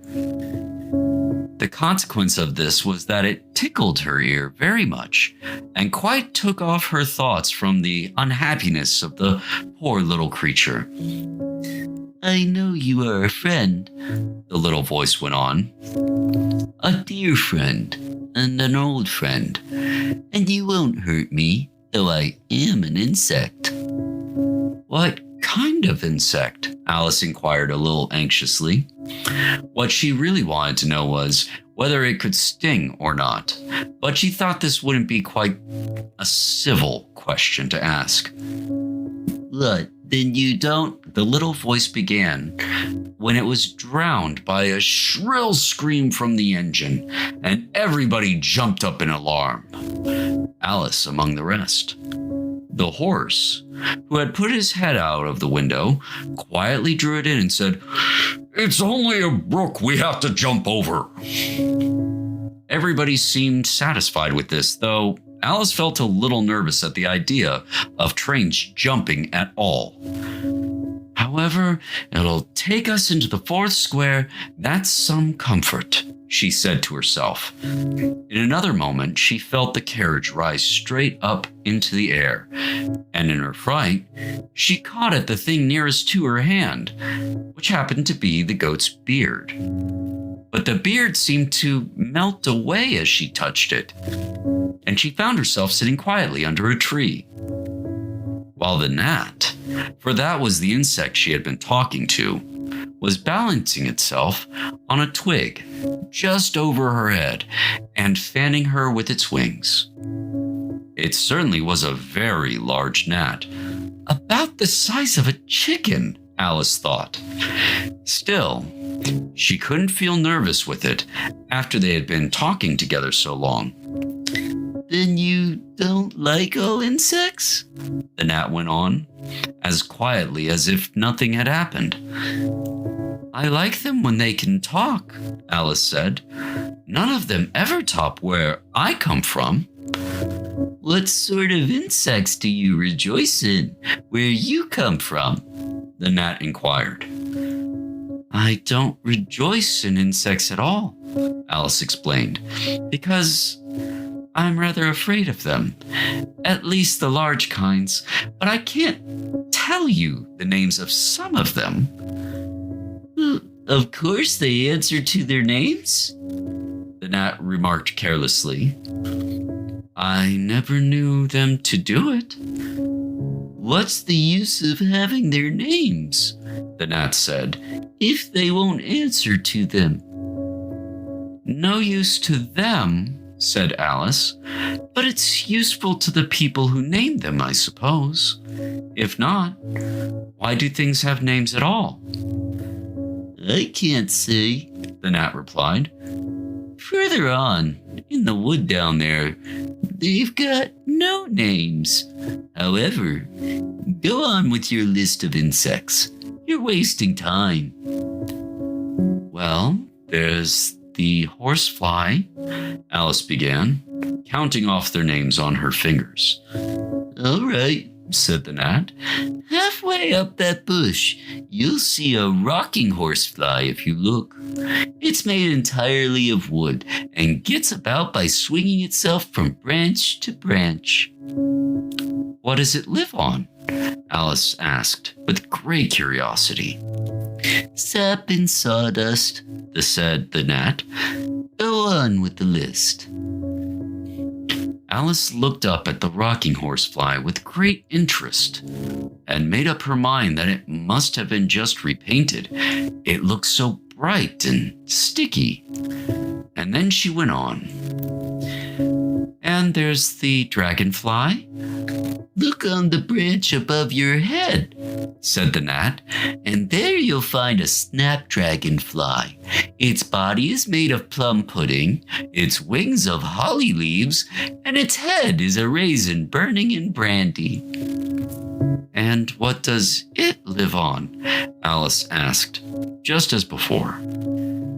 Frumenty and mince pie, the gnat replied, and it makes its nest in a Christmas box. And then there's the butterfly, Alice went on after she had taken a good look at the insects with its head on a fire and had thought to herself, I wonder if that's the reason insects are so fond of flying into candles, because they want to turn into snapdragonflies. Crawling at your feet, said the giant gnat. Alice drew her feet back in some alarm. You may observe a bread and butter fly. Its wings are thin slices of bread and butter. Its body is a crust, and its head is a lump of sugar. And what does it live on? Weak tea with cream in it. A new difficulty came into Alice's head. Supposing it couldn't find any, she suggested. Then it would die, of course. But that must happen very often, Alice remarked thoughtfully. It always happens, said the gnat. After this, Alice was silent for a minute or two, pondering. The gnat amused itself, meanwhile, by humming round and round her head. And at last it settled again and remarked, I suppose you don't want to lose your name. No, indeed, Alice said a little anxiously. And yet, I don't know, the gnat went on in a careless tone. Only think how convenient it would be if you could manage to go home without it. For instance, if the governess wanted to call you to your lesson, she would call out, "Come here!" And there she would leave off, because there wouldn't be any name for her to call. And of course, you wouldn't have to go, you know. That would never do, I'm sure, said Alice. The governess would never think of excusing me from lessons for that. If she couldn't remember my name, she'd call me Miss, as the servants do. Well, if she said Miss and didn't say anything more, the gnat remarked, of course you'd miss your lessons. It's a joke. I wish you had made it. Why do you wish I had made it? Alice asked. It's a very bad one. But the gnat only sighed deeply, while 2 large tears came rolling down its cheeks. You shouldn't make jokes, Alice said, if it makes you so unhappy. Then came another one of those melancholy little sighs, and this time the poor gnat really seemed to have sighed itself away, for when Alice looked up, there was nothing whatever to be seen on the twig, and as she was getting quite chilly with sitting still so long, she got up and walked on. She very soon came to an open field, with a wood on the other side of it. It looked much darker than the last wood, and Alice felt a little timid about going into it. However, on second thoughts, she made up her mind to go on. For I certainly won't go back, she thought to herself. And this was the only way to the 8th square. This must be the wood, she said thoughtfully to herself, where things have no names. I wonder what'll become of my name when I go in. I shouldn't like to lose it at all, because they'd have to give me another, and it would be almost certain to be an ugly one. But then the fun would be trying to find the creature that had got my old name. That's just like the advertisements, when people lose dogs. Answers to the name of Dash, had on a brass collar, just fancy calling everything you met Alice, till one of them answered. Only they wouldn't answer at all if they were wise. She was rambling on in this way when she reached the wood. It looked very cool and shady. Well, at any rate, it's a great comfort, she said as she stepped under the trees. After being so hot, to get into what? She went on, rather surprised at not being able to think of the word. I mean, to get under this,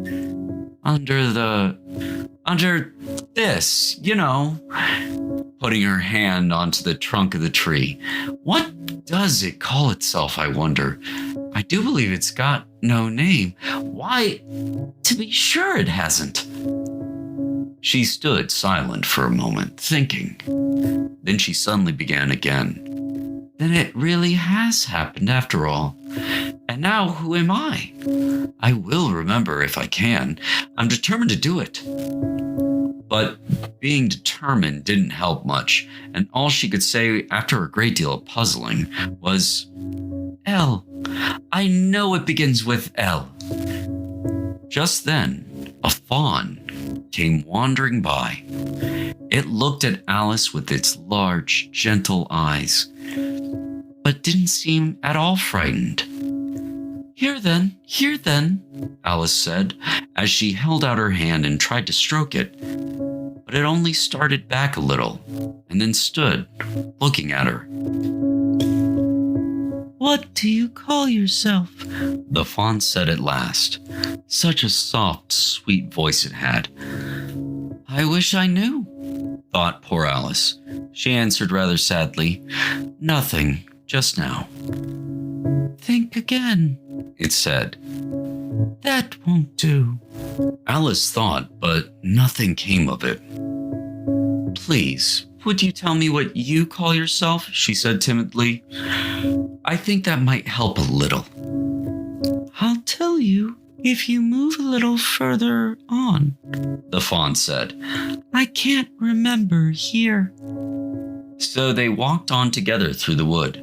Alice with her arms clasped lovingly around the soft neck of the fawn, till they came out into another open field, and here the fawn gave a sudden bound into the air, and shook itself free from Alice's arms.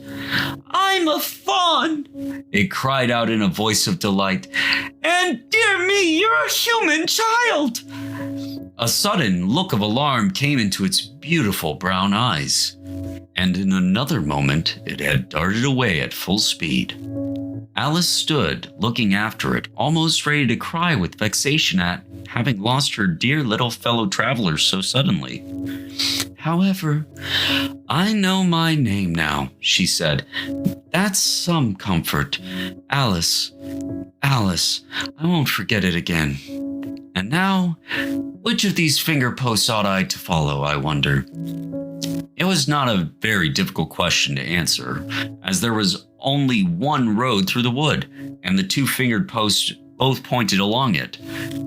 I'll settle it, Alice said to herself, when the road divides and they point different ways. But this did not seem likely to happen. She went on and on, a long way, but wherever the road divided, there were sure to be 2 finger posts pointing the same way. One marked to Tweedledum's house, and the other to the house of Tweedledee. I do believe, said Alice at last, that they live in the same house. I wonder, I never thought of that before. But I can't stay there long. I'll just call and say, how do you do, and ask them the way out of the wood. If I could only get to the 8th square before it gets dark. So she wandered on, talking to herself as she went, till, on turning a sharp corner, she came upon 2 fat little men, so suddenly that she could not help starting back. But in another moment she recovered herself, feeling sure that they must be. Chapter 4. Tweedledum and Tweedledee. They were standing under a tree, each with an arm around the other's neck, and Alice knew which was which in a moment, because one of them had Dumb embroidered on his collar, and the other D. I suppose they've each got Tweedle round at the back of the collar, she said to herself. They stood so still that she quite forgot they were alive, and she was just looking around to see if the word Tweedle was written at the back of each collar when she was startled by a voice coming from the one marked Dumb. "If you think we're waxworks," he said, "you ought to pay, you know. Waxworks weren't made to be looked at for nothing, nohow." "Contrawise," added the one marked D, "if you think we're alive, you ought to speak." "I'm sure I'm very sorry," was all Alice could say, for the words of the old song kept ringing through her head like the ticking of a clock, and she could hardly help saying them out loud. Tweedledum and Tweedledee agreed to have a battle, for Tweedledum said Tweedledee had spoiled his nice new rattle. Just then flew down a monstrous crow, as black as a tar barrel, which frightened both the heroes so they quite forgot their quarrel. "I know what you're thinking about," said Tweedledum, "but it isn't so, nohow." "Contrawise," continued Tweedledee, "if it was so, it might be. And if it were so, it would be. But as it isn't, it ain't. That's logic." "I was thinking," Alice said very politely, "which is the best way out of this wood? It's getting dark. Would you tell me, please?" But the little men only looked at each other and grinned. They looked so exactly like a couple of great schoolboys that Alice couldn't help pointing her finger at Tweedledum and saying, "First boy." "Nohow," Tweedledum cried out briskly and shut his mouth again with a snap. "Next boy," said Alice, passing on to Tweedledee, though she felt quite certain that he would only shout out, "Contrawise." And so he did. "You've been wrong," cried Tweedledum. "The first thing in a visit is to say how do you do and shake hands." And here the 2 brothers gave each other a hug, and then they held out the 2 hands that were free to shake hands with her. Alice did not like shaking hands with either of them first, for fear of hurting the other's feelings. So, as the best way out of the difficulty, she took hold of both hands at once. The next moment they were dancing around in a ring. This seemed quite natural, she remembered afterwards, and she was not even surprised to hear music playing. It seemed to come from the tree under which they were dancing, and it was done, as well as she could make it out, by the branches rubbing one across the other, like fiddles and fiddlesticks. "But it certainly was funny," Alice said afterwards when she was telling her sister the history of all of this, "to find myself singing 'Here We Go Round the Mulberry Bush.' I don't know when I began it, but somehow I felt as if I'd been singing it a long, long time." The other 2 dancers were fat and very soon out of breath. "4 times round is enough for one dance," Tweedledum panted out, and they left off dancing as suddenly as they had begun.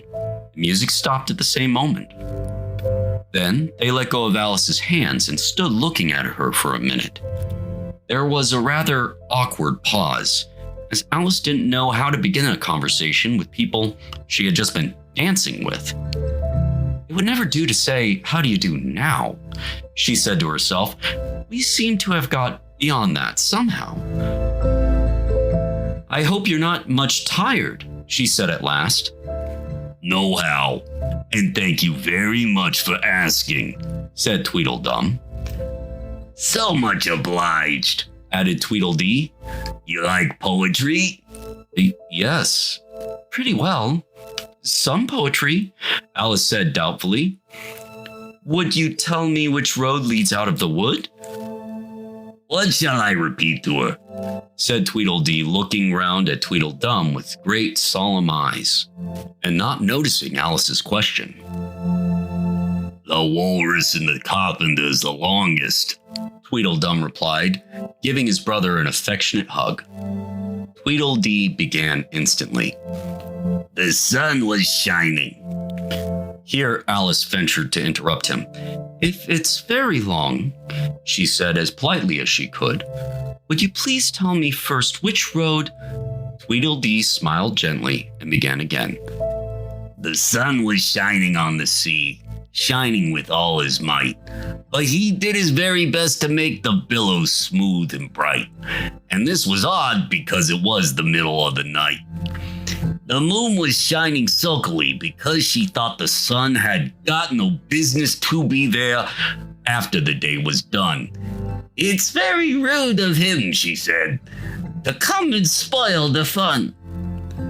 The sea was wet as wet could be. The sands were dry as dry. You could not see a cloud because no cloud was in the sky. No birds were flying overhead. There were no birds to fly. The walrus and the carpenter were walking close at hand. They wept like anything to see such quantities of sand. If this were only cleared away, they said, it would be grand. If 7 maidens with 7 mops swept it for half a year, do you suppose, the walrus said, that they could get it clear? I doubt it, said the carpenter, and shed a bitter tear. Oh, oysters, come and walk with us, the walrus did beseech. A pleasant walk, a pleasant talk, along the briny beach. We cannot do with more than 4 to give a hand to each. The eldest oyster looked at him, but never a word he said. The eldest oyster winked his eye and shook his heavy head, meaning to say he did not choose to leave the oyster bed. But 4 young oysters hurried up, all eager for the treat. Their coats were brushed, their faces washed, their shoes were clean and neat. And this was odd because, they hadn't any feet. 4 other oysters followed them, and yet another 4. And thick and fast they came at last, and more and more and more, all hopping through the frothy waves and scrambled to the shore. The walrus and the carpenter walked on a mile or so, and then they rested on a rock, conveniently low, and all the little oysters stood and waited in a row. The time has come, the walrus said, to talk of many things. Of shoes and ships and sealing wax, of cabbages and kings, and why the sea is boiling hot, and whether pigs have wings. But wait a bit, the oysters cried, before we have our chat, for some of us are out of breath, and all of us are fat. No hurry, said the carpenter. They thanked him much for that. A loaf of bread, the walrus said, is what we chiefly need. The pepper and vinegar besides are very good indeed. Now, if you're ready, oysters dear, we can begin to feed. But not on us, the oysters cried, turning a little blue. After such kindness, that would be a dismal thing to do. The night is fine, the walrus said. Do you admire the view? It was so kind of you to come, and you are very nice. The carpenter said nothing but, cut us another slice.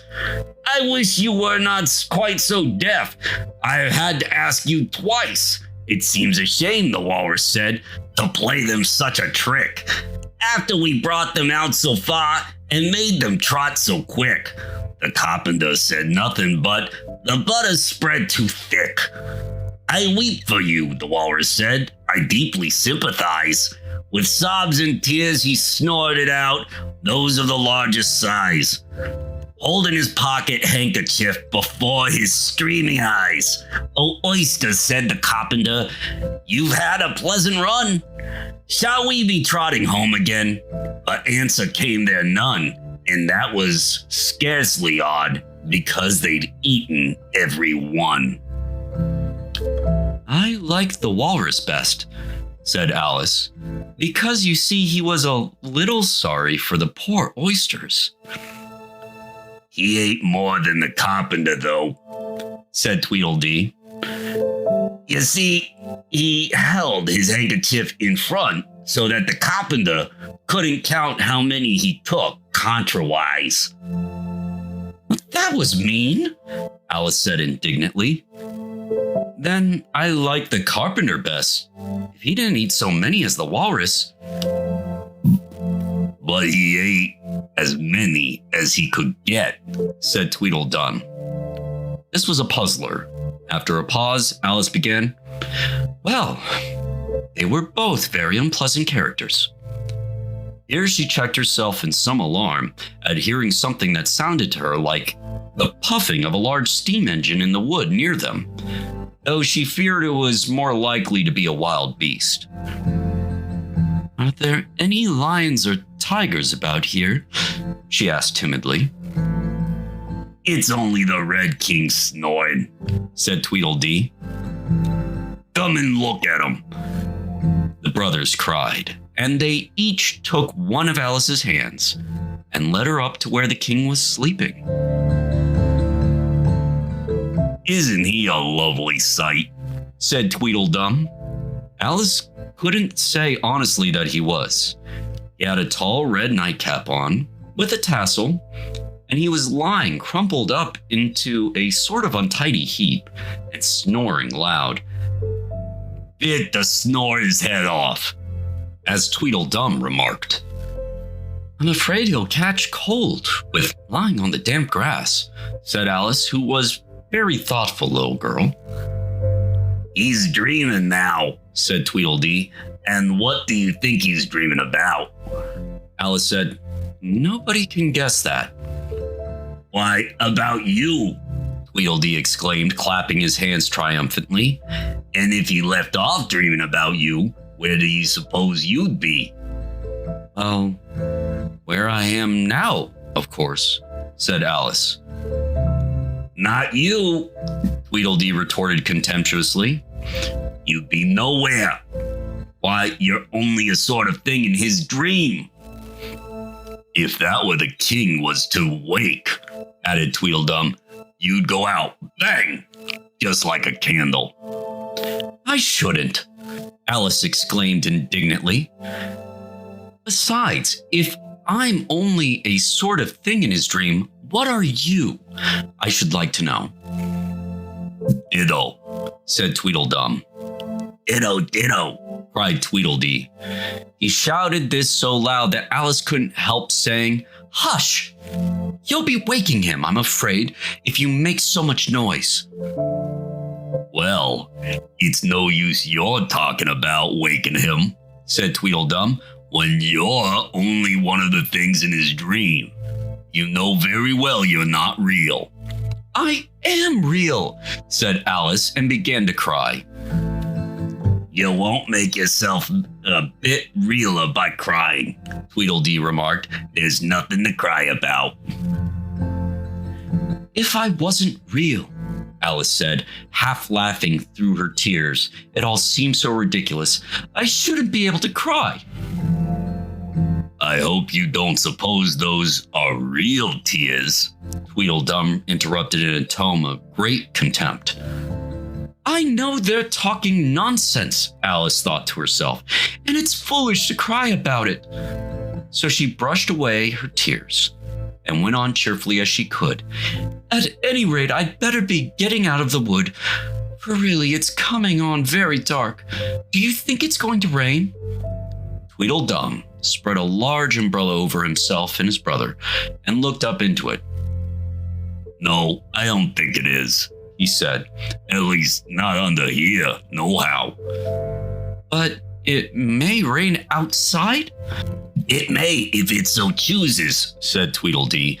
We've no objection, contrary-wise. Selfish things, thought Alice, as she was just going to say good night and leave them when Tweedledum sprang out from under the umbrella and seized her by the wrist. Do you see that? He said in a voice choking with passion, and his eyes grew large and yellow all in a moment as he pointed with a trembling finger at a small white thing lying under the tree.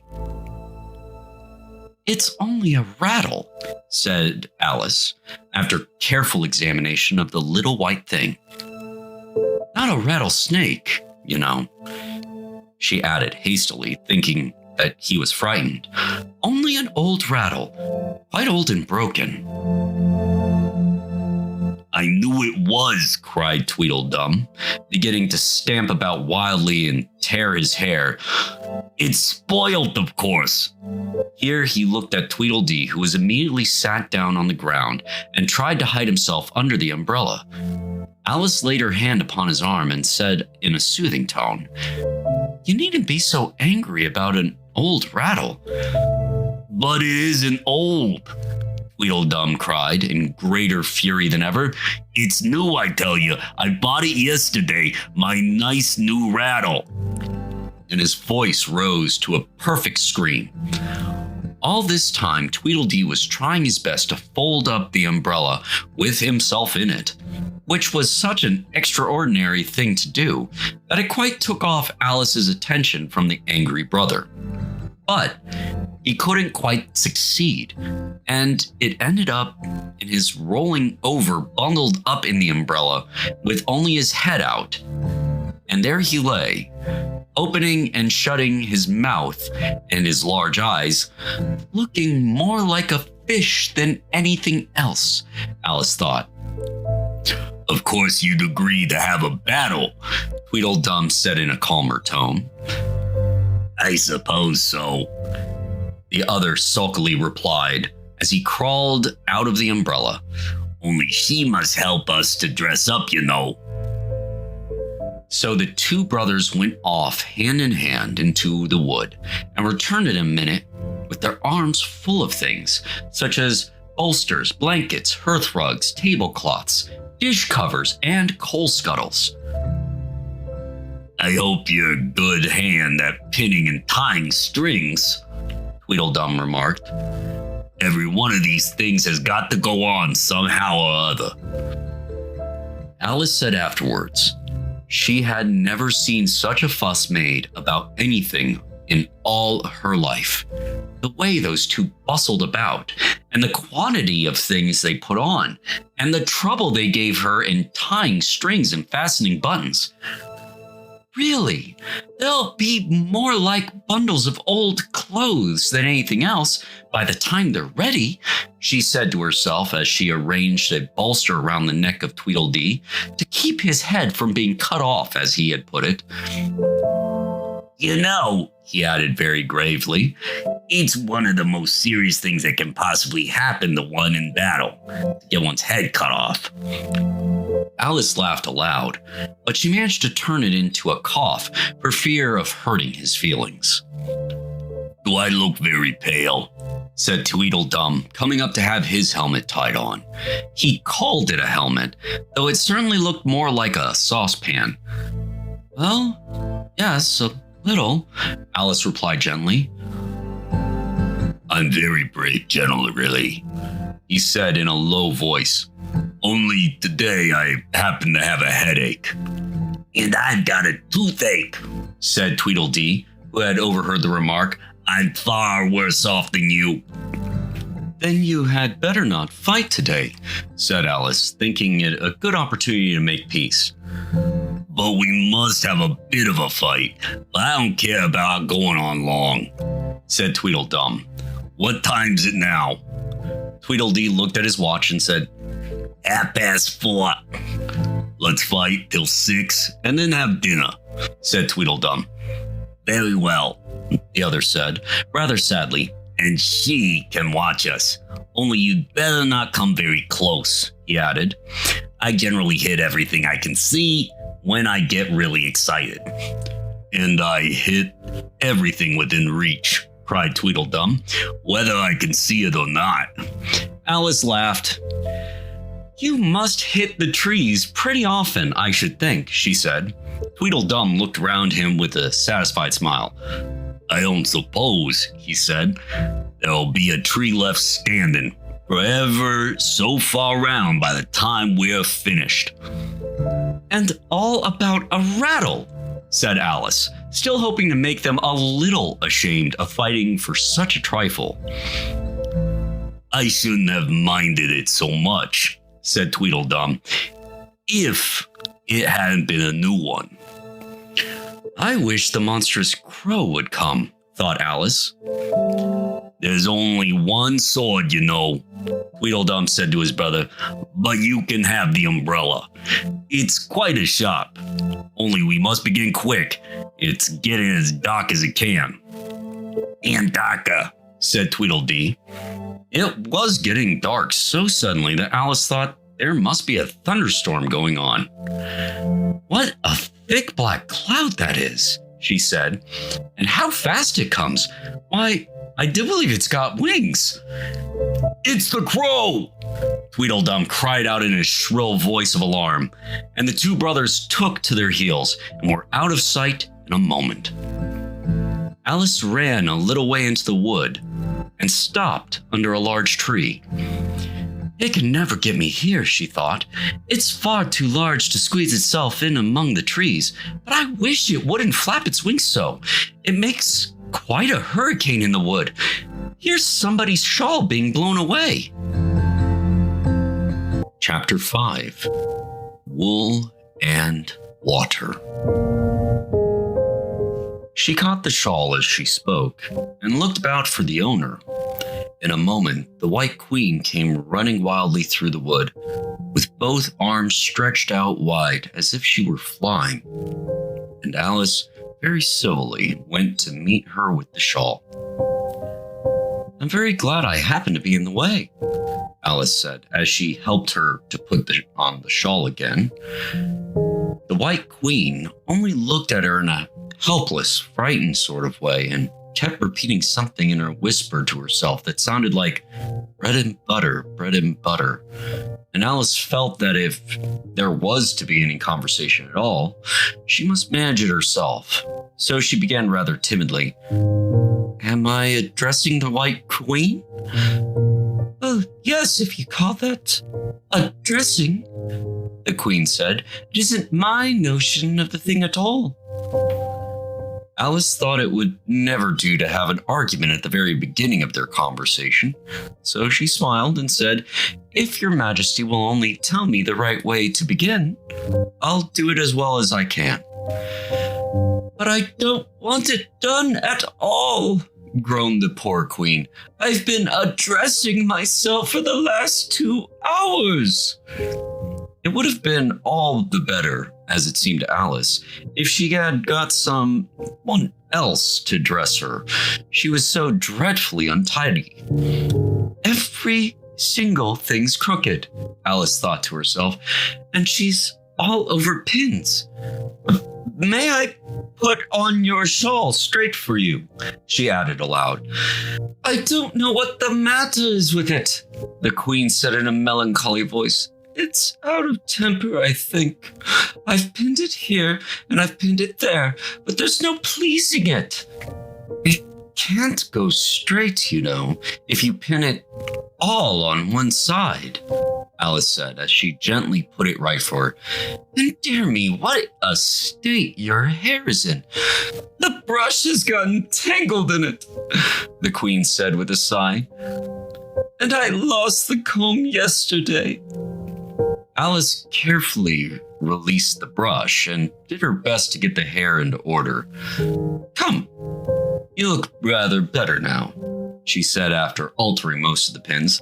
But really, you should have a lady's maid. I'm sure I'll take you with pleasure, the Queen said. 2 pence a week and jam every other day. Alice couldn't help laughing as she said, I don't want you to hire me, and I don't care for jam. It's a very good jam, said the Queen. Well, I don't want any today, at any rate. You couldn't have it if you did want it, the Queen said. The rule is jam tomorrow and jam yesterday, but never jam today. It must come sometimes to jam today, Alice objected. No, it can't, said the Queen. It's jam every other day, and today isn't any other day, you know. I don't understand you, said Alice. It's dreadfully confusing. That's the effect of living backwards, the Queen said kindly. It always makes one a little giddy at first. Living backwards, Alice repeated in great astonishment. I've never heard of such a thing. But there's one great advantage to it. That's one's memory works both ways. I'm sure mine only works one way, Alice remarked. I can't remember things before they happen. It's a poor sort of memory that only works backwards, the Queen remarked. What sort of things do you remember best? Alice ventured to ask. Oh, things that happened the week after next, the Queen replied in a careless tone. For instance now, she went on, sticking a large piece of plaster on her fingers as she spoke. There's the King's messenger. He's in prison now, being punished, and the trial doesn't begin even until next Wednesday. And of course, the crime comes last of all. Suppose he never commits the crime, said Alice. Well, that would be all the better, wouldn't it? The Queen said, as she bound the plaster round her finger with a bit of ribbon. Alice felt there was no denying that. Of course it would be all the better, she said, but it wouldn't be all the better his being punished. You're wrong there, at any rate, said the Queen. Were you ever punished? Only for faults, said Alice. And you were all the better for it, I know, the Queen said triumphantly. Yes, but then I had done the things I was being punished for, said Alice. That makes all the difference. But if you hadn't done them, the Queen said, that would have been all the better still. Better and better and better. Her voice went higher with each better, till it got quite to a squeak at last. Alice was just beginning to say, there's a mistake somewhere, when the Queen began screaming, so loud that she had to leave the sentence unfinished. Oh, oh, oh, shouted the Queen, shaking her hand about as if she wanted to shake it off. My finger's bleeding! Oh, oh, oh! Her screams were so exactly like the whistle of a steam engine that Alice had to hold both of her hands over her ears. What is the matter? She said, as soon as there was a chance of making herself heard. Have you pricked your finger? I haven't pricked it yet, said the Queen, but I soon shall. Oh, oh, oh! When do you expect to do it? Alice asked, feeling very much inclined to laugh. When I've fastened my shawl again, the poor Queen groaned out. The brooch will come undone directly. Oh, oh! As she said the words, the brooch flew open, and the Queen clutched wildly at it and tried to clasp it again. Take care, cried Alice. You're holding it all crooked. And she caught at the brooch. But it was too late. The pin had slipped, and the Queen had pricked her finger. That accounts for the bleeding, you see, she said to Alice with a smile. Now you understand the way things happen here. But why don't you scream now? Alice asked, holding her hands ready to put over her ears again. Why, I've done all the screaming already, said the Queen. What would be the good of having it all over again? But this time it was getting light. The crow must have flown away, I think, said Alice. I'm so glad it's gone. I thought it was the night coming on. I wish I could manage to be glad, the queen said. Only I never can remember the rule. You must be very happy living in this wood and being glad whenever you like. Only it is so very lonely here, Alice said in a melancholy voice. And at the thought of her loneliness, 2 large tears came rolling down her cheeks. Oh, don't go on like that, cried the poor queen, wringing her hands in despair. Consider what a great girl you are. Consider what a long way you've come today. Consider what a clock is. Consider anything, only don't cry. Alice could not help laughing at this, even in the midst of her tears. Can you keep from crying by considering things? She asked. That's the way it's done, the queen said with a great decision. Nobody can do 2 things at once, you know. Let's consider at your age to begin with. How old are you? I'm 7.5 exactly. You didn't say exactually, the queen remarked. I can't believe it without that. Now, I'll give you something to believe. I'm just 101, 5 months and a day. I can't believe that, said Alice. Can't you? The queen said in a pitying tone. Try again. Draw a long breath and shut your eyes. Alice laughed. There's no use trying, she said. One can't believe impossible things. I dare say you haven't had much practice, said the queen. When I was your age, I always did it for half an hour a day. Why, sometimes I believed I was as many as 6 impossible things before breakfast. There goes the shawl again. The brooch had come undone as she spoke, and a sudden gust of wind blew the queen's shawl across a little brook. The queen spread out her arms again and went flying after it. And this time, she succeeded in catching it for herself. I got it! She cried in a triumphant tone. Now you shall see me pin it on again, all by myself. And I hope your finger is much better now, Alice said very politely as she crossed the little brook after the queen. Oh, much better, cried the queen, her voice rising to a squeak as she went on. Much better, better, better. The last word ended in a long bleat, so like a sheep that Alice quite started. She looked at the queen, who seemed to have suddenly wrapped herself up in wool. Alice rubbed her eyes and looked again. She couldn't make out what had happened at all. Was she in a shop?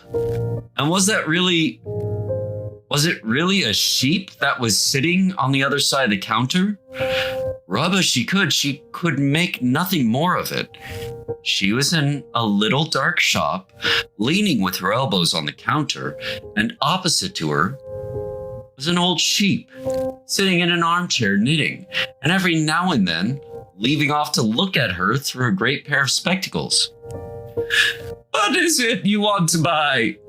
The sheep said at last, looking up for a moment from her knitting.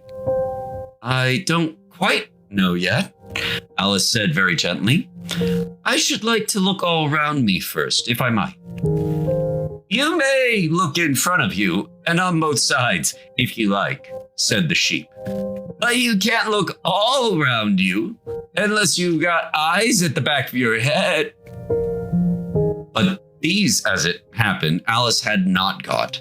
So she contented herself with turning around, looking at the shelves as she came to them. The shop seemed to be full of all manner of curious things, but the oddest part of it all was that whenever she looked hard at any shelf to make out exactly what it had on it, that particular shelf was always quite empty, though the others round it were crowded as full as they could hold. Things flow about so here, she said at last in a plaintive tone, after she had spent a minute or so in vainly pursuing a large, bright thing that looked sometimes like a doll and sometimes like a workbox and was always in the shelf next above the shelf she was looking at.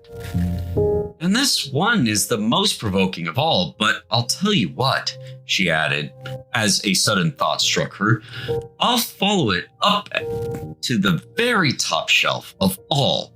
It'll puzzle it to go through the ceiling, I expect.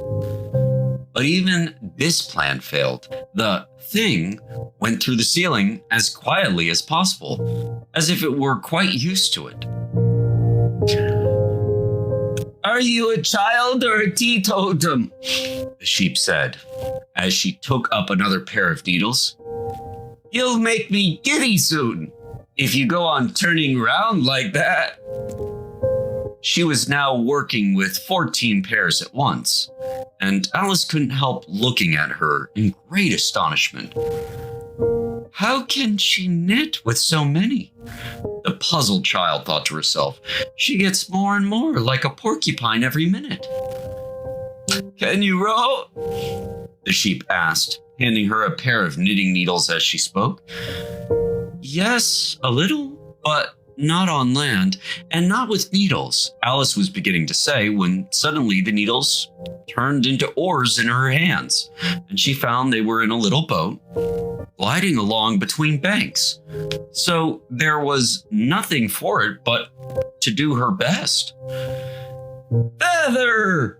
Cried the sheep as she took up another pair of needles. This didn't sound like a remark that needed any answer, so Alice said nothing, but pulled away. There was something very queer about the water, she thought, as every now and then the oars got fast in it and would hardly come out again. Feather! Feather! The sheep cried again, taking more needles. You'll be catching a crab directly. A dear little crab, thought Alice. I should like that. Didn't you hear me say feather? The sheep cried angrily, taking up quite a bunch of needles. Indeed I did, said Alice. You said it very often and very loud. Please, where are the crabs? In the water, of course, said the sheep, sticking some of the needles into her hair as her hands were full. Feather, I say. Why do you say feather so often? Alice asked at last, rather vexed. I'm not a bird. You are, said the sheep. You're a little goose. This offended Alice a little, so there was no more conversation for a minute or two while the boat glided gently on, sometimes among beds of weeds which made the oar stick fast in the water worse than ever, and sometimes under trees, but always with the same tall river banks frowning over their heads. Oh, please, there are some scented rushes, cried Alice in a sudden transport of delight. There really are, and such beauties.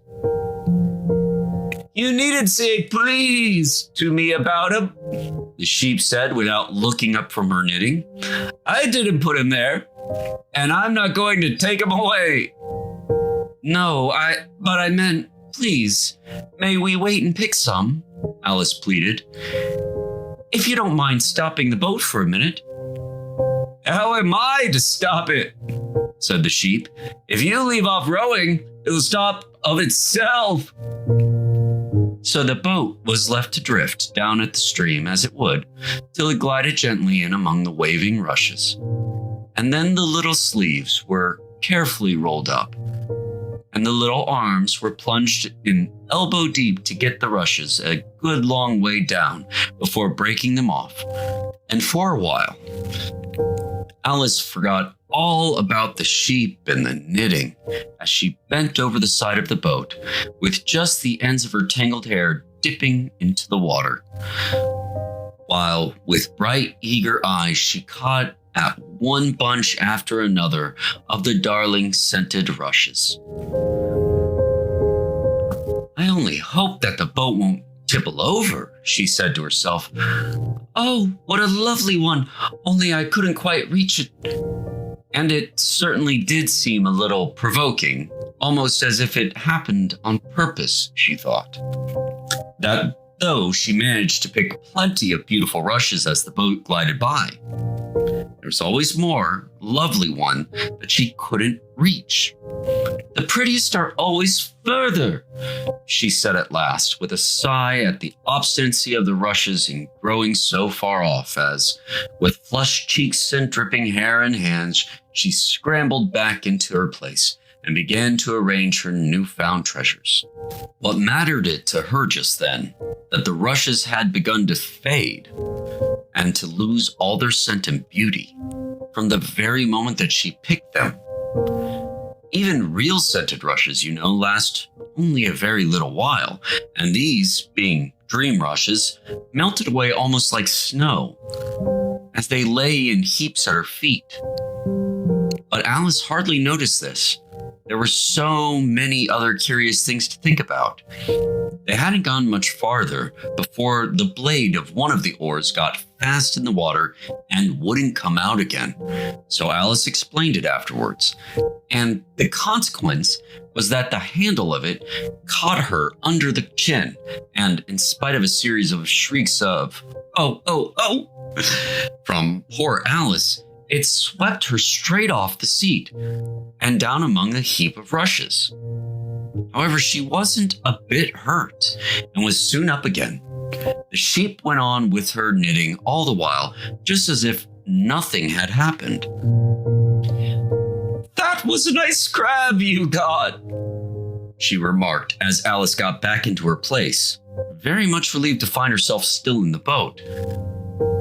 "Was it?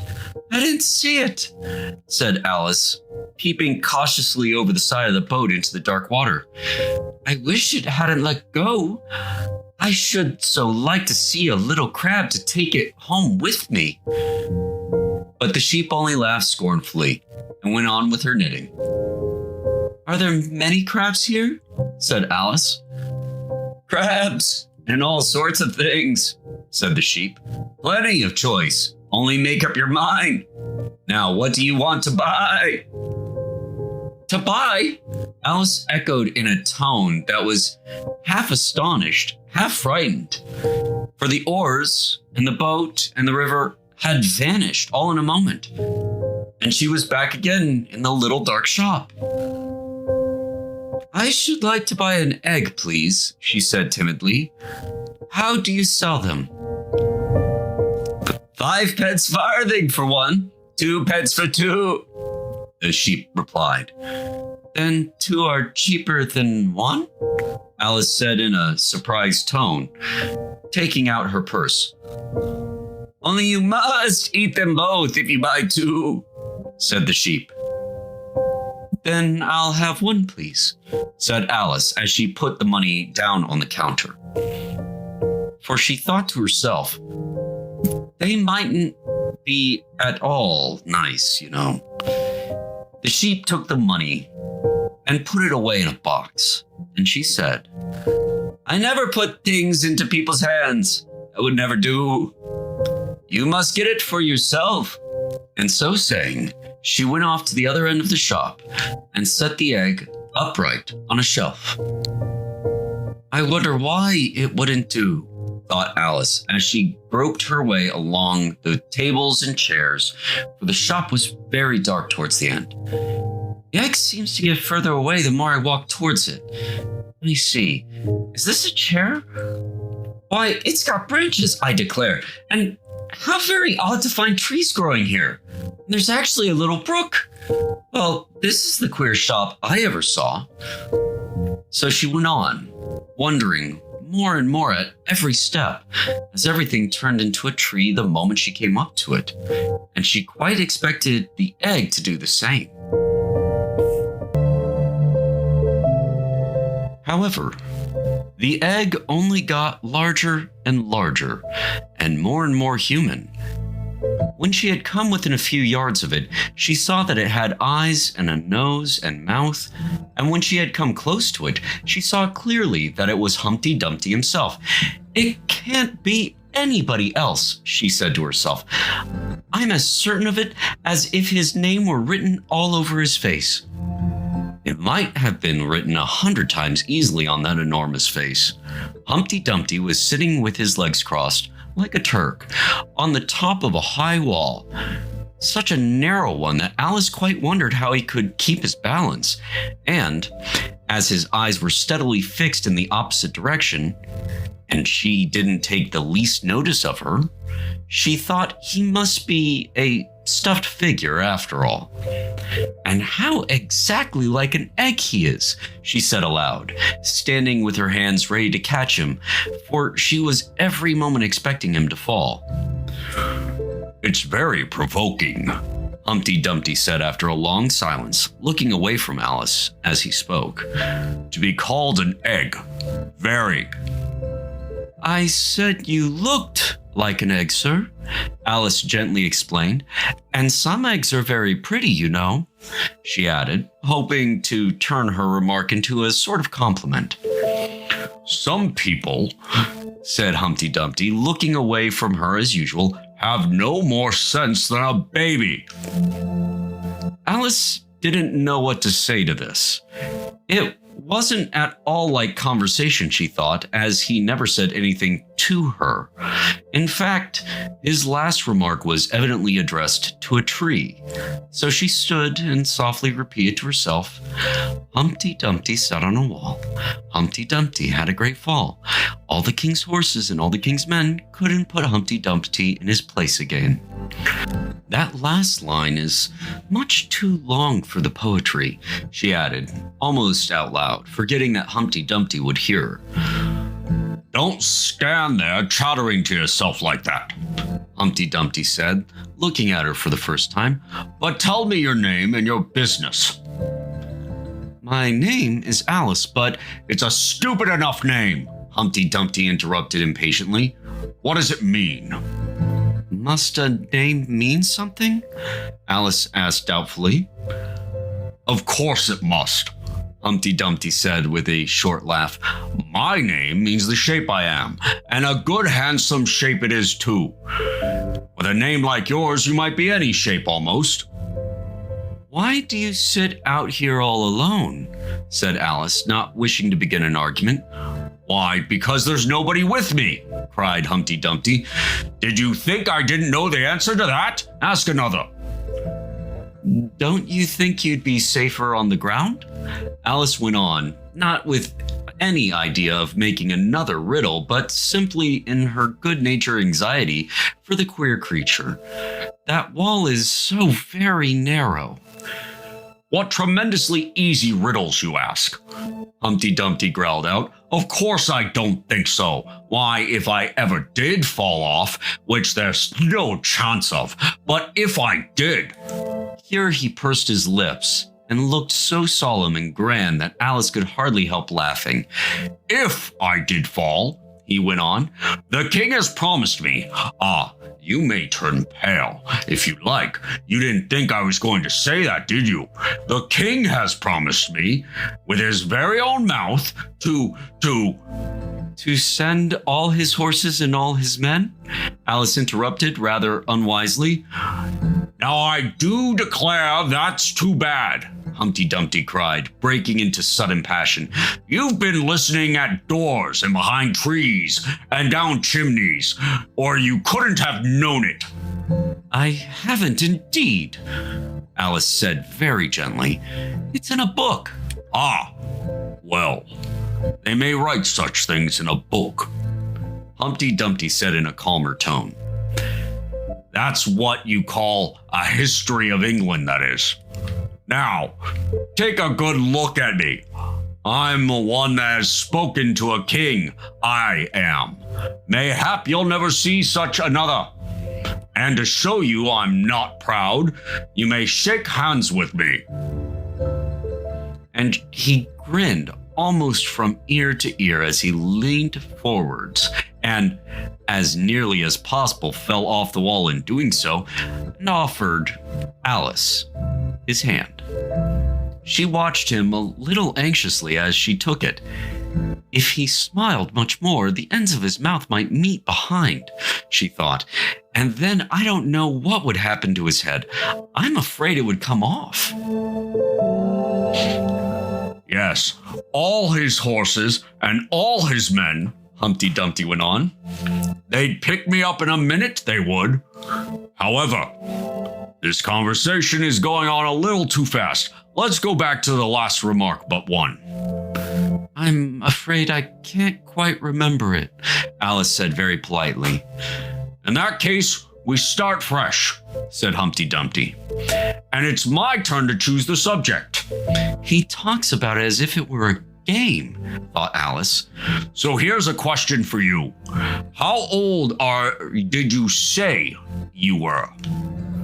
Alice made a short calculation and said, 7 years and 6 months. Wrong, Humpty Dumpty exclaimed triumphantly. You never said a word like it. I thought you meant, how old are you? Alice explained. If I'd meant that, I have said it, said Humpty Dumpty. Alice didn't want to begin another argument, so she said nothing. 6 years, 7 years, and 6 months. Humpty Dumpty repeated thoughtfully. An uncomfortable sort of age. Now, if you'd asked my advice, I'd have said leave off at 7, but it's too late now. I never ask advice about growing, Alice said indignantly. Too proud? The other inquired. Alice felt even more indignant at this suggestion. I mean, she said, that one can't help growing older. One can't, perhaps, said Humpty Dumpty, but 2 can. With proper assistance, you might have left off at 7. What a beautiful belt you've got on, Alice suddenly remarked. They had had quite enough of the subject of age, she thought. And if they were really to take turns in choosing subjects, it was her turn now. At least, she corrected herself upon second thoughts, a beautiful cravat. I should have said, no, a belt. I mean, I beg your pardon. She added in dismay, for Humpty Dumpty looked thoroughly offended, and she began to wish she hadn't chosen that subject. If I only knew, she thought to herself, which was neck and which was waist. Evidently, Humpty Dumpty was very angry, though he said nothing for a minute or two. When he did speak again, it was in a deep growl. It is a most provoking thing, he said at last, when a person doesn't know a cravat from a belt. I know it's very ignorant of me, Alice said in a so humble tone that Humpty Dumpty relented. It's a cravat, child, and a beautiful one, as you say. It's a present from the White King and Queen. There now. Is it really? Alice said, quite pleased to find that she had chosen a good subject after all. They gave it to me, Humpty Dumpty continued thoughtfully as he crossed one knee over the other and clasped his hands around it. They gave it me for an unbirthday present. I beg your pardon? Alice said in a puzzled air. I'm not offended, said Humpty Dumpty. I mean, what is an unbirthday present? A present given when it isn't your birthday, of course. Alice considered a little. I like birthday presents best, she said at last. You don't know what you're talking about, cried Humpty Dumpty. How many days are there in a year? 365, said Alice. And how many birthdays have you? 1. And if you take 1 from 365, what remains? 364, of course. Humpty Dumpty looked doubtful. I'd rather see that done on paper, he said. Alice couldn't help smiling as she took out her memorandum book and worked the sum for him. 365 over 1, 364. Humpty Dumpty took the book and looked at it carefully. That seems to be done right, he began.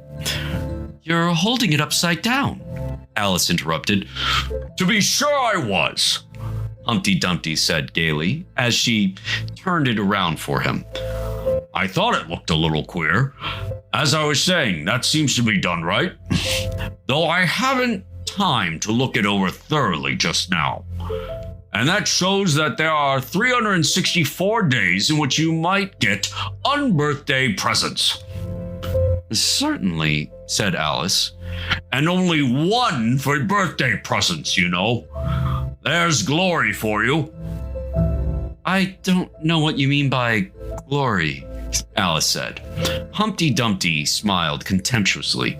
Of course you don't, till I tell you. I mean, there's a nice knockdown argument for you. But glory doesn't mean a nice knockdown argument, Alice objected. When I use a word, Humpty Dumpty said in a rather scornful tone, it means just what I choose it to mean, neither more nor less. The question is, said Alice, whether you can make words to mean so many different things. The question is, said Humpty Dumpty, which is to be master? That's all. Alice was too much puzzled to say anything. So after a minute of Humpty Dumpty began again. They've a temper, some of them, particularly verbs. They're the proudest. Adjectives you can do anything with, but not verbs.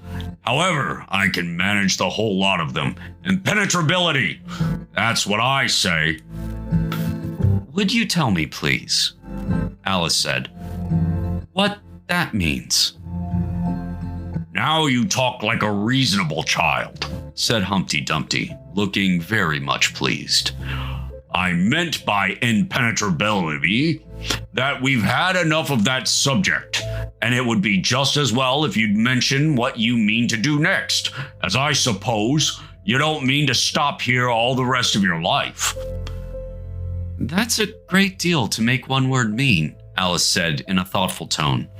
When I make a word do a lot of work like that, said Humpty Dumpty, I always pay it extra. Oh, said Alice. She was too much puzzled to make any other remark. You should see 'em come round me of a Saturday night, Humpty Dumpty went on, wagging his head gravely from side to side. Or to get their wages, you know. Alice didn't venture to ask what he paid them with, and so, you see, I can't tell you.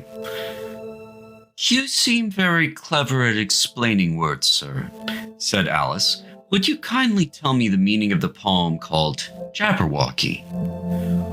Let's hear it, said Humpty Dumpty. I can explain all the poems that were ever invented, and a good many that haven't been invented just yet. This sounded very hopeful, so Alice repeated the first verse.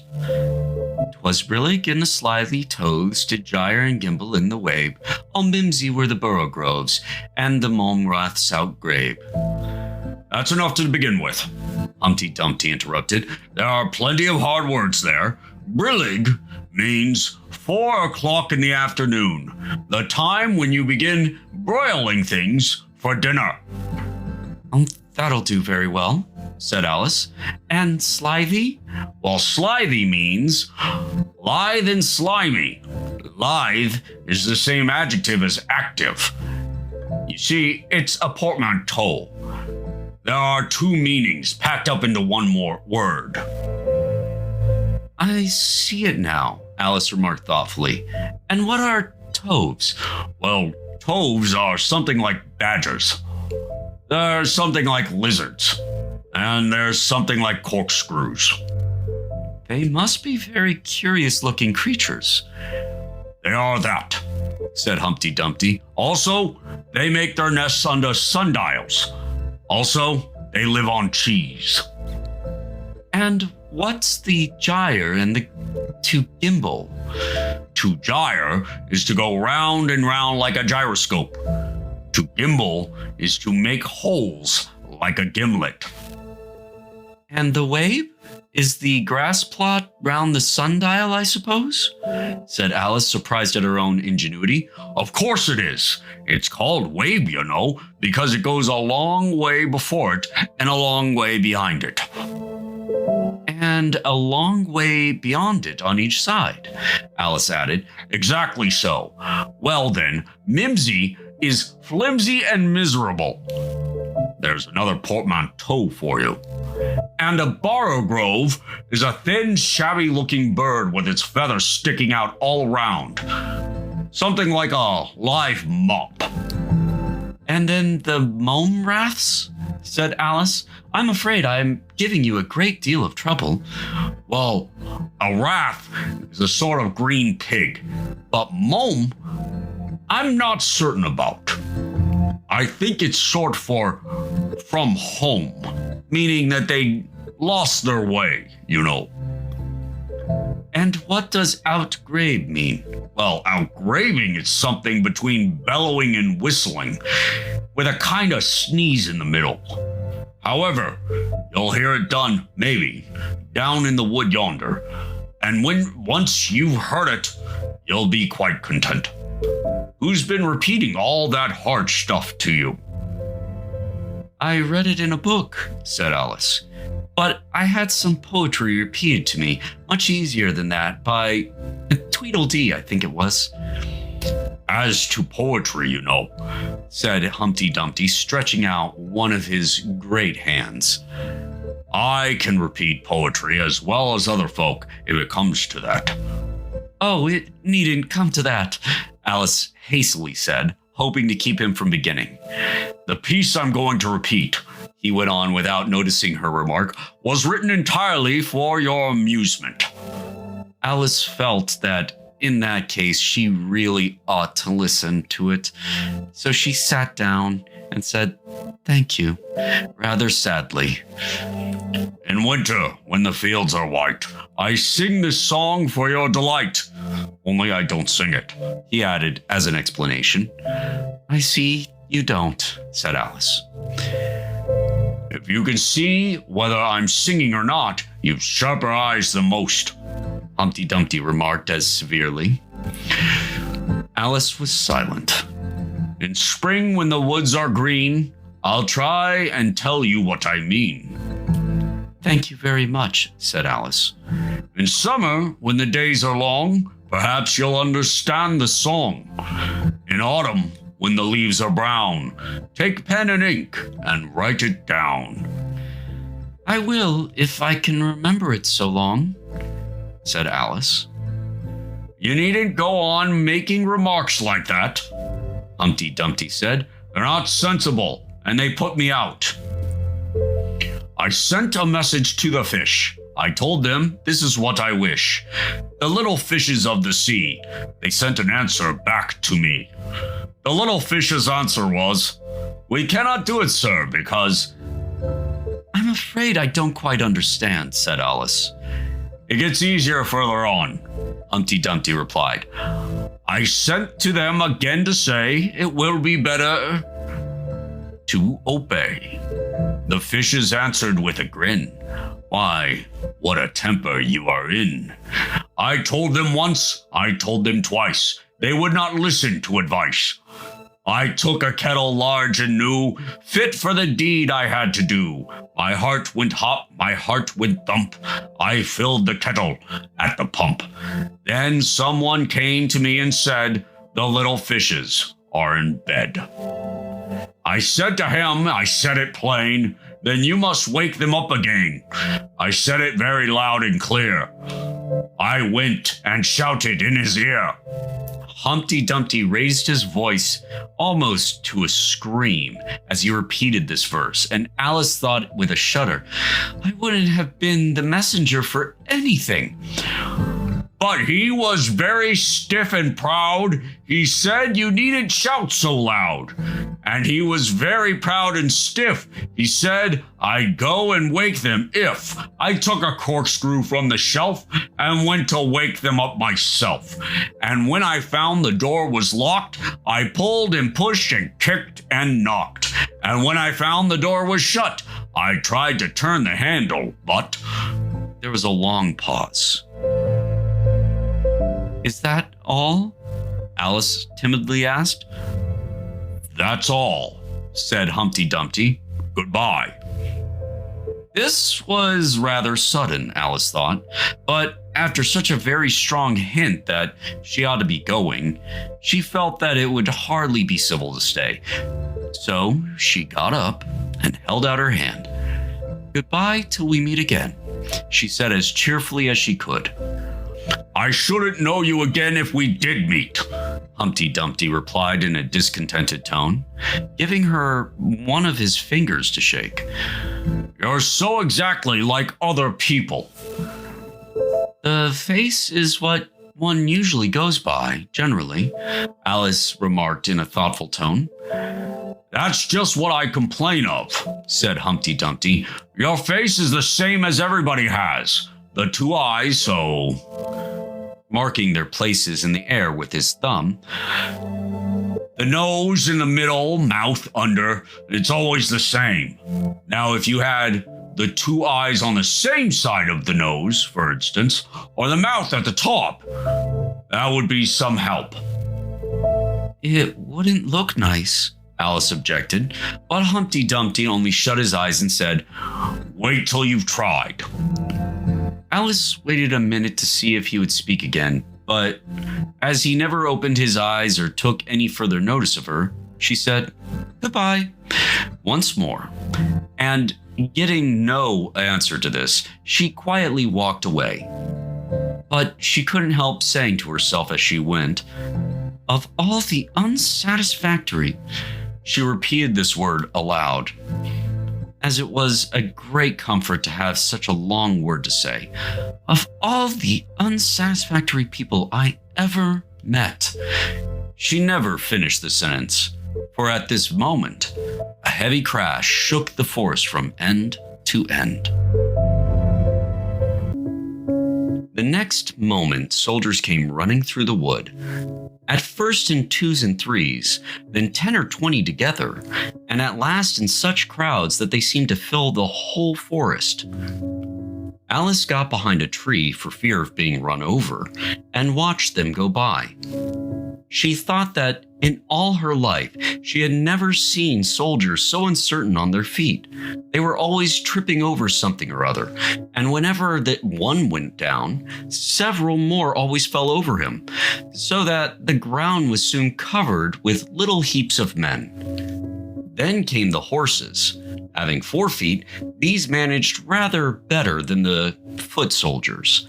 But even they stumbled now and then, and it seemed to be a regular rule that whenever a horse stumbled, the rider fell off instantly.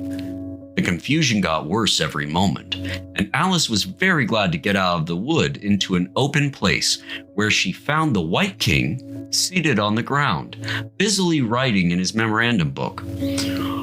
"I've seen them all," the king cried in a tone of delight on seeing Alice. "Did you happen to meet any soldiers, my dear, as you came through the wood?"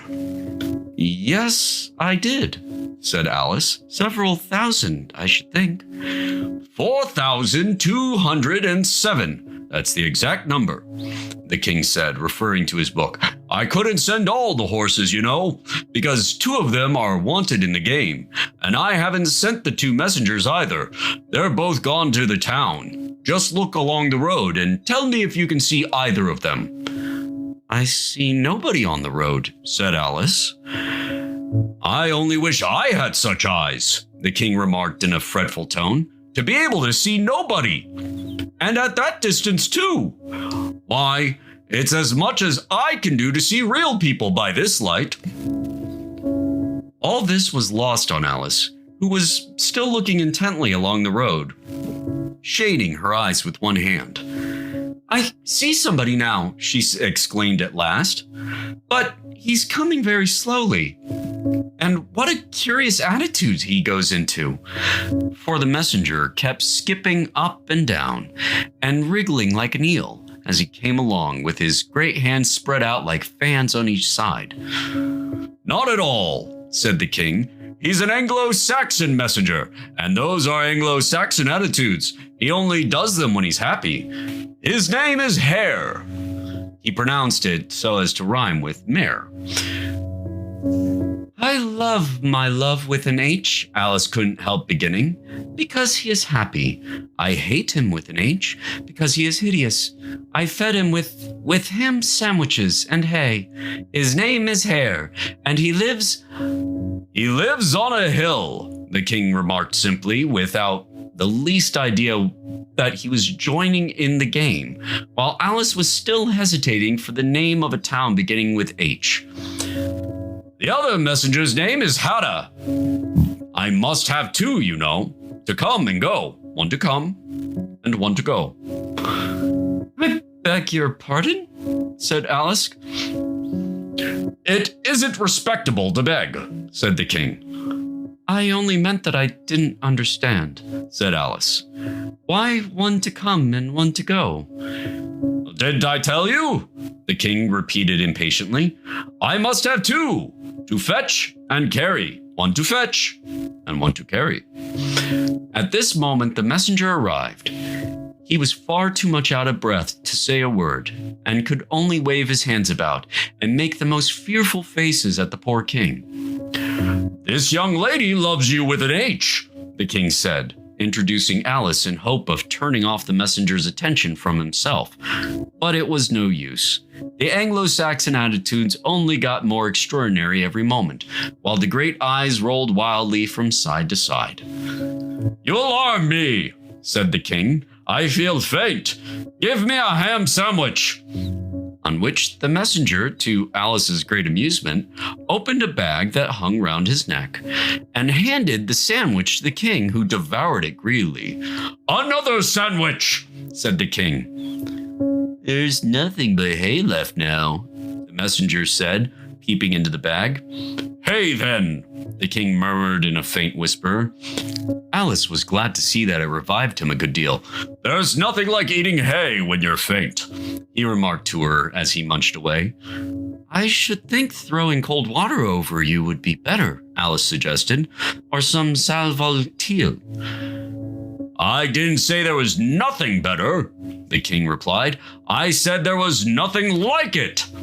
Which Alice did not venture to deny. Who did you pass on the road? The king went on, holding out his hand to the messenger for some more hay.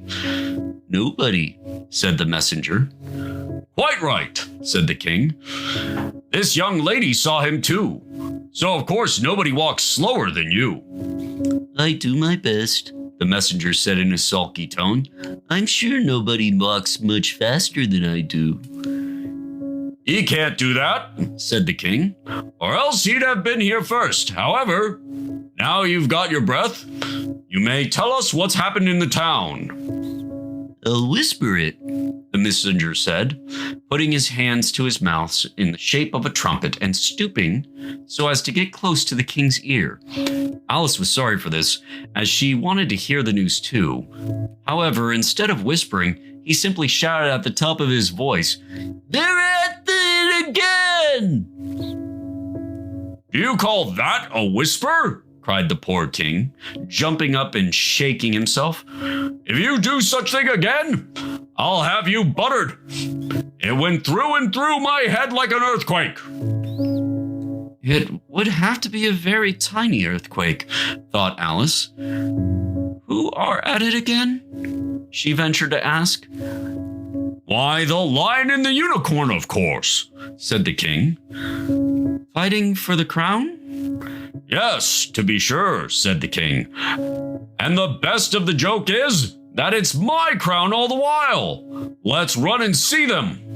And they trotted off, Alice repeating to herself as she ran the same words of the old song. The lion and the unicorn were fighting for the crown.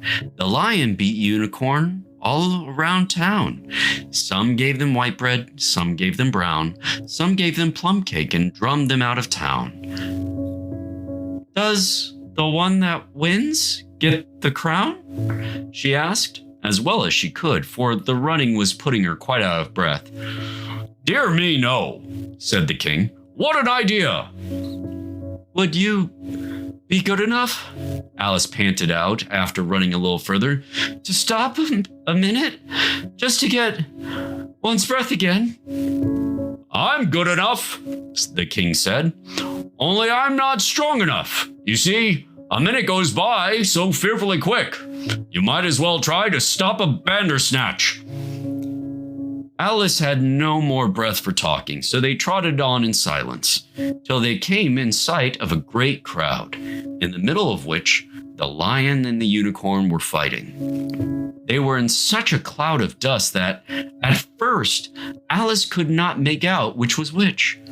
But she soon managed to distinguish the unicorn by his horn.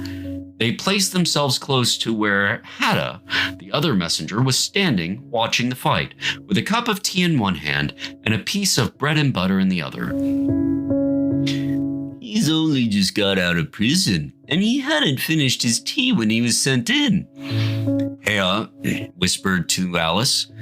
and they only give them oyster shells in there, so you see he's very hungry and thirsty. How are you, dear child? He went on, putting his arm affectionately around Hatta's neck. Hatta looked round and nodded, and went on with his bread and butter. Were you happy in prison, dear child? Said Hea. Hatta looked round once more, and this time a tear or two trickled down his cheek.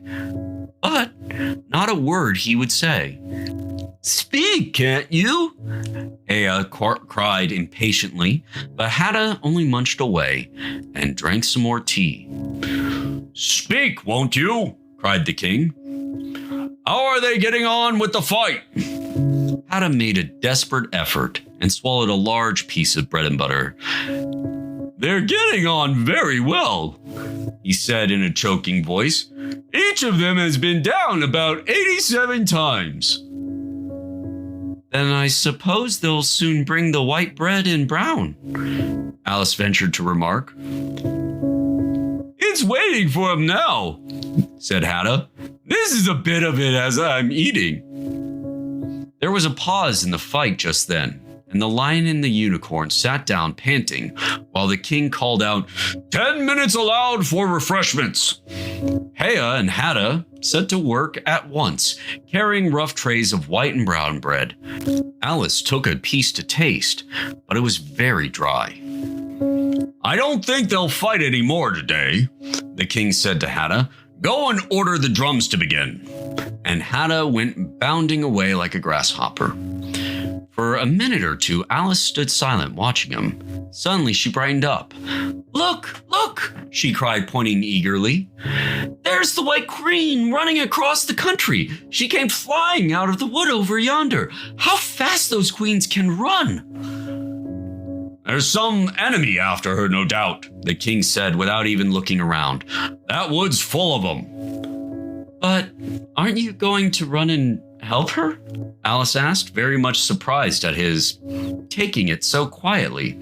No use, said the king. She runs so fearfully quick. You might as well try to catch a bandersnatch. But I'll make a memorandum about her, if you like. She's a dear good creature, he repeated softly to himself as he opened his memorandum book. Do you spell creature with a double E? At this moment, the unicorn sauntered by them with his hands in his pocket. I had the best of it this time, he said to the king, just glancing at him as he passed. A little, the king replied rather nervously. You shouldn't have run him through with your horn, you know. It didn't hurt him, the unicorn said carelessly, and he was going on when his eye happened to fall upon Alice. He turned round rather instantly and stood for some time looking at her with an air of the deepest disgust. What is this? He said at last. This is a child, Hea replied eagerly, coming in front of Alice to introduce her and spreading out both his hands towards her in an Anglo-Saxon attitude. We only found it today. It's as large as life and twice as natural. I always thought they were fabulous monsters, said the unicorn. Is it alive? He can talk, said Hea solemnly. The unicorn looked dreamily at Alice and said, Talk, child. Alice could not help her lips curling up into a smile as she began. Do you know, I always thought unicorns were fabulous monsters too. I never saw one alive before. Well, now that we have seen each other, said the unicorn, if you'll believe in me, I'll believe in you. Is that a bargain? Yes, if you'd like, said Alice. Come, fetch out the plum cake, old man. The unicorn went on, turning from her to the king. None of your brown bread for me. Certainly, the king muttered and beckoned Hea. Open the bag, he whispered. Quick! Not that one. That's full of hay. Hea took a large cake out of the bag and gave it to Alice to hold, while he got out a dish and carving knife. How they all came out of it, Alice couldn't guess. It was just like a conjuring trick, she thought. The lion had joined them while this was going on. He looked very tired and sleepy, and his eyes were half shut. What's this? He said, blinking lazily at Alice and speaking in a deep, hollow tone that sounded like the tolling of a great bell. Ah, what is it now? The unicorn cried eagerly. You'll never guess. I couldn't. The lion looked at Alice wearily. Are you an animal, vegetable, or mineral? He said, yawning at every other word. It's a fabulous monster, the unicorn cried out before Alice could reply. Then hand round the plum cake, monster, the lion said, lying down and putting his chin on his paws. And sit down, both of you, to the king and the unicorn. Fair play with the cake, you know. The king was evidently very uncomfortable at having to sit down between two great creatures, but there was no other place for him. What a fight we might have for the crown now, the unicorn said, looking slyly up at the crown, which the poor king was nearly shaking off his head, he trembled so much. I should win easily, said the lion. I'm not so sure of that, said the unicorn. Why, I'll beat you all around the town, you chicken, the lion replied angrily, half getting up as he spoke. Here, the king interrupted to prevent the quarrel from going on. He was very nervous and his voice quite quivered. Oh, all around town? He said. Oh, that's a good long way. Did you go by the old bridge or the marketplace? You get the best view by the old bridge. I'm sure I don't know, the lion growled out as he lay down again. There was too much dust to see anything. What a time the monster is, cutting up that cake. Alice had seated herself on the bank of a little brook with a great dish on her knees and was sawing away diligently with a knife. It's very provoking, she said in a reply to the lion. She was getting quite used to being called the monster. I've cut several slices already, but they always join on again. You don't know how to manage looking glass cakes, the unicorn remarked. Hand it round first and cut it afterwards. This sounded nonsense, but Alice very obediently got up and carried the dish round, and the cake divided itself into 3 pieces as she did so.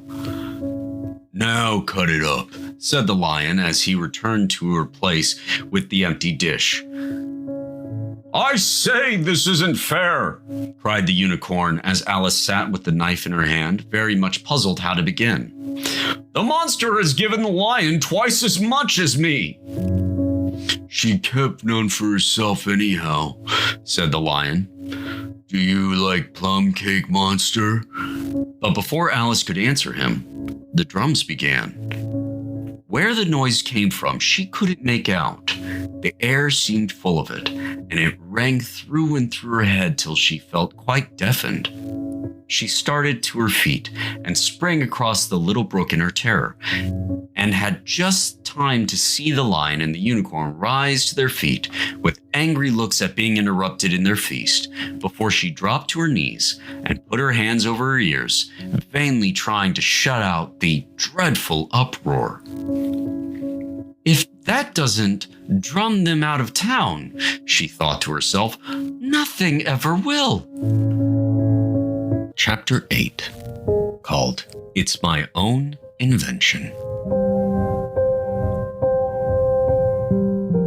After a while, the noise seemed gradually to die away, till all was dead silence, and Alice lifted up her head in some alarm. There was no one to be seen, and her first thought was that she must have been dreaming about the lion and the unicorn and those queer Anglo-Saxon messengers. However, there was a great dish still lying at her feet, on which she had tried to cut the plum cake. So, I wasn't dreaming after all, she said to herself, unless we're all part of the same dream. Only I do hope it's my dream and not the Red King's. I don't like belonging to another person's dream. She went on in a rather complaining tone. Have a great mind to go and wake him and see what happens. At this moment, her thoughts were interrupted by a loud shouting of, "Ahoy! Ahoy! Check!" And a knight, dressed in some crimson armor, came galloping upon her, brandishing a great club. Just as he reached her, the horse stopped suddenly. "You're my prisoner!" the knight cried as he tumbled off his horse. Startled as she was, Alice was more frightened for him than for herself at the moment, and watched him with some anxiety as he mounted again. As soon as he was comfortably in the saddle, he began once more, "You're my—" but here another voice broke in, "Ahoy! Ahoy! Check!" And Alice looked round in some surprise for the new enemy. This time it was a white knight. He drew up at Alice's side and tumbled off his horse just as the red knight had done. Then he got on again, and the two knights sat and looked at each other for some time without speaking. Alice looked from one to the other in some bewilderment. "She's my prisoner, you know," the red knight said at last. "Yes, but then I came and rescued her," the white knight replied. "Well, we must fight for her then," said the red knight as he took up his helmet, which hung from the saddle and was something in the shape of a horse's head, and put it on. "You will observe the rules of battle, of course," the white knight remarked, putting on his helmet too. "I always do," said the red knight, and they began banging away at each other with such fury that Alice got behind a tree to be out of the way of the blows. "I wonder now what the rules of battle are," she said to herself as she watched the fight, timidly peeping out from her hiding place. "One rule seems to be that if one knight hits the other, he knocks him off his horse, but if he misses, he tumbles off himself. And another rule seems to be that they hold their clubs with their arms as if they were Punch and Judy. What a noise they make when they tumble, just like a whole set of fire irons falling into the fender. And how quiet the horses are. They let them get on and off them just as if they were tables." Another rule of battle that Alice had not noticed seemed to be that they always fell on their heads, and the battle ended with their both falling off in this way, side by side. When they got up again, they shook hands, and then the red knight mounted and galloped off. "It was a glorious victory, wasn't it?" said the white knight as he came up panting. "I don't know," Alice said doubtfully. "I don't want to be anybody's prisoner. I want to be a queen." "So you will, when you've crossed the next brook," said the white knight. "I'll see you safe to the end of the wood. Then I must go back, you know. That's the end of my move." "No, thank you very much," said Alice. "May I help you off with your helmet?" It was evidently more than he could manage by himself. However, she managed to shake him out of it at last. "Now one can breathe more easily," said the knight, putting back his shaggy hair with both hands and turning his gentle face and large mild eyes to Alice. She thought she had never seen such a strange-looking soldier in all her life. He was dressed in tin armor, which seemed to fit him very badly, and he had a queer-shaped little deal box fastened across his shoulder, upside down, and with the lid hanging open. Alice looked at it with great curiosity. I see you're admiring my little box, the knight said in a friendly tone. It's my own invention, to keep clothes and sandwiches in. You see, I carry it upside down so that the rain can't get in. But things can get out, Alice gently remarked. Do you know the lid's open? I didn't know it, the knight said, a shade of vexation passing over his face. Then all the things must have fallen out, and the box is no use without them. He unfastened it as he spoke, and was just going to throw it into the bushes, when a sudden thought seemed to strike him, and he hung it carefully on a tree. Can you guess why I did that? He said to Alice. Alice shook her head. In hope some bees may make a nest of it, then I should get the honey. But you've got a beehive, or something like one, fastened to your saddle, said Alice. Yes, it's a very good beehive, the knight said in a discontented tone. One of the best kind, but not a single bee has come near it yet. And the other thing is a mousetrap. I suppose the mice keep the bees out, or the bees keep the mice out. I don't know which. I was wondering what the mousetrap was for, said Alice. It isn't very likely there would be any mice on the horse's back. Not very, perhaps, said the knight. But if they do come, I don't choose to have them running all about. You see, he went on after a pause, it's as well to be providing for everything. That's the reason the horse has all those anklets around his feet. But what are they for? Alice asked in a tone of great curiosity. To guard against the bites of sharks, the knight replied. It's an invention of my own. And now help me on. I'll go with you to the end of the wood. What's the dish for? It's meant for plum cake, said Alice. We'd better take it with us, the knight said. It'll come in handy if we find any plum cake. Help me to get it into this bag. This took a very long time to manage, though Alice held the bag open very carefully, because the knight was so very awkward in putting in the dish. The first 2 or 3 times that he tried, he fell in himself instead. It's rather a tight fit, you see, he said as they got it in at last. There are so many candlesticks in the bag. And he hung it to the saddle, which was already loaded with bunches of carrots and fire irons and other things. I hope you've got your hair well fastened on, he continued as they set off. Only in the usual way, Alice said, smiling. That's hardly enough, he said anxiously. You see, the wind is so very strong here. It's as strong as soup. Have you invented a plan for keeping the hair from being blown off? Alice inquired.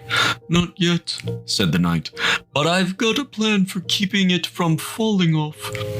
I should like to hear it very much. First, you take an upright stick, said the knight. Then you make your hair creep up it, like a fruit tree. Now the reason hair falls off is because it hangs down. Things never fall upwards, you know. It's a plan of my own invention. You may try it if you like. It didn't sound a comfortable plan, Alice thought, and for a few minutes she walked on in silence, puzzling over the idea, and every now and then stopping to help the poor knight, who was certainly not a good rider. Whenever the horse stopped, which it did very often, he fell off in front. And whenever it went on again, which it generally did rather suddenly, he fell off behind. Otherwise, he kept on pretty well, except that he had a habit of now and then falling off sideways. And as he generally did this, on the side on which Alice was walking, she soon found that it was the best plan not to walk quite close to the horse. I'm afraid you've not had much practice in riding, she ventured to say as she was helping him up from his 5th tumble. The knight looked very much surprised and a little offended at the remark. What makes you say that? He asked as he scrambled back onto the saddle, keeping hold of Alice's hair with one hand to save himself from falling over the other side. Because people don't fall off quite so often when they've had much practice. I've had plenty of practice, the knight said very gravely. Plenty of practice. Alice could think of nothing better to say than, "Indeed?" But she said it as heartily as she could. They went on a little way in silence after this, the knight with his eyes shut, muttering to himself, and Alice watching anxiously for the next tumble. The great art of riding, the knight suddenly began in a loud voice, waving his right arm as he spoke, is to keep... Here the sentence ended as suddenly as it had began, as the knight fell heavily on top of his head exactly in the path where Alice was walking. She was quite frightened at this time and said in an anxious tone as she picked him up, "I hope no bones are broken." None to speak of, the knight said, as if he didn't mind breaking 2 or 3 of them. The great art of riding, as I was saying, is to keep your balance properly, like this, you know. He let go the bridle and stretched out both of his arms to show Alice what he meant, and this time he fell flat on his back, right under the horse's feet. Plenty of practice, he went on repeating, all the time that Alice was getting him on his feet again. Plenty of practice. It's too ridiculous, cried Alice, losing all of her patience this time. You ought to have a wooden horse on wheels. That you ought. Does that kind go smoothly? The knight asked in a tone of great interest, clasping his arms round the horse's neck as he spoke, just in time to save himself from tumbling off again. Much more smoothly than a live horse, said Alice, with a little scream of laughter in spite of all that she could do to prevent it. I'll get one, the knight said thoughtfully to himself. 1 or 2, several. There was a short silence after this, and then the knight went on again. I'm a great hand at inventing things. Now I dare say you noticed that last time you picked me up that I was looking rather thoughtful. You were a little grave, said Alice. Well, just then I was inventing a new way of getting over a gate. Would you like to hear it? Very much indeed, Alice said politely. I'll tell you how I came to think of it, said the knight. You see, I said to myself, the only difficulty is with the feet. The head is high enough already. Now, first I put my head on the top of the gate, and then I stand on my head. Then the feet are high enough, you see. Then I'm over, you see. Yes, I suppose you'd be over when that was done, Alice said thoughtfully. But don't you think it would be rather hard? I haven't tried it yet, the knight said gravely. So I can't tell for certain, but I'm afraid it would be a little hard. He looked so vexed at the idea that Alice changed the subject hastily. What a curious helmet you've got, she said cheerfully. Is that your invention too? The knight looked down proudly at his helmet, which hung from the saddle. Yes, he said, but I've invented a better one than that, like a sugar loaf. When I used to wear it, if I fell off the horse, it always touched the ground directly. So I had a very little way to fall, you see, but there was the danger of falling into it, to be sure. That happened to me once. And the worst of it was, before I could get out again, the other white knight came and put it on. He thought it was his own helmet. The knight looked so solemn about it that Alice did not dare laugh. I'm afraid you must have heard him, she said in a trembling voice, being on top of his head. I had to kick him, of course, the knight said very seriously. And then he took the helmet off again. but it took hours and hours to get me out. I was as fast as lightning, you know. That's a different kind of fastness, Alice objected. The knight shook his head. It was all kinds of fastness with me, I can assure you, he said. He raised his hands in some excitement as he said this, and instantly rolled out of the saddle and fell headlong into a deep ditch. Alice ran to the side of the ditch to look for him. She was rather startled by the fall, as for some time he had kept on very well, and she was afraid that he really was hurt this time. However, though she could see nothing but the soles of his feet, she was much relieved to hear that he was talking on in his usual tone. All kinds of fastness, he repeated, but it was careless of him to put on another man's helmet, with the man in it too. How can you go on talking so quietly, head downwards? Alice asked as she dragged him out by the feet and laid him in a heap on the bank. The knight looked surprised at the question. What does it matter where my body happens to be? He said. My mind goes on working all the same. In fact, the more head downwards I am, the more I keep inventing new things. Now, the cleverest thing of the sort that I ever did, he went on after a pause, was inventing a new pudding during the meat course.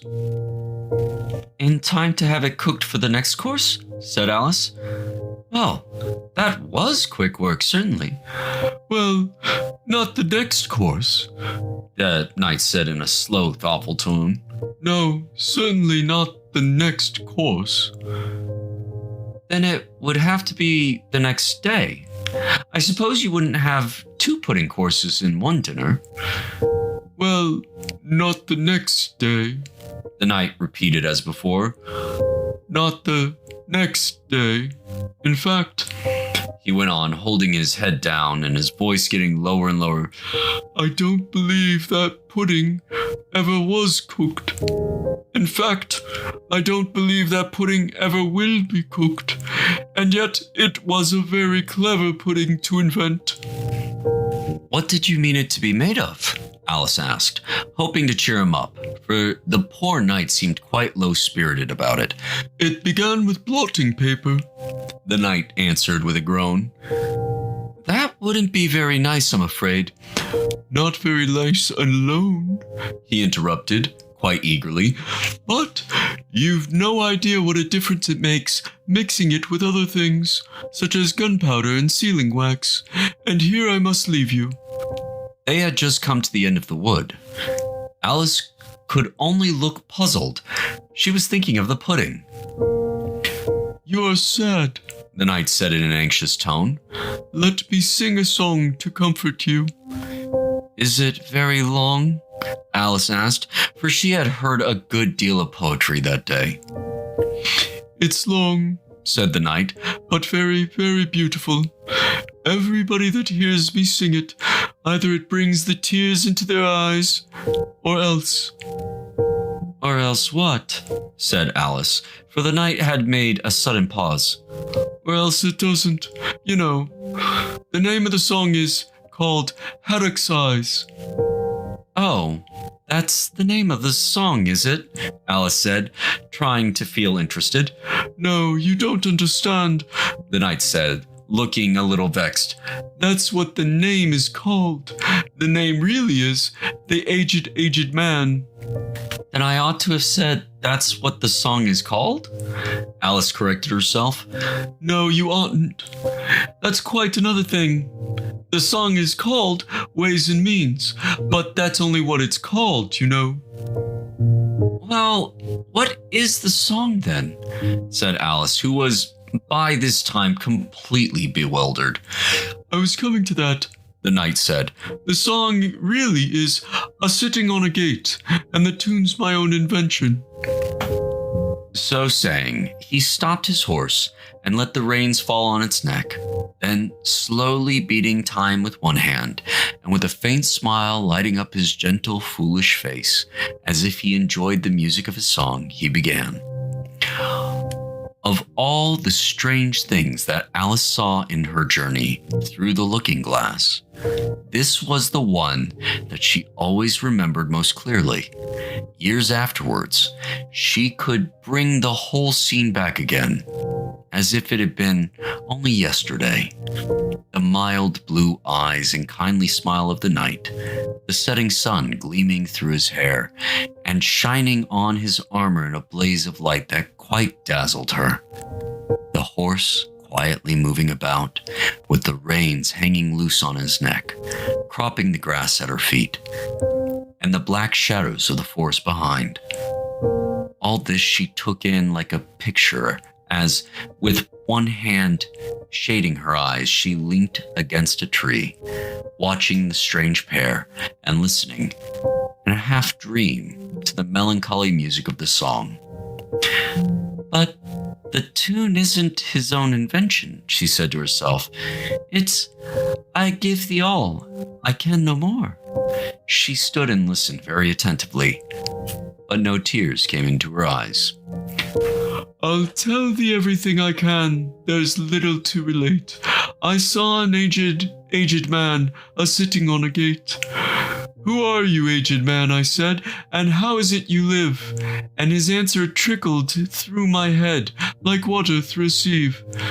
He said, I look for butterflies that sleep among the wheat. I make them into mutton pies and sell them in the street. I sell them unto men, he said, who sail on stormy seas, and that's the way I get my bread, a trifle, if you please. But I was thinking of a plan to dye one's whiskers green, and always use so large a fan that they could not be seen. So having no reply to give to what the old man said, I cried, Come, tell me how you live, and thumped him on the head. His accent mild took up the tale. He said, I go my ways, and when I find a mountain rill, I set it in a blaze. And thence they make a stuff they call Rowland's Mascar oil. Yet twopence halfpenny is all they give me for my toil. But I was thinking of a way to feed oneself on batter, and so go on from day to day, getting a little fatter. I shook him well from side to side until his face was blue. Come tell me how you live, I cried, and what it is you do.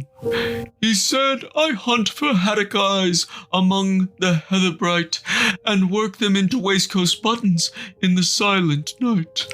And these I do not sell for gold, or coin or silvery shine, but for a copper halfpenny, and that will purchase 9. I sometimes dig for buttered rolls, or set lime twigs for crabs. I sometimes search the grassy knolls for wheels of hansom cabs. And that's the way, he gave a wink, by which I get my wealth, and very gladly I will drink your honour's noble health.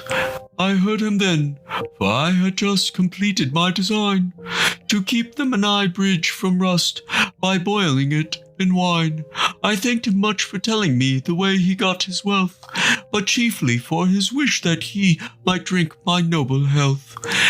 And now if e'er by chance I put my fingers into glue, or madly squeeze a right-hand foot into a left-hand shoe, or if I drop upon my toe a very heavy weight, I weep, for it reminds me so of that old man I used to know, whose look was mild, whose speech was slow, whose hair was whiter than the snow, whose face was very like a crow, with eyes like cinders all aglow, who seemed distracted with his woe, who rocked his body to and fro, and muttered, mumbling and low, as if his mouth were full of dough, who snorted like a buffalo, that summer evening long ago, a-sitting on a gate.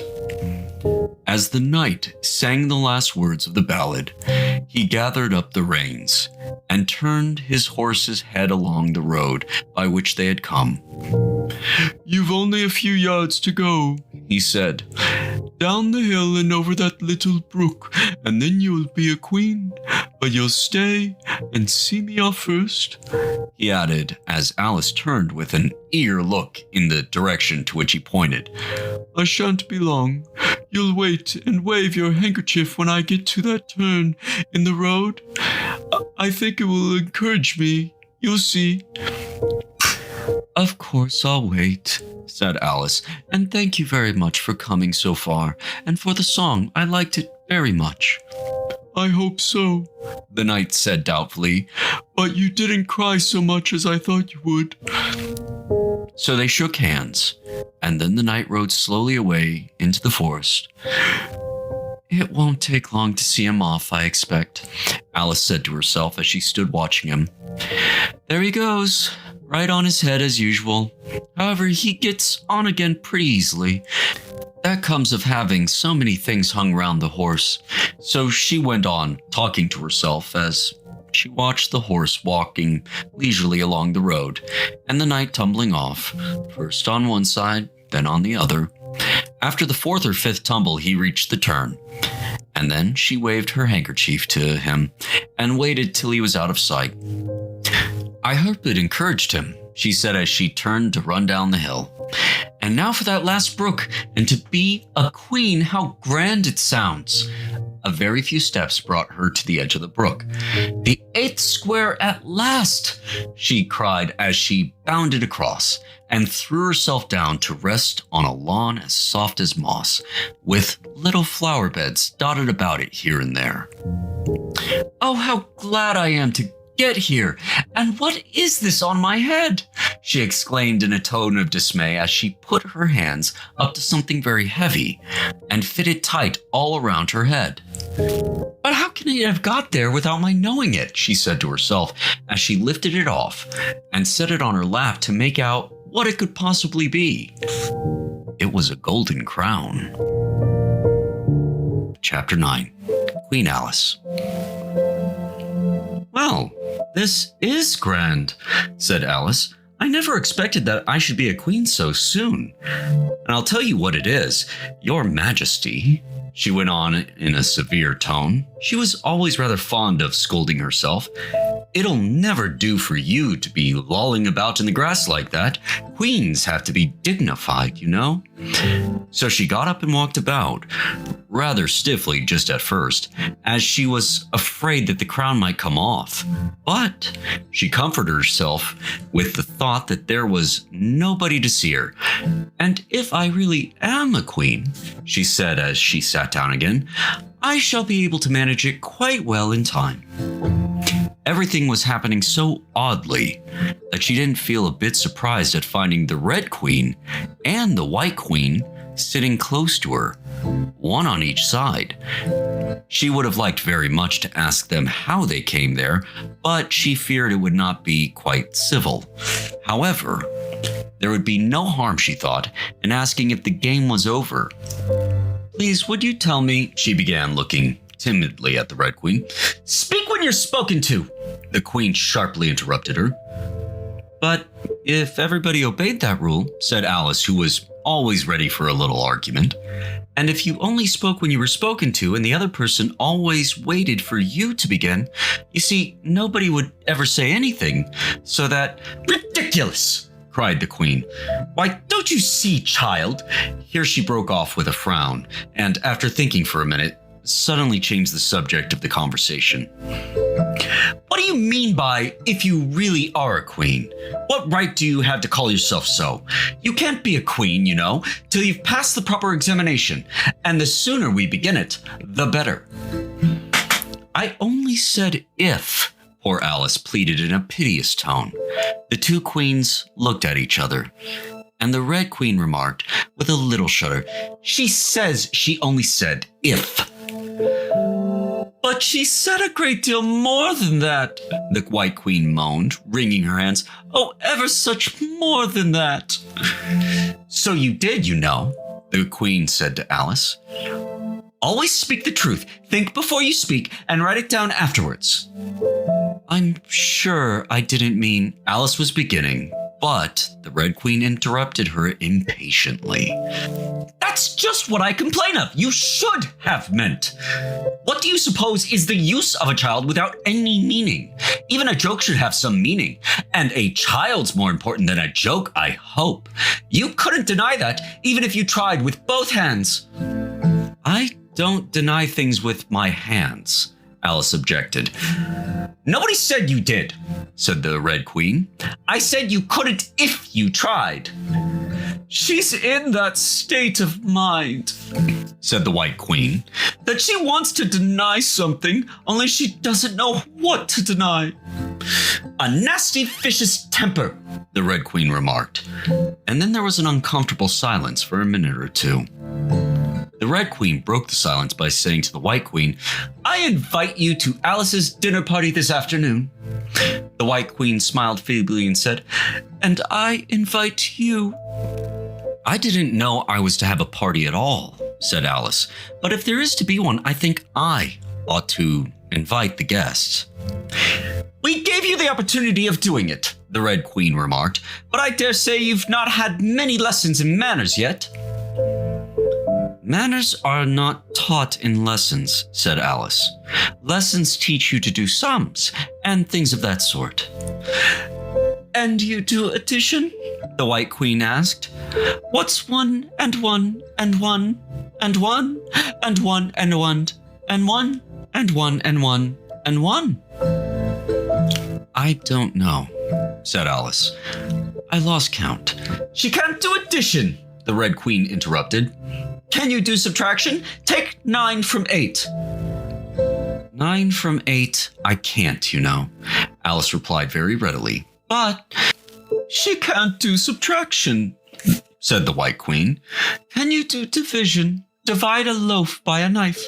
What's the answer to that? I suppose Alice was beginning, but the Red Queen answered for her. Bread and butter, of course. Try another subtraction sum.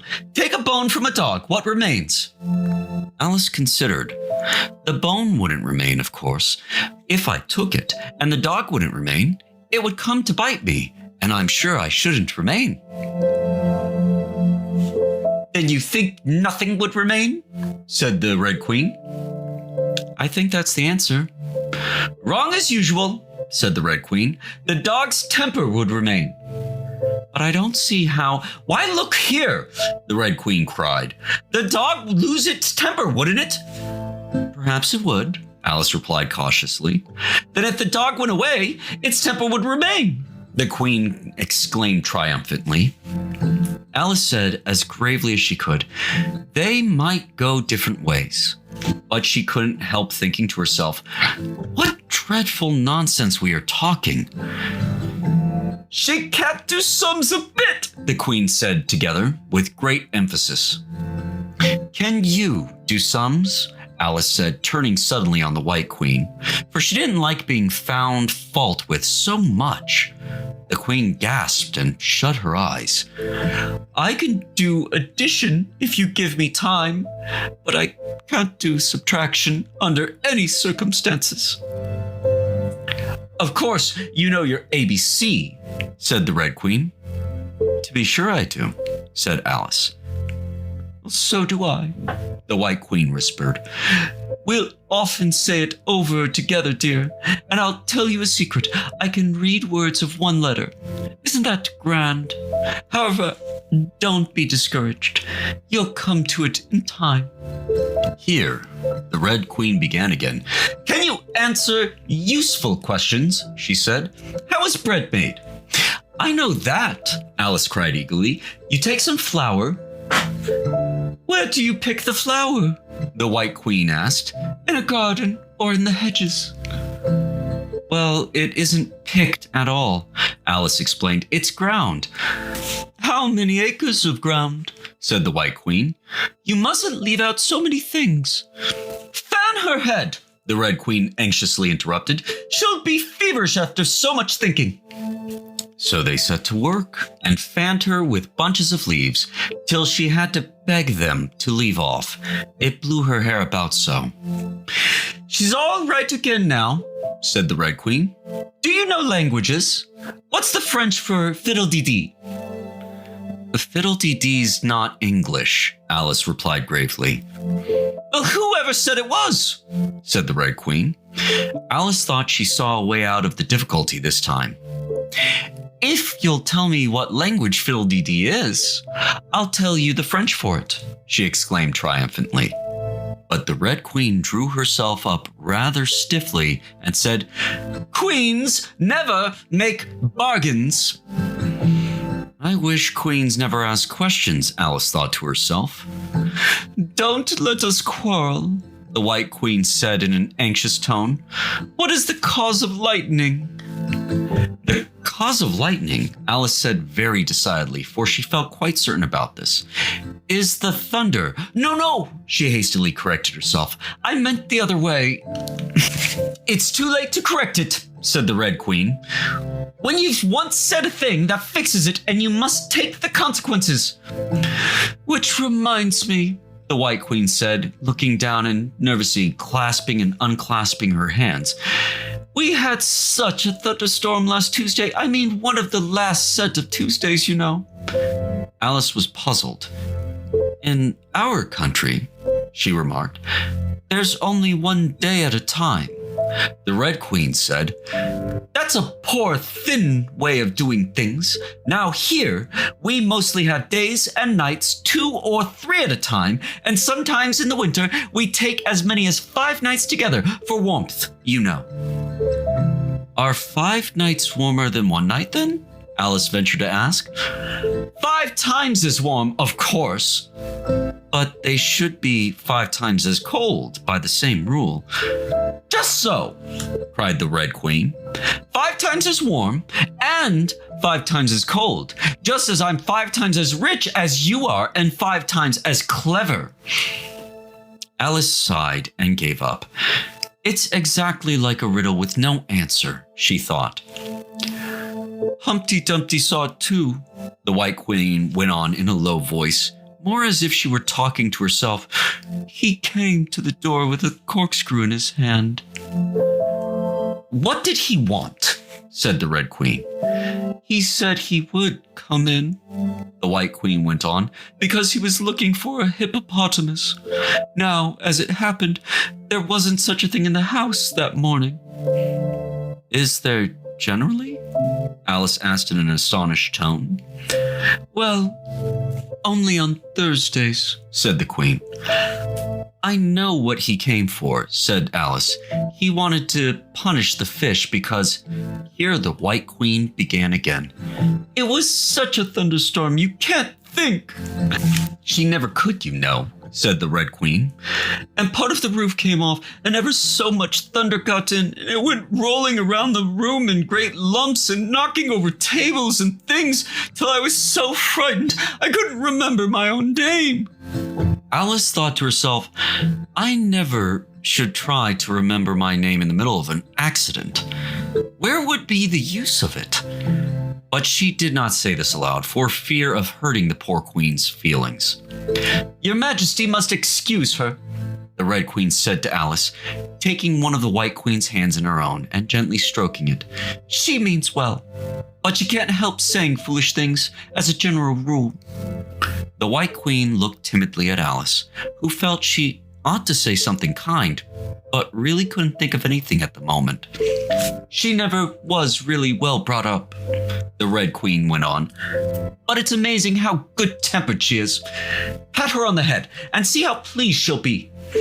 But this was more than Alice had courage to do. A little kindness and putting her hair in papers would do wonders with her. The White Queen gave a deep sigh and laid her head on Alice's shoulder. I'm so sleepy, she moaned. She's tired, the poor thing, said the Red Queen. Smooth her hair, lend her your nightcap, and sing her a soothing lullaby. I haven't got a nightcap with me, said Alice, as she tried to obey the first decision. And I don't know any soothing lullabies. I must do it myself then, said the Red Queen, and she began. Hush-a-bye, lady, in Alice's lap. Till the feast's ready, we've time for a nap. When the feast's over, we'll go to the ball. Red Queen and White Queen and Alice and all. And now you know the words, she added as she put her head down on Alice's other shoulder. Just sing it through to me. I'm getting sleepy too. And in another moment, both queens were fast asleep and snoring loud. What am I to do? Exclaimed Alice, looking about in great perplexity, as first one round head and then the other rolled down from her shoulder and lay like a heavy lump in her lap. I don't think it ever happened before that anyone had to take care of two queens asleep at once. No, not in all the history of England. It couldn't, you know, because there never was more than one queen at a time. Do wake up, you heavy things, she went on in an impatient tone. But there was no answer but a gentle snoring. The snoring got more distinct every minute and sounded more like a tune. At last she could even make out the words, and she listened so eagerly that when the two great heads vanished from her lap, she hardly missed them. She was standing before an arched doorway over which were the words Queen Alice in large letters, and on each side of the arch there was a bell handle. One was marked Visitor's Bell and the other Servant's Bell. I'll wait till the song's over, thought Alice, and then I'll ring the... Which bell must I ring? She went on, very much puzzled by the names. I'm not a visitor, and I'm not a servant. There ought to be one marked Queen, you know. Just then, the door opened a little way, and a creature with a long beak put its head out for a moment and said, "No admittance till the week after next," and shut the door again with a bang. Alice knocked and rang in vain for a long time, but at last, a very old frog, who was sitting under a tree, got up and hobbled slowly towards her. He was dressed in bright yellow and had enormous boots on. "What is it now?" the frog said in a deep, hoarse whisper. Alice turned round, ready to find fault with anybody. "Where's the servant whose business it is to answer the door?" she began angrily. "Which door?" said the frog. Alice almost stamped with irritation at the slow drawl in which he spoke. "This door, of course!" The frog looked at the door with his large, dull eyes for a minute. Then he went nearer and rubbed it with his thumb, as if he were trying whether the paint would come off. Then he looked at Alice. "To answer the door," he said. "What's it been asking of?" He was so hoarse that Alice could scarcely hear him. "I don't know what you mean," she said. "I speaks English, doesn't I?" the frog went on. "Or are you deaf? What did it ask you?" "Nothing," Alice said impatiently. "I've been knocking at it." "You shouldn't do that. Shouldn't do that," the frog muttered. "Wexes it, you know." Then he went up and gave the door a kick with one of his great feet. "You let it alone," he panted out as he hobbled back to his tree, "and it'll let you alone, you know." At this moment, the door was flung open, and a shrill voice was heard singing, "To the looking-glass world, it was Alice that said, I've scepter in hand, I've a crown on my head. Let the looking-glass creatures, whatever they be, come and dine with the Red Queen, the White Queen, and me." And hundreds of voices joined in the chorus. "Then fill up the glasses as quick as you can, and sprinkle the table with buttons and bran. Put cats in the coffee and mice in the tea, and welcome Queen Alice with 30 times 3. Then followed a confused noise of cheering, and Alice thought to herself, 30 times 3 makes 90. I wonder if anyone's counting. In a minute, there was silence again, and the same shrill voice sang another verse. "O looking glass creatures," quoth Alice, "draw near. 'Tis an honor to see me, a favor to hear. 'Tis a privilege high to have dinner and tea, along with the Red Queen, the White Queen, and me." Then came the course again. "Then fill up the glasses with treacle and ink, or anything else that is pleasant to drink. Mix sand with the cider, and wool with the wine, and welcome Queen Alice with 90 times 9. 90 times 9? Alice repeated in despair. "Oh, that'll never be done. I'd better go in at once." And there was a dead silence the moment she appeared.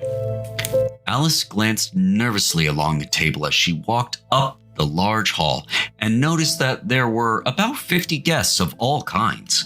Some were animals, some were birds, and there were even a few flowers among them. "I'm glad they've come without waiting to be asked," she thought. "I should never have known who were the right people to invite." There were 3 chairs at the head of the table. The Red and White Queens had already taken 2 of them, but the middle one was empty. Alice sat down in it, rather uncomfortable in the silence, and longing for someone to speak. At last, the Red Queen began. "You've missed the soup and fish," she said. "Put on the joint."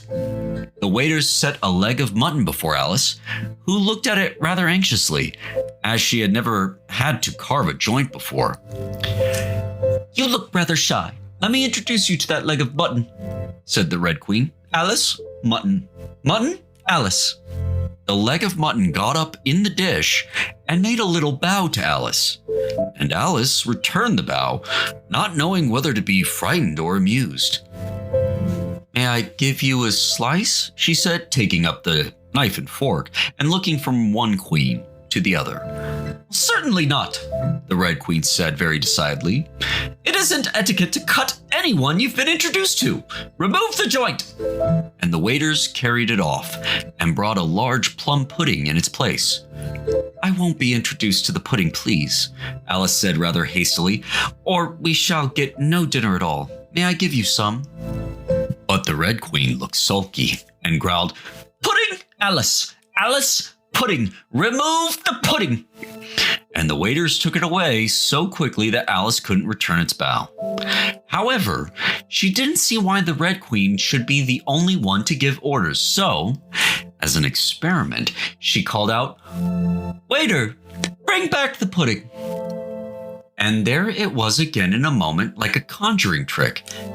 It was so large that she couldn't help feeling a little shy with it, as she had been with the mutton. However, she conquered her shyness by a great effort and cut a slice and handed it to the Red Queen. "What impertinence," said the pudding. "I wonder how you'd like it if I were to cut a slice out of you, you creature." It spoke with a thick, sooty sort of voice, and Alice hadn't a word to say in reply. She could only sit and look at it and gasp. "Make a remark," said the Queen. "It's ridiculous to leave all the conversation to the pudding." Do you know I've had such a quantity of poetry repeated to me today?" Alice began, a little frightened at finding that the moment she opened her lips, there was dead silence, and all eyes were fixed upon her. And it's a very curious thing, I think. Every poem was about fishes in some way. Do you know why they're so fond of fishes all about here? She spoke to the Red Queen, whose answer was a little wide of the mark. "As to fishes," she said very slowly and solemnly, putting her mouth close to Alice's ears, "Her White Majesty knows a lovely riddle, all in poetry, all about fishes. Shall she repeat it?" "Her Red Majesty's very kind to mention it," the White Queen murmured into Alice's other ear, in a voice like the cooing of a pigeon. "It would be such a treat. May I?" "Please do," Alice said very politely. The White Queen laughed with delight and stroked Alice's cheek. And she began, "First, the fish must be caught. That is easy. A baby, I think, could have caught it. Next, the fish must be bought. That is easy. A penny, I think, would have bought it. Now cook me the fish. That is easy, and I will not take more than a minute. Let it die in a dish. That is easy, because it is already in it. Bring it here, let me sup. It is easy to set such a dish on the table. Take the dish cover up. Ah, that is so hard that I fear I'm unable. For it holds like glue, holds the lid to the dish, while it lies in the middle, which is easiest to do. Undish cover the fish, or dish cover the riddle. Take a minute to think about it, and then guess," said the Red Queen. "Meanwhile, we'll drink your health. Queen Alice's health!" she screamed at the top of her voice, and all of the guests began drinking it directly, and very queerly they managed it. Some of them put their glasses upon their heads like extinguishers and drank all that trickled down their faces. Others upset the decanters and drank the wine as it ran off the edges of the table. And 3 of them, who looked like kangaroos, scrambled into the dish of roast mutton and began eagerly lapping up the gravy. "Just like pigs in a trough," thought Alice. "You ought to return the thanks in a neat speech," the Red Queen said, frowning at Alice as she spoke. "We must support you, you know," the White Queen whispered as Alice got up to do it, very obediently, but a little frightened. "Thank you very much," she whispered in reply, "but I can do quite well without." "That wouldn't be at all the thing," the Red Queen said very decidedly, so Alice tried to submit to it with a good grace. "And they did push so," she said afterwards when she was telling her sister the history of the feast. "You would have thought they wanted to squeeze me flat." In fact, it was rather difficult for her to keep in her place while she made her speech.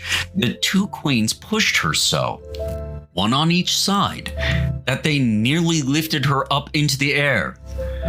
"I rise to return thanks," Alice began, and she really did rise as she spoke, several inches, but she got hold of the edge of the table and managed to pull herself down again. "Take care of yourself," screamed the White Queen, seizing Alice's hair with both hands. "Something's going to happen." And then, as Alice afterwards described it, all sorts of things happened in a moment. The candles all grew up to the ceiling, looking something like a bed of rushes with fireworks at the top. As to the bottles, they each took a pair of plates, which they hastily fitted on as wings, and so with forks for legs, went fluttering about in all directions.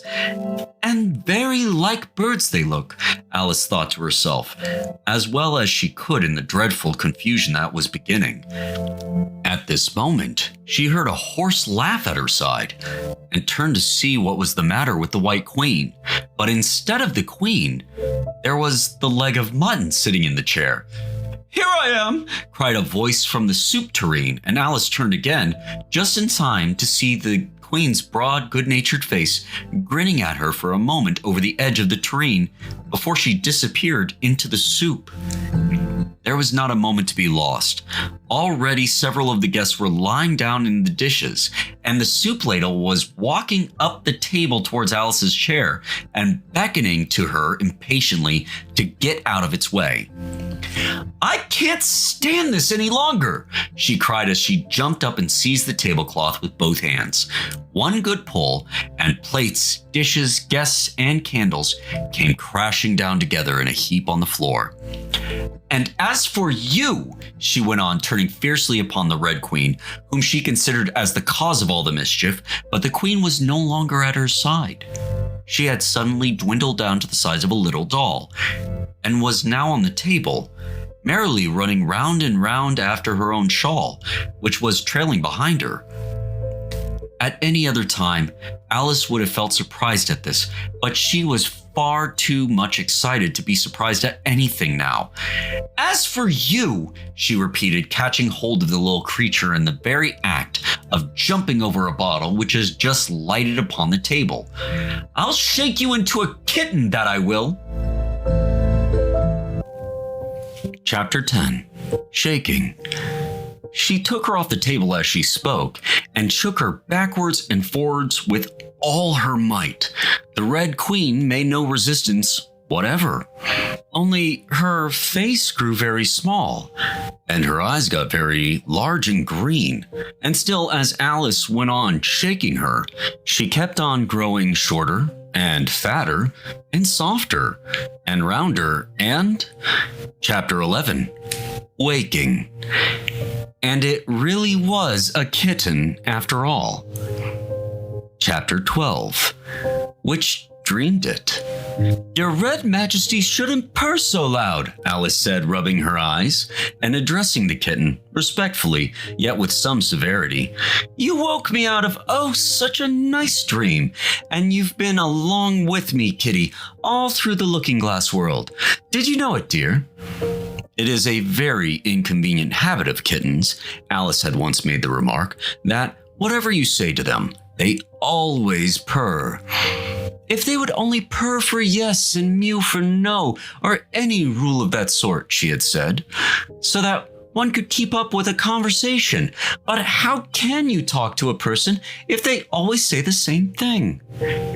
On this occasion, the kitten only purred, and it was impossible to guess whether it meant yes or no. So Alice hunted among the chessmen on the table till she had found the Red Queen. Then she went down on her knees on the hearthrug and put the kitten and the queen to look at each other. "Now, kitty," she cried, clapping her hands triumphantly, "confess that was what you turned into." But it wouldn't look at it, she said when she was explaining the thing afterwards to her sister. It turned away its head and pretended not to see it. But it looked a little ashamed of itself, so I think it must have been the Red Queen. "Sit up a little more stiffly, dear," Alice cried with a merry laugh, "and curtsy while you're thinking what to purr. It saves time, remember." And she caught it up and gave it one little kiss, just in honor of having been a Red Queen. "Snowdrop, my pet," she went on, looking over her shoulder at the white kitten, which was still patiently undergoing its toilet. "When will Dinah have finished with your White Majesty, I wonder? That must be the reason you were so untidy in my dream. Dinah, do you know that you're scrubbing a White Queen? Really, it's most disrespectful of you." "And what did Dinah turn to, I wonder?" she prattled on as she settled comfortably down, with one elbow in the rug and her chin in her hand, to watch the kittens. "Tell me, Dinah, did you turn to Humpty Dumpty?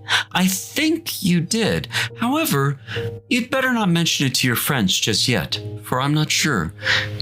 By the way, kitty, if only you'd been really with me in my dream, there was one thing you would have enjoyed. I had such a quantity of poetry said to me, all about fishes. Tomorrow morning, you shall have a real treat. All the time you're eating your breakfast, I'll repeat The Walrus and the Carpenter to you. And then you can make believe it's oysters, dear. Now, kitty, let's consider who it was that dreamed it all. This is a serious question, my dear, and you should not go on licking your paw like that, as if Dinah hadn't washed you this morning. You see, kitty, it must have been either me or the Red King. He was part of my dream, of course, but then I was part of his dream too. Was it the Red King, kitty? You were his wife, my dear, so you ought to know. Oh, kitty, do help settle it. I'm sure your paw can wait." But the provoking kitten only began on the other paw and pretended it hadn't heard the question. Which do you think it was? A boat beneath a sunny sky, lingering onward dreamily in an evening of July. Children three that nestle near, eager eye and willing ear, pleased a simple tale to hear. Long has paled that sunny sky, echoes fade and memories die, autumn frosts have slain July. Still she haunts me, phantom-wise, Alice moving under skies, never seen by waking eyes. Children yet, the tale to hear, eager eye and willing ear, lovingly shall nestle near. In a wonderland they lie, dreaming as the days go by, dreaming as the summers die. Ever drifting down the stream, lingering in the golden gleam. Life, what is it but a dream? I know tonight was a short tale, but I think it ended quite well. So, I hope you are both doing well. Beloved Una, beloved Donna. I really hope we can see you soon. Just remember that no matter what anyone says, no matter where you are or what you do or what you dream of or who you dream with, we love you, we miss you, and we can't wait to see you soon.